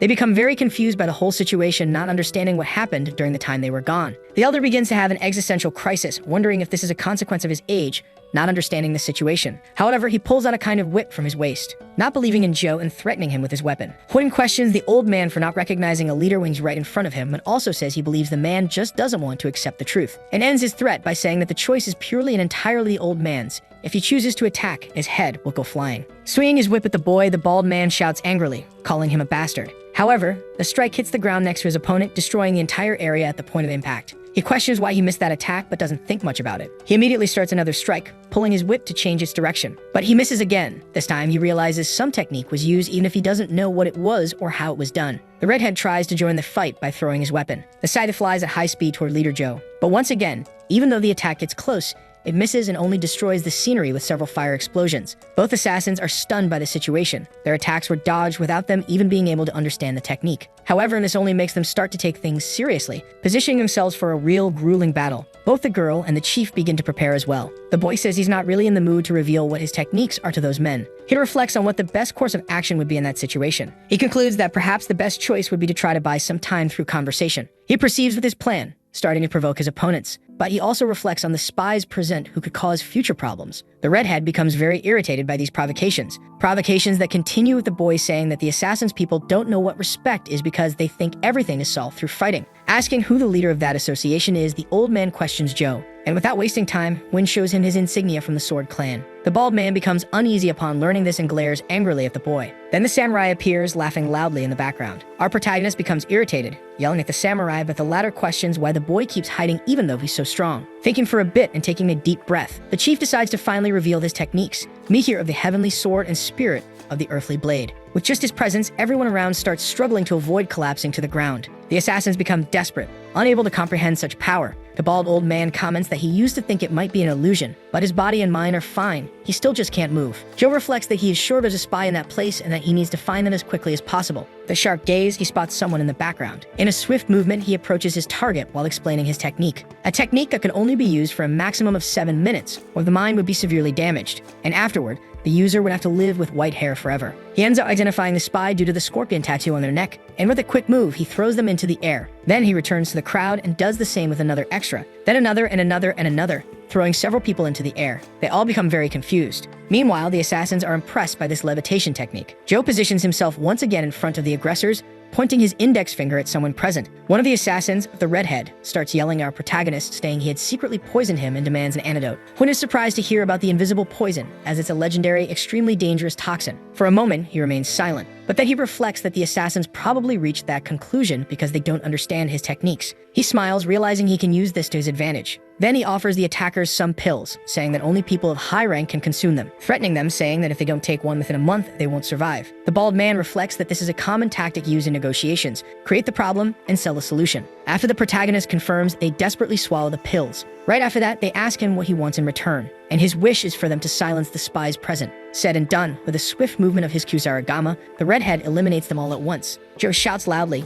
questioning the assassin's action, and the assassin replies by asking if there was a better idea than that. Huyn becomes very irritated and asks them to just return to their kingdoms for now, and that he will decide what to do with them later. Both obey, running off, and our protagonist looks somewhat disappointed at the people. The people were very frightened by what they had just witnessed. The samurai comments that those two were truly bad people and that they don't understand the protagonist's true intentions. But after thinking it through, Joe understands that the moment they decided to become spies for Hugh Chintrian, their lives were sealed. However, even so, he doesn't wish to see the people in that state, with the samurai suggesting they be given a proper funeral. With a brief exchange of glances, the swordsman asks the boy if he was truly human. The protagonist is confused by the question, but then understands about his martial arts. At that moment, the samurai begins to reflect a little on what happened, as he thought nothing could surprise him anymore. But he also remembers that martial arts are the central form of control of the universe, and that if done well, it could control everything. Even something only God could do, a human could also achieve. He sees in the protagonist the potential to reach this true form of martial arts, a truly absolute level in every one of his movements. Witnessing it in person left him shocked because he could see the real center of the universe, something he hadn't seen even in 10 years at his own absolute level. The event wasn't just something in front of him, it covered the entire area,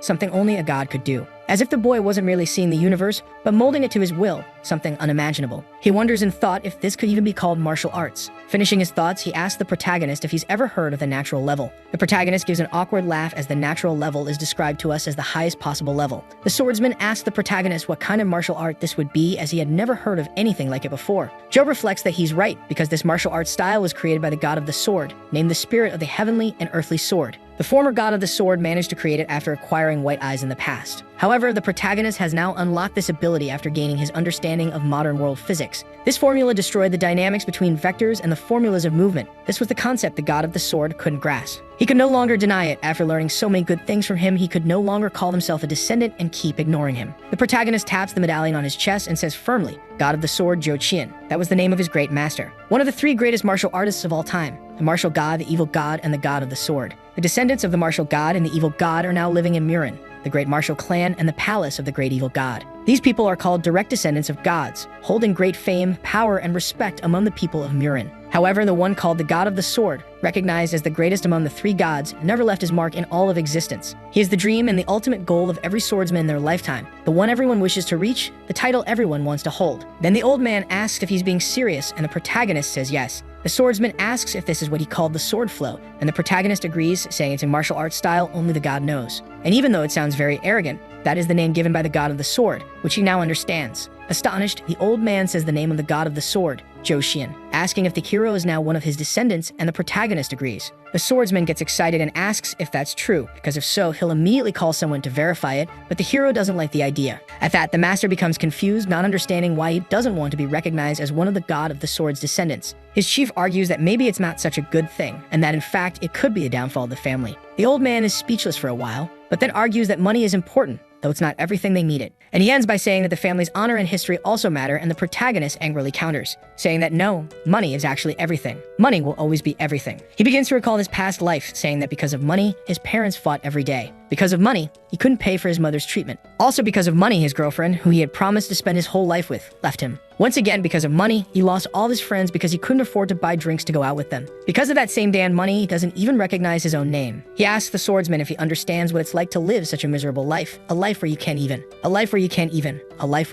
buy a single drink. He started smoking every day while reflecting on his life. He thought about what he was doing at that moment, because it was common for someone his age to be starting a family and getting married by now. But only families with truly good financial conditions could achieve that dream. He doesn't even understand how people have so much money to invest in a school, let alone money to get married. Then he asks if the swordsman has the slightest idea of what it feels like to see your girlfriend asking when you're going to get married. Because someone without money can't do anything, can't live decently in this society. If in modern society so many bad things happen to people like that, imagine how many dangers exist in Morim. He questions again how someone who lived among the 5 most powerful families of Morim, someone as rich as the swordsman in front of him, could possibly understand the true importance of money. He says the swordsman would never understand how money makes you a miserable person and how it turns a man into a monster. He would never understand the feeling of having to study just to become a slave. The samurai says he won't do anything his chief doesn't want, so he returns to his residence and says he'll send a letter later. We return to the palace at the end of the afternoon with Joe saying he'll be introducing new members to the family. These members would be Yang Sunluk and Jin Gal Hu. The extras around them make a disgusted expression. Hun comments that the girl present should fix her hair in a different way because there was no need to style it like that. After all, she was scaring the others.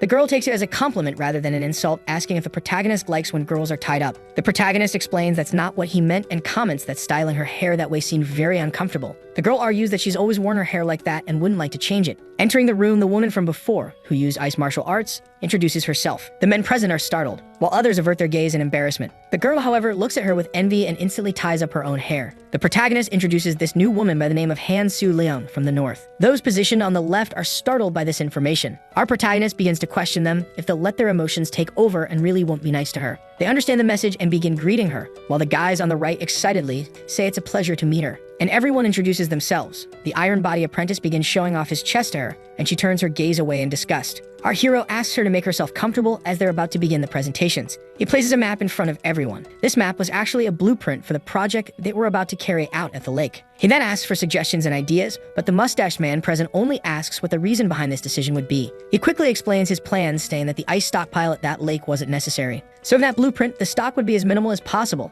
adding that Han would visit them when needed. This surprises everyone in the room. The mustached man starts laughing happily upon hearing these words, but he has one objection. He believes that place is not ideal. He says that location is close to the wagon station, and if they want that spot, they'll definitely have to fight the officials. And he concludes by saying that if that happens, the situation won't turn out so well. Those around say that it's not such a big concern. Joe looks to the side, asking what their plan would be. The largest among them comments that the marked areas are their territory and argues that if they make up some excuses for a few months, they'll have no choice but to relocate and adapt to the new conditions. The protagonist is surprised by this statement and asks what solution another subordinate might have. This other man thinks for a moment and then gets irritated, yelling at the person next to him. Feeling a deep fear take over his body, the frightened warrior fixes his gaze on something mysterious ahead. Curious and eager to hear an honest answer, he asks what his friend's true opinion is about that. As beads of sweat slowly drip down his face, he begins to speak hesitantly and with concern. Finishing his sentence, he looks at a tall man with black hair and asks who he is. The young man reflects that if Jang Ilryong had been raised by a righteous and prestigious family, he could have become a different kind of man. And he states that he didn't witness the full potential of Mambon Janko, but he was convinced that Jang would have been much more useful than him. He thinks it wasn't easy to suggest a strategy just by looking at the Poyang Lake map, even after studying geographic and military strategy for over 10 years. So he decides to prepare the ports first and attach the plan to the Zhou clan's transport.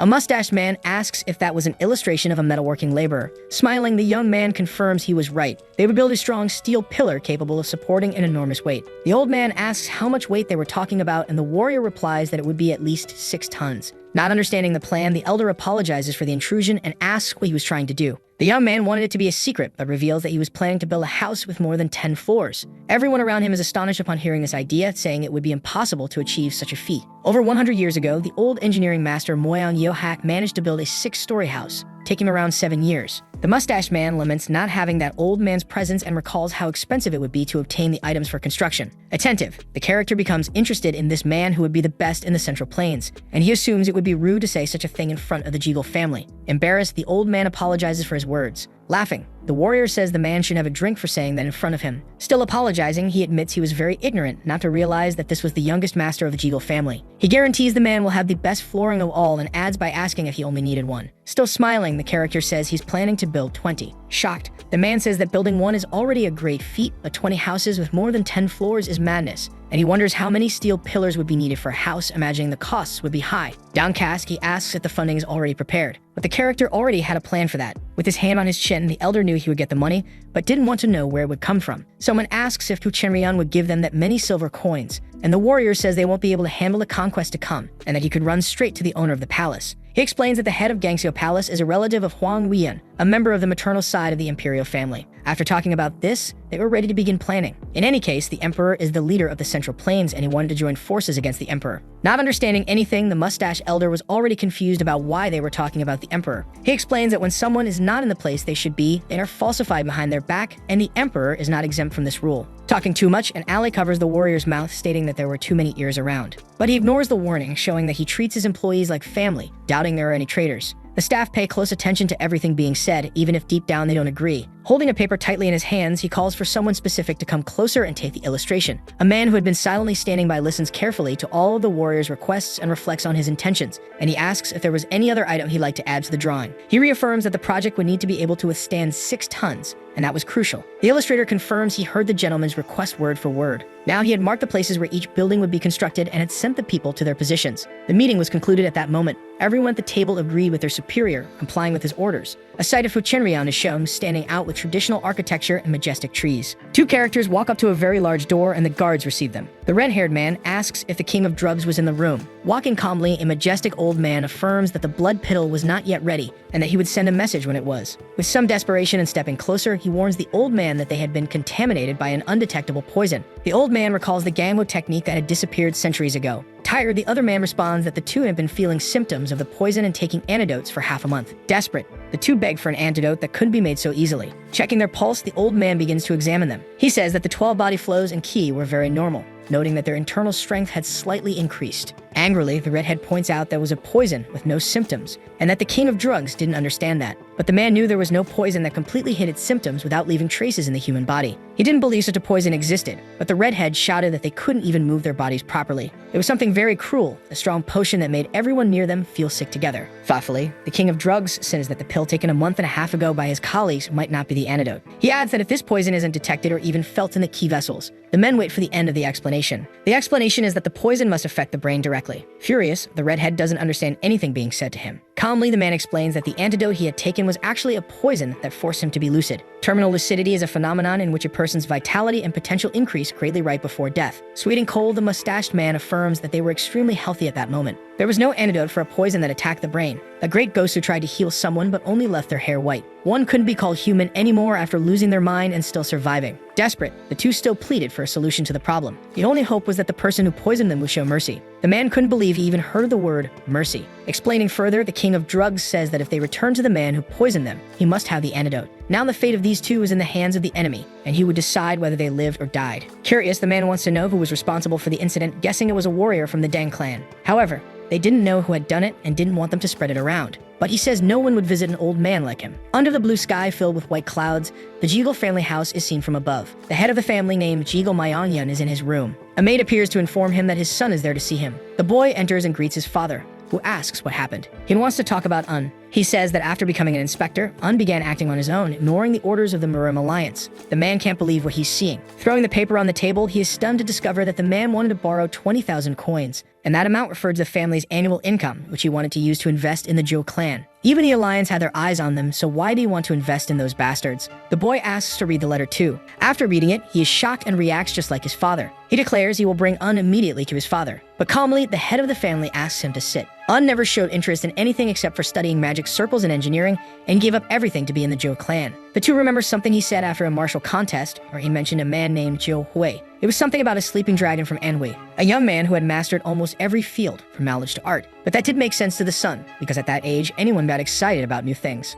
Un was more rational than anyone, and he left to meet this young man. There must be a reason behind all this trouble. So the boy reflects to himself. The father tells him to go see with his own eyes what kind of man this Zhou Hui is, and that the letter is the request. He also tells him to take some good coins and calls for the general manager. His mission was to observe the value of young Zhou Hui as a businessman, letting him decide about the investment. The boy accepts the offered proposal. Under the golden light, the imposing temple exuded serenity with floating petals, symmetrical staircases, and a reverent silence. Standing up, the master asks if that bastard with the ghost mask was there again. He was truly impressed with that recklessness, entering and leaving Huchenrian as if it were his home. The assassins of the Dark Clan had failed to detect him once again. He'd firmly and authoritatively ordered that he be brought immediately into the imposing and well-protected royal palace. Attentive and disciplined, the guards listened to the order without question, ready to carry out their task without hesitation. They quickly brought the man in, who entered walking with long and determined strides, showing complete self-confidence. The masked man asked the old man if he was well. To him, it was absurd, as the young man hadn't changed his sarcastic way of speaking. Enthusiastically, he announced that the industry items would arrive soon and that the man should be excited to receive his share. Tired, the old man asked him to follow protocol the next time he came to visit that place. With humor, the young man said he couldn't do that because he would have to remove his mask.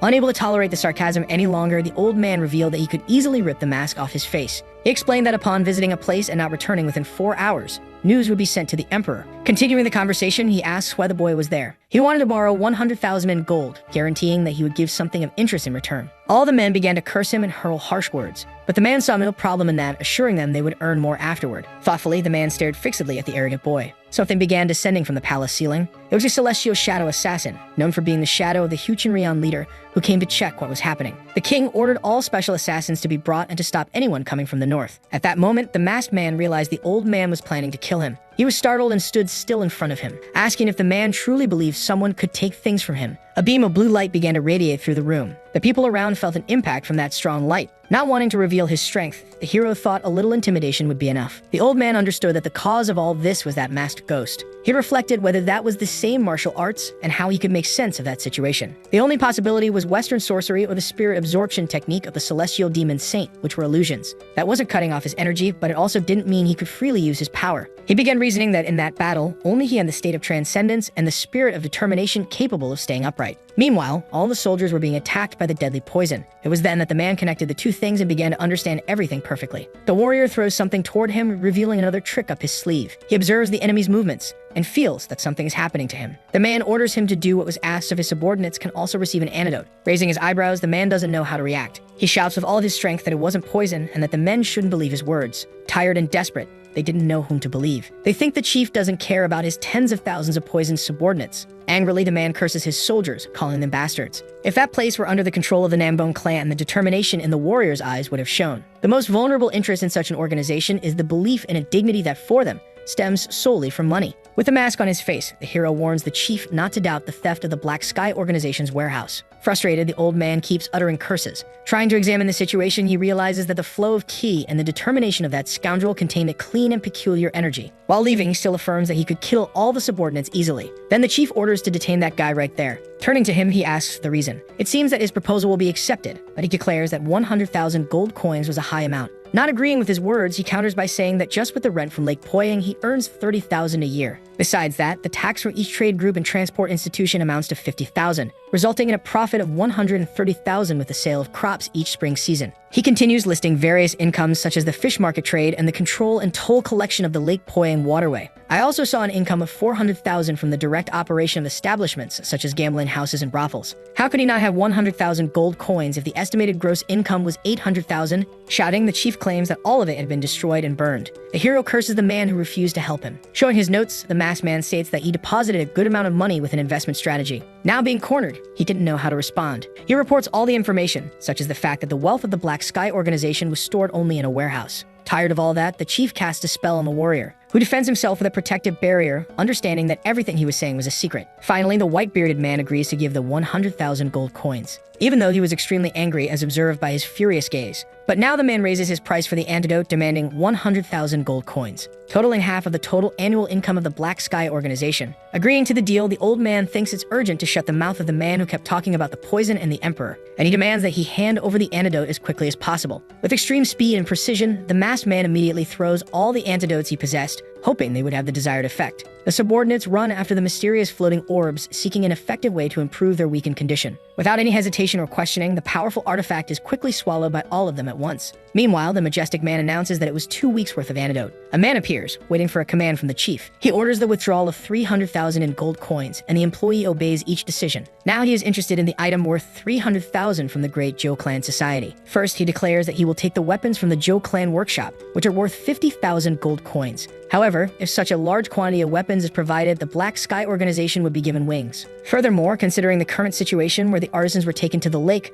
there's no energy for the order. Making a counteroffer, he offers 3 years of administrative authority over the Zhou clan's restaurant. The man becomes thoughtful, evaluating the profit he would make. At that, the masked man already warns that if he gives the man something, he doesn't want any objections or tricks. Slightly irritated, the old man can no longer stand that brat. During that time, there were some conflicts at Lake Poyen. But since the visit of the Black Sky organization, everything had been going well with the purchase of ships to transport iron ore. Once a stable supply of iron was guaranteed, a great ore workshop was established in Nanshan. Zhou Huai resolved the issue regarding the authorities' concerns by leading them down a dark and remote alley. The people seemed to have seen a ghost when they noticed the pale face of Lord Jiangxi, realizing the power of the Zhou clan. As soon as the land bought by the Great Society became available, several shops began to establish themselves. The Zhou clan was famous for its cold, refreshing jelly combined with exclusive cold noodles made with seafood broth. The refreshing sensation of the food spread pleasure from head to toe, as if it were an extraordinary taste from another world. Above all, what aroused people's curiosity was the carriage transportation. Even staff had already asked about buying the cloud carriage. Thus, the entire Lake Poyang area was also gradually becoming harmonized. The temple, surrounded by trees and serenity, stood out under the blue sky, radiating majesty and an atmosphere of mystery. Then the man asks if the leader of the Silver Vote organization had already appeared.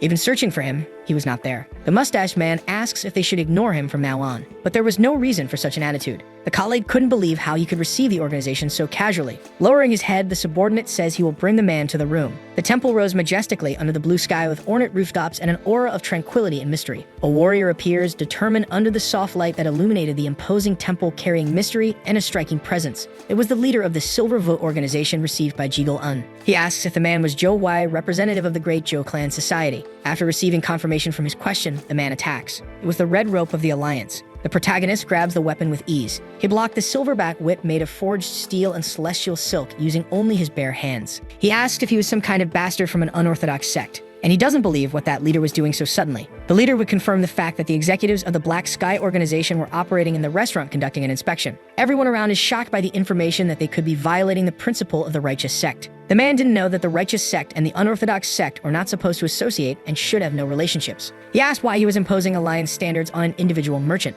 In other words, the man was denying that the Nambone clan belonged to the righteous sect. Now the hero was speechless. The character urgently revealed the president's dark plans, mentioning the poison delivered to the Black Sky organization. With indifference, the man declared disinterest in the revealed intentions, maintaining a cold posture and unwavering confidence in the situation. Nambone Jiangho, outraged, accused those present of suspicious alliances, proudly revealing his identity as a member of the Nambone clan. In that situation, it seemed there had been a misunderstanding. The soldier informs that the great Zhou clan society destroyed all the warehouses of the Black Sky organization, causing a major impact on them. Then the character mentions how an honorable sword master of the Nambone clan talks about gold and benefits, emphasizing that he had become a merchant, and that if they continued to interfere with the honor of the 3 clans, he would not tolerate it. That was just a recent event showing that the Nambone clan disrespected the alliance's authority. The leader of the Silver Vote organization appears and asks them to continue. Then the warrior demands that he leave, stating he is not a member of the alliance and has no intention of becoming one in the future. To the man, those words sounded like a denial of Nambone's leadership. The man didn't understand the meaning of rejecting the alliance's authority. He explains that the moment one refuses, they become enemies of the 10 prestigious factions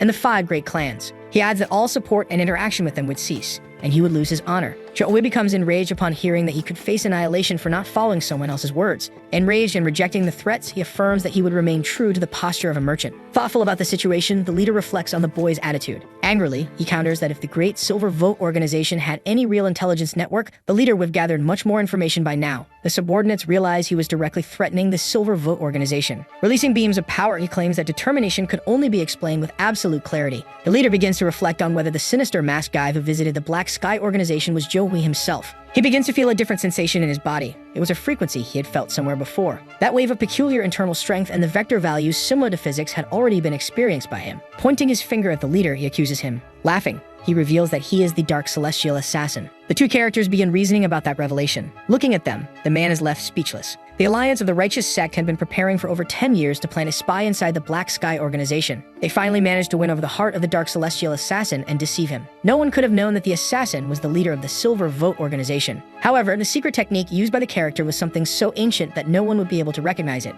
Then he reflects on who the hell could possibly be able to recognize such a technique. He adds that the warrior's skill level was quite remarkable. He explains more about the Dark Assassin, who was secretly trained by the Righteous Sect Alliance and betrayed them. He concludes that if the assassin is the leader of the Silver Vote organization, this means the Righteous Sect Alliance was already aware of the Green Coalition's plans. Angrily, the boy asks the leader if that was really true. Thinking a bit more, he realizes the Alliance sent him to the Nambone clan already knowing the Black Sky organization's plans. The two begin to reflect on exposing the identity of the Dark Assassin. Fearing for his future, the leader watches where that conversation is headed. Joe Hui says he wouldn't want to be in that man's place, which sends chills down his spine. With immense rage, the leader's eyes widen, and a dark force begins to take over the place. Even though he's afraid, the warrior knows that the intense demonic energy present in that bastard wouldn't be enough to defeat him. Holding his sword firmly, he orders everyone to leave the room. The leader rushes in to attack him, while the other awaits the intense strike. Debris flies everywhere as the two begin a fierce fight. A great and intense explosion radiates a brilliant light throughout the room, illuminating every corner of the space. All the sounds caused by the explosion could be clearly heard by those outside the temple, which was not strong enough to withstand the intense fight and ended up being destroyed. The two warriors began to fight intensely in the air while the subordinates shielded themselves. They fled in a hurry without looking back as if fear pushed them forward with every step they took. The power radiated in all directions, enveloping everything around with a force that could not be ignored. Holding his sword and with a terrifying presence, the character awaited the next strike. Fleeing and screaming, the subordinate couldn't understand what his eyes were seeing. The warrior displayed astonishing abilities, leaving his opponent perplexed. A dark vortex appeared, emanating an overwhelming force. It was described as the void that devours everything under the heavens. The battle between the two warriors continued intense and fierce, with no sign of ending anytime soon or easily. Their swords clashed violently, each strike echoing metallic sounds delivered with power and precision, until completely unexpectedly, one of the combatants' weapons was destroyed, leaving everyone around in shock. Frightened and vulnerable, the leader realized in despair that he had lost his most important defense tool in the battle. Joe Hui, watching closely, immediately recognized the technique used, understanding its origin and the danger it posed. Betting that he could handle that guy, the warrior cast a new type of magic replacing his body. Hidden forces began to surround him. He discovered that the leader was part of the Great Scarlet Demon clan. He stated that the man exuded the energy of the Red Dragon in such an extravagant way that it was quickly noticeable. The man didn't understand anything that was happening, noticing that the warrior's mood had changed for no reason. With interest, he pointed to the sword, which radiated an intense light blue energy. That power enveloped the entire temple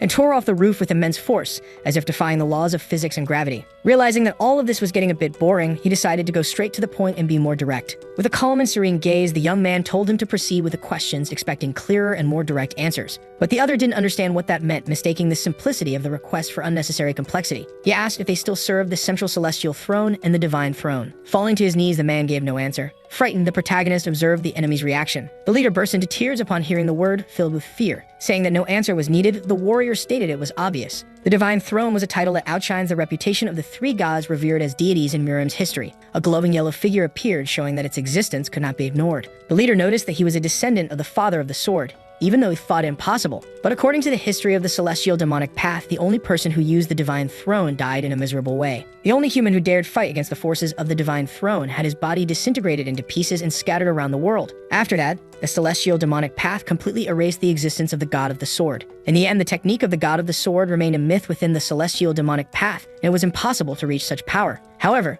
the god of the sword was being seen at that moment, which was fascinating. It was not possible to escape that fate, no matter how hard one tried. The man asked what purpose he had for reappearing. Looking down, the leader still did not respond. The warrior explained that the vortex of causality kept spinning, and that's why their paths continued to cross in this way. He concluded by saying he would have to end the man's miserable life as there was no longer space for compassion. Then he delivered a precise strike with his sword, moving with a precision that few could match in combat. He struck the leader with all his might, an impact that reverberated through the air and made the ground tremble beneath his feet. Causing the vortex to close, the energy around them distorted as if time itself was being affected. Streaks of red juice were spilled, staining the ground and bearing witness to the brutality of the act that had just occurred. And the young man began to calm down, feeling that the internal storm was finally dissipating after the battle. The two characters were anxiously waiting at the door. Entering the room, he asked what had happened there. With a hand on his chin, the protagonist thought that the main message left was that they were watching him. Looking around, he realized that the repairs would be very expensive, and he still didn't know what the divine throne was. He began to reflect on the great masters who stood beside him like the god of the sword. Noticing the ruins present in the temple,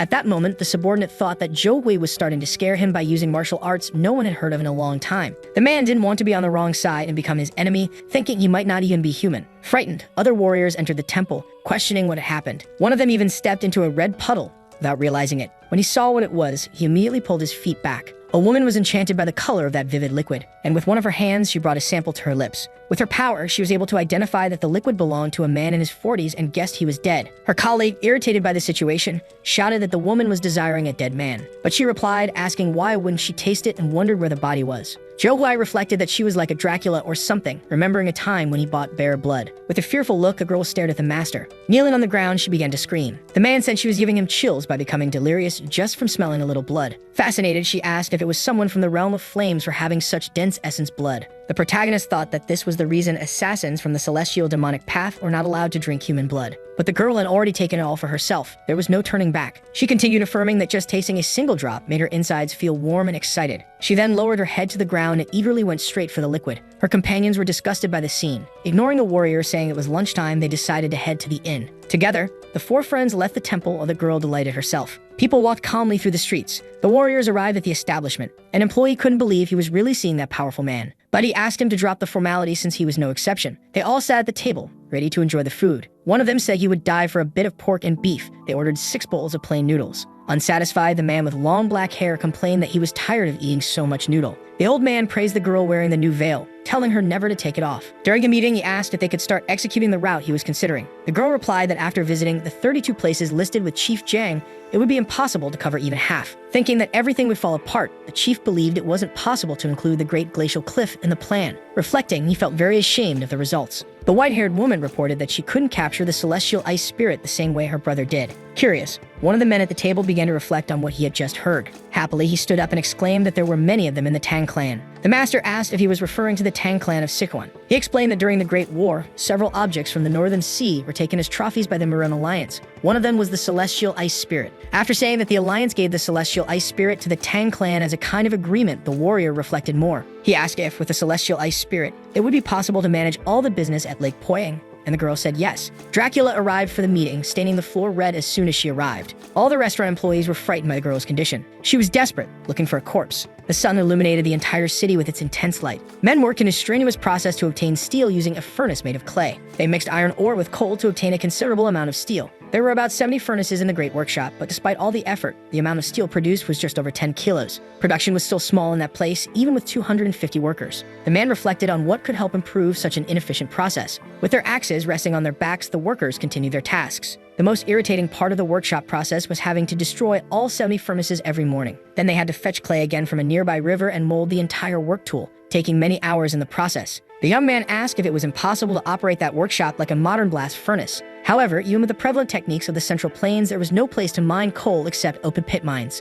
The attentive man questions whether they really needed explosives. The answer he received was that they would simply use the secret techniques of the Shaolin Temple, like the divine juice of 100 steps. He asked if there were martial arts masters in the Central Planets who could turn stones into ashes, wanting to hire one of them. Walking calmly, he understands that if coal could be extracted in abundance, the dream of a blast furnace would be just a dream. Thinking of a solution to the problem, he suggests calling renowned monks to work as mine workers. He remembers that the sword god said his level was still not equal to that of martial arts masters like the Seven Thrones. He hears someone entering through the door. His colleague warns that a muscular son of a gun was there again. The friend explains it was a guide who had an arm wrestling match with him and was rejected from the lounge bar due to the entry criteria. It was the Divine Blade King, youngest son of the monarch of the Infinite Blades, Peng Gak. His image is shown, emphasizing the idea that he was a very ugly guy. If they let someone as visibly ugly as him into the bar, then anyone could. Snorting, the master shows fatigue and asks where they could find him, receiving the answer at the Zhou Clan Inn. A city is seen from above, exalting the natural beauty and crystal clear waters. The two arrive at the establishment as quickly as possible. Upon entering, Peng Gak was showing off his numerous muscles to the girl with the veil on her face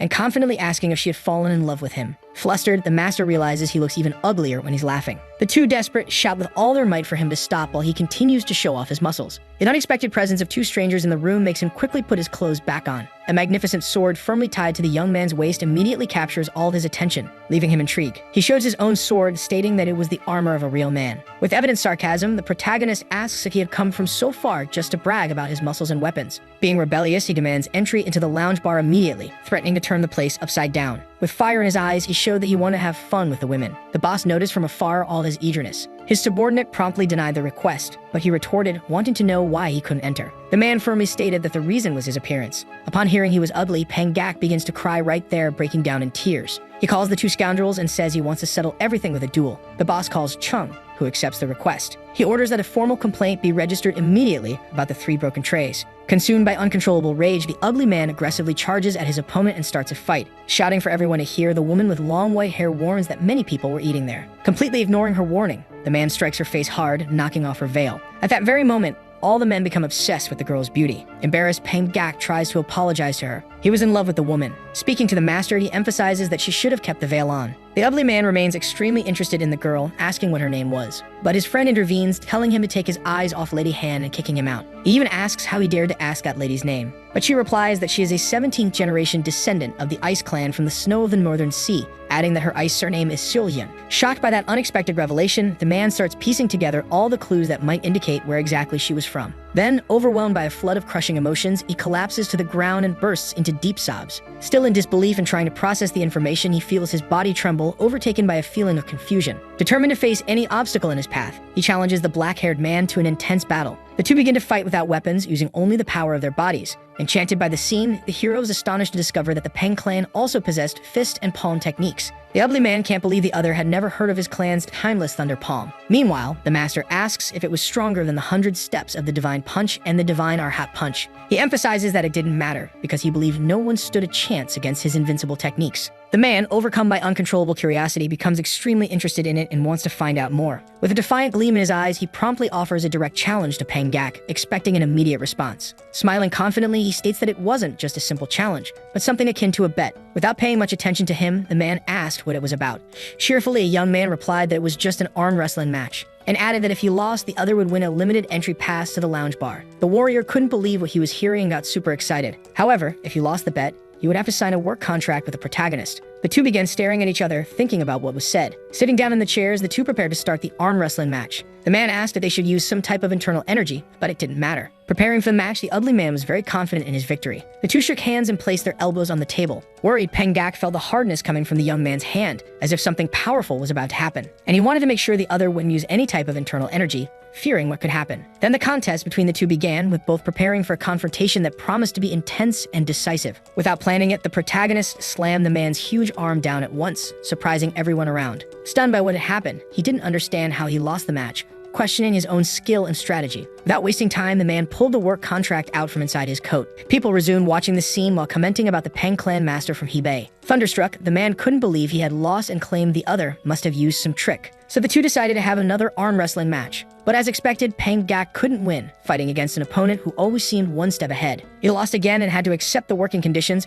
feeling trapped in a hopeless situation. His gaze showed intense anger, the burning flame that raged inside him reflecting his frustration and helplessness. And he threatened the weapon on his back as if to show he still had a trump card up his sleeve. But the master noticed the man's move and began to reveal his true martial essence to strike fear into him. Not understanding those powers, he doubted that the skinny bastard was truly a martial artist who had reached the unrestrained realm. He decided to accept the imposed conditions. The boss explained that he would need to explore coal deposits alongside the prospectors and afterward go to the coal mine. Upon hearing that he would have to become an unknown miner in a mine, he was thrown into despair. He grew irritated by the man's abuse. But the same man emphasized that he had given his word, which was more valuable than gold. The warrior continued the explanation. He stated that for each successful prospecting or production of half a ton of coal, he would be rewarded with a unique ticket to the lounge bar. Upon hearing this information, the man didn't think twice and immediately signed the contract without hesitation, until he felt an intense pain in his back, a sharp sensation that made him question what was happening. When he turned around, he saw that a woman had stabbed him with a dagger. her gaze determined and cold. Everyone accused her of being crazy for cutting someone so suddenly without any warning or compassion. But the woman was only interested in the strawberry juice present on the knife, as if it were a prize to be won. The ugly man couldn't believe what he was seeing, stunned by the betrayal and unexpected brutality. And he wanted to know the name of that lady. He began to introduce himself to her, repeating the same greeting he had given to the other woman. The two continued talking, while he reflected that he had never managed to get a name,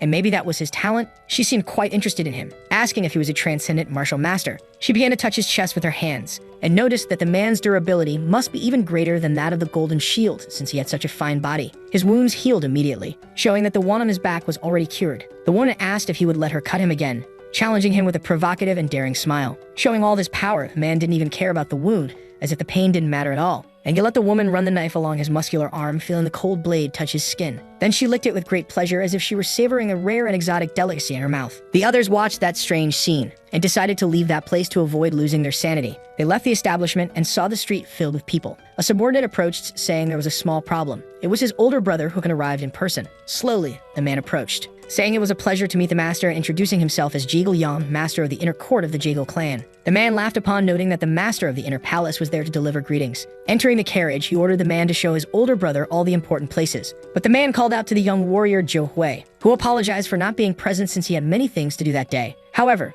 Jaegil Yang did not give up and said he didn't want to see the business area but wanted to keep the president company. Thinking it was all a hassle, the man ordered him to get in the carriage with him. The girl with the veil on her face was already inside waiting. Zhou Hui ordered the carriage to start moving. Jaegil Yang found everything very new, very strange. Inside the carriage, he felt as if he were walking on clouds and said he had never had a similar experience. The warrior asked if something was wrong with him, to which he replied that this means of transport was not common. Upon hearing the explanation that it was a celestial cloud carriage invented in the Anli workshop, the man was shocked. Stopping, the driver informed them that they had arrived at the first destination. The doors opened, the warrior got off saying the other could come out. They had arrived at the Zhou clan restaurant, which was packed. Everyone ate and drank joyfully, until the cook noticed that the president had arrived. The nervous chef presented the dish to the president, exclaiming with enthusiasm for him to enjoy the meal. Aware of the man's reputation for being demanding, the cook delivered the dish with apprehension, as it was a crucial day for the Zhou clan restaurant. His hand approached the plate, creating tension in the room as everyone awaited his reaction to the food. Upon tasting the burger, he murmured, leaving everyone anxious for his opinion. The president tasted the sandwich, chewing slowly as his expression revealed a mix of curiosity and evaluation. After tasting the drink, the president commented with satisfaction that everything was excellent and the flavor hadn't changed at all. Satisfied, he placed an order saying he would like meat wrapped in bread and black caramel water for 6.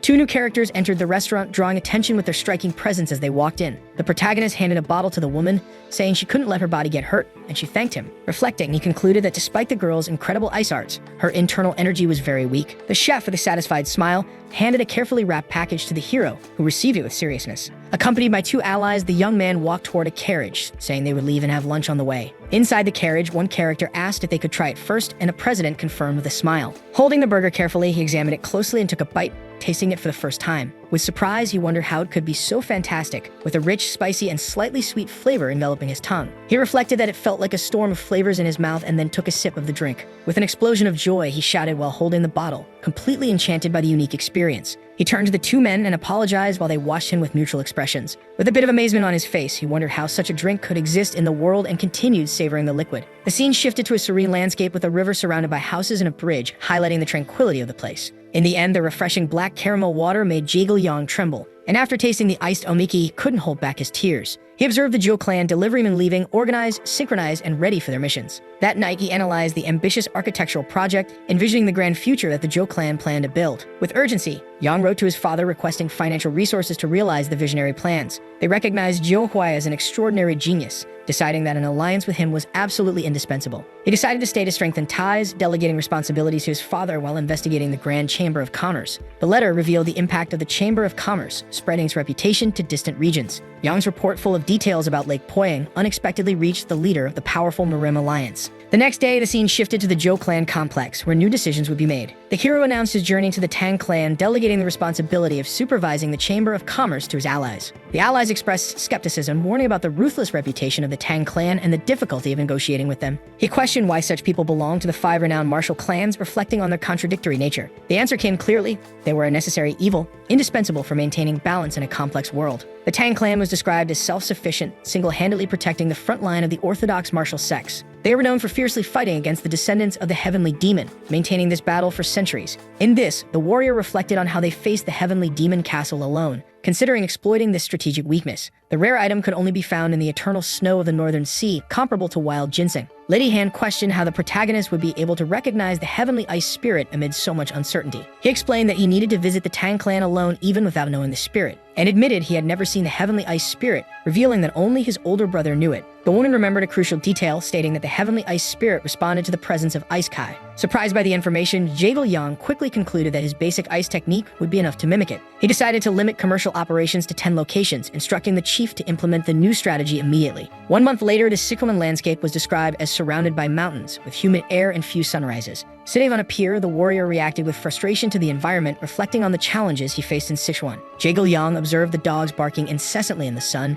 confirming the truth of the old saying about Sichuan. He reflected that if it weren't for the narrow road, he would have traveled comfortably in the celestial carriage. He admired the narrow and steep path skillfully built on the cliff, allowing passage for only one person. Intrigued, he questioned whether the construction of such an impressive path was the work of skilled martial artists. He concluded that martial masters skilled in wall climbing would avoid building dangerous paths like that. Jaegil Yang reflected on hiring martial artists from Jianghu, impressed by their skills in construction. He considered mobilizing martial masters connected to the Dark Sky Association, using his authority to ensure obedience. The warrior was walking on a narrow bridge surrounded by misty mountains when he noticed a mysterious figure ahead. He spotted a long line of shoe merchants crossing the bridge, recognizing them as traders from the Sichuan province. Jaegil Yang politely greeted the shoe merchant, who responded with suspicion. He explained that he was new to the region, impressed by the group of merchants, asking to accompany them. The merchant informed him that the fee to travel with the group was 10 silver coins, surprising the protagonist. Indignant, he called the merchants swindlers, but the man insisted they wouldn't take him without payment. In the end, he had to agree to pay, considering the amount as a guidance fee, while the merchant watched with satisfaction. The merchant accepted Jaegil Yang as a companion after the payment, mentioning they were close to the Iron Blood Valley. Interested in learning more about the Iron Blood Valley, the merchant explained that it was known as Iron Blood Village. The worker revealed that Iron Blood Village was actually a dangerous fortress inhabited by ruthless warriors.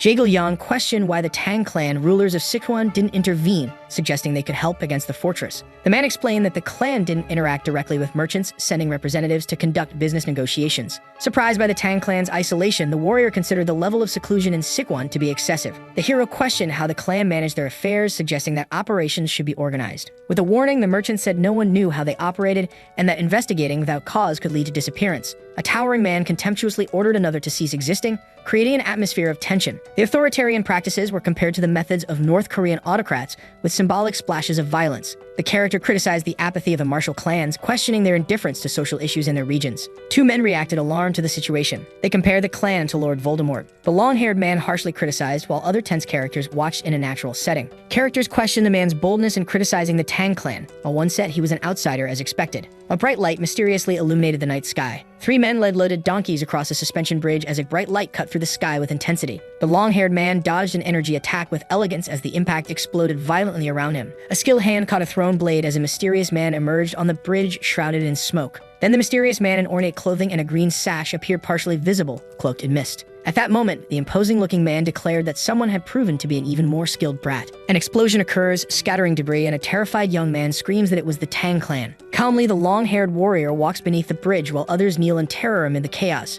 The martial artists of the Tang clan wear uniforms with venomous snakes or dragons, symbolizing hierarchy. The protagonist observes a mysterious old man, impressed by the numerous venomous dragons etched into his uniform. In Jianghu, imposters pretend to be experts based on random rumors while a bridge is crossed calmly. He reflects that there's something strange about the old man, making it hard to dismiss him as a mere impersonator. The protagonist feels pain in his hand, watches the old man, who declares he has the celestial manual and is no imposter. At that moment, the long-bearded, fierce-eyed elder exudes an intimidating aura as lightning flashes around him. With a determined expression, the protagonist moves quickly, leaving a trail of speed as he prepares to confront the old man, who also prepares with his sword and charges in for the attack. Two warriors clash violently in the air, and their swords shine intensely as sparks and waves of energy spread around them. The protagonist performs fast and precise movements, creating illusions of himself, swords slicing through the air, leaving luminous trails. A blinding explosion of energy dominates the scene, and shockwaves radiate, destroying everything nearby. A man with a shocked expression and sweat dripping down his face watches the explosion as his widened eyes reflect pure terror. The braided hair warrior spins rapidly, dodging attacks as a blue arc of energy slices violently through the air.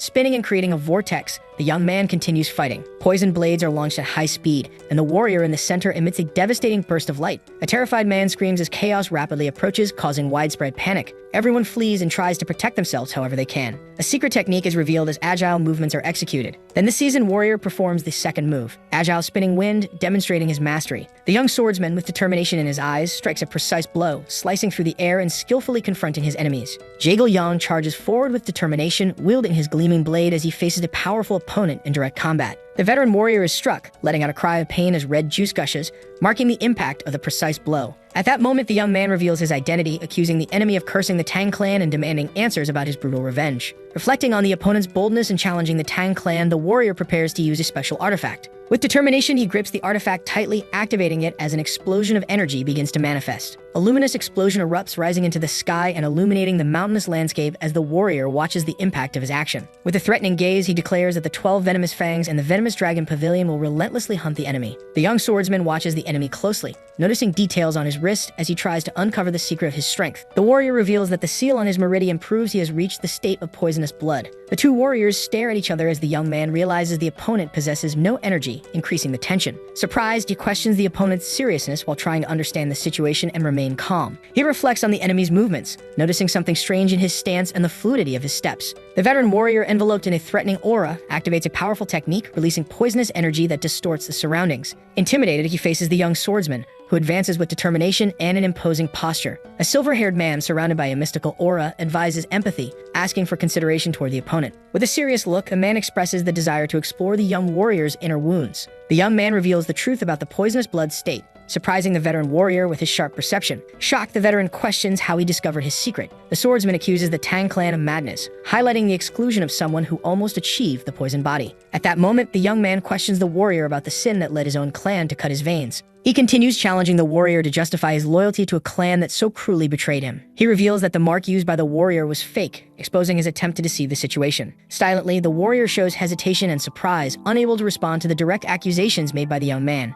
And he criticizes him for remaining insequent even after being betrayed, questioning the value of his devotion. The old man no longer wishes to hear such nonsense and asks him to stop talking. Confused, the veteran questions the young swordsman about his ability to use the advanced key curtain. With a calm smile, Jaegil Yang suggests sharing a moment of peace, inviting the warrior to drink together. The young swordsman, with a distant look, reflects silently, demonstrating his determination and serenity. He thanks his companion for his help, explaining that he cannot continue the journey by his side. The clouds begin to fill the landscape. The two men are sitting side by side on the bridge. The warrior holds the ornate bottle, observing it with curiosity as a chilling energy begins to emanate from it. He offers the drink to the old man, who, surprised, realizes the technique used involves ice arts. Intrigued, he brings the bottle to his lips, feeling the intense cold as he drinks, demonstrating his resilience and determination. After drinking, the warrior gasps, surprised by the intensity of the drink, while his expression reveals a mix of shock and admiration. He was so amazed that he drank it all in one gulp, leaving nothing for his companion. He feels his arm starting to hurt, and the young man offers help, saying he wanted to take a look at the wound. When the old man refuses, he extends his hand with an item that could help with the pain. The long-bearded man asks if the boy is from the Tang clan, to which he firmly replies that he doesn't know them. Suspicious, he thinks about the poison body and its connection to the clan, since it was something only they knew. Holding a bottle, the young man admits he needs to ask them for a favor. Jaegil Yang, with a determined look, declares that he is in search of the Heavenly Ice Spirit. The Heavenly Ice Spirit is a rare material used to create the Tang clan's deadly earth-exterminating poison.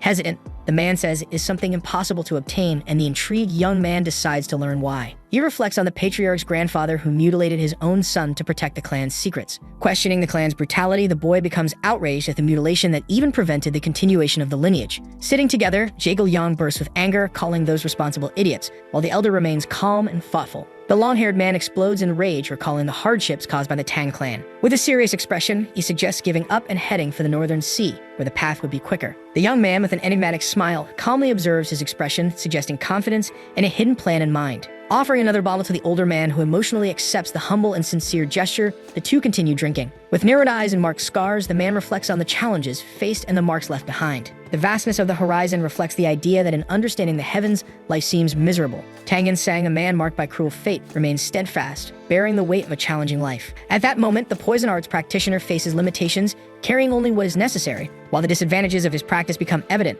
The brutal method requires enduring daily fevers and excruciating pain, as if the organs were rotting for a decade. The rare elixirs demand precious materials. The Tang clan, with no choice, establishes strict standards to select and train candidates. Tang Sang was excluded as a poison body candidate, while his half-brothers, Tang Qiansang and Tang Jisang were chosen. Despite being considered the greatest talent of the Tang clan, Tang Qiansang was a victim of internal politics and injustice. While walking through the forest with others, he reflected on his fate, but the heavens had other plans. What awaited him was not a common venomous spider, but a terrifying spider with a human face. The battle against the spider lasted 3 days. Blood was shed, and the struggle for survival seemed endless. All the clan masters died, and Tang Qiansang, severely injured, saw the spider finally fall after intense resistance. The internal energy and poison accumulated by the spider over 1,000 years invaded the warrior's body. He surpassed the poison body stage and was on the verge of breaking through the absolute poison barrier.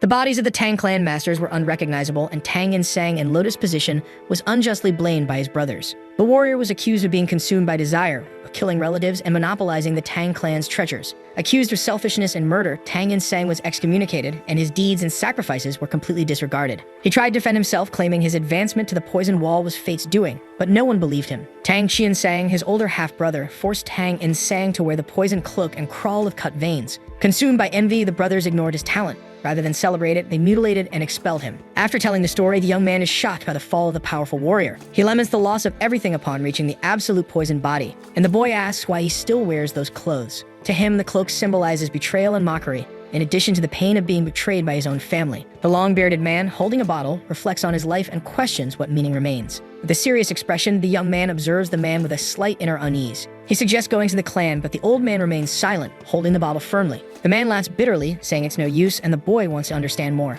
With a serious expression, he declares that he is an excommunicated man and cannot help anyone. Then the long-haired boy, with a confident gaze, praises the man for protecting the honor of the clan even without liking it. The elder is reminded that he still belongs to the Tang clan despite his apparent reluctance. With shining eyes, he reflects on not seeking recognition, but seems moved by the young man's words. Covering his face with his hands, the man becomes emotional, lamenting that the boy made him seem so pathetic. On the bridge, the young man tries to convince him to accept his plan. With a determined look and clenched fist, he declares that they would show that not even excommunication can destroy martial spirit. The blue sky with scattered clouds and the shining sun conveys a sense of hope and renewal. The vast Tang clan estate is revealed with its imposing architecture and aligned guards radiating power and tradition. The towers of the Tang clan are shown in detail, with guards strategically positioned, reinforcing security. From the top of a cliff, two figures observe the Tang clan as powerful energy emanates around them. At the cliff's edge, the young man challenges the elder, asking if he will face the powerful Tang clan alone. With a confident smile, he affirms that his effectiveness has already been proven, promising to show his true strength. A golden energy begins to emanate from him, surrounding his body and illuminating the surroundings with an intense glow. The boy's power erupts, creating a circle of energy around him as the man watches, surprised and impressed. Stunned, the man reflects on the boy's extraordinary talent, unable to believe such ability in someone so young. With a defiant look, he asks which destroyed building would have the greatest impact on the Tang clan patriarch. The long-haired man observes the vast territory of the Tang clan, intrigued by the unexpected question. With a serious expression, the man mentions that the clan's most precious place is the venomous dragon mansion. He explains that all the poisons and hidden weapons of the Tang clan are produced there, highlighting its strategic importance. The warrior's gaze expands upon hearing this information, and immediately he visualizes the location pointed out by his companion. The young man points to the building with venomous dragons on the rooftops, highlighting its strategic location and importance to the clan. An enigmatic smile appears on the boy's face, revealing his confidence and determination to execute his bold plan. He focuses his energy, releasing a powerful and electrifying aura as the environment around begins to tremble. A devastating energy explosion erupts, creating shockwaves that destroy the ground as the opponent watches. The bearded man watches, shocked at the overwhelming energy emanating, and wonders how Chai can be so unshakable. Wrapped in a powerful aura, the boy manipulates his energy with mastery as the environment around distorts violently. With wide eyes and sweat dripping, the character recognizes the legendary absolute martial soul, something he had only heard of. He draws his sword, releasing a brilliant blue energy that flows like an extension of his own soul. With a precise movement, he activates the Kai technique, materializing his intent into a devastating and focused attack. The sword's energy cuts through the sky, forming a luminous arc that quickly advances toward the Tang clan building. Two astonished guards watch the attack, recognizing the legendary sword technique controlled by Kai, something they had never witnessed. The blue energy dissipates into the air and strikes the Tang clan buildings, causing devastating explosions and scattering debris everywhere. The characters watch the chaos as the elder admires the absolute power of the legendary poison body. One of the main buildings collapses completely, falling to pieces, symbolizing the destruction of the Tang clan's pride. The final explosion occurs, consuming the building in flames as the impact echoes, marking the end of the structure. The courtyard is consumed by fire while Tang clan guards scream in despair, unable to contain the chaos. At that moment, the bearded man feels something unexpected, reigniting his dormant determination. The blue energy sword slices through the air, tracing a brilliant arc that threatens to destroy another strategic point of the clan. Confident, Jagal Yang asks the man what the next important location is while the venomous dragon mansion is destroyed. In disbelief, the man reflects on the young man's power, recognizing him as the absolute, someone beyond all expectations. The man points to the next target, the Pavilion of Eternal Mystery, where the clan's secrets and history are kept. With a piercing and determined look, the boy analyzes the information, already planning his next move with calculated precision. Finally, with a confident smile, he declares that he knows exactly where the pavilion is, ready to act immediately. So the video ends here. If you don't want to miss the next part, activate the notification bell, and see you next time on Tob's channel.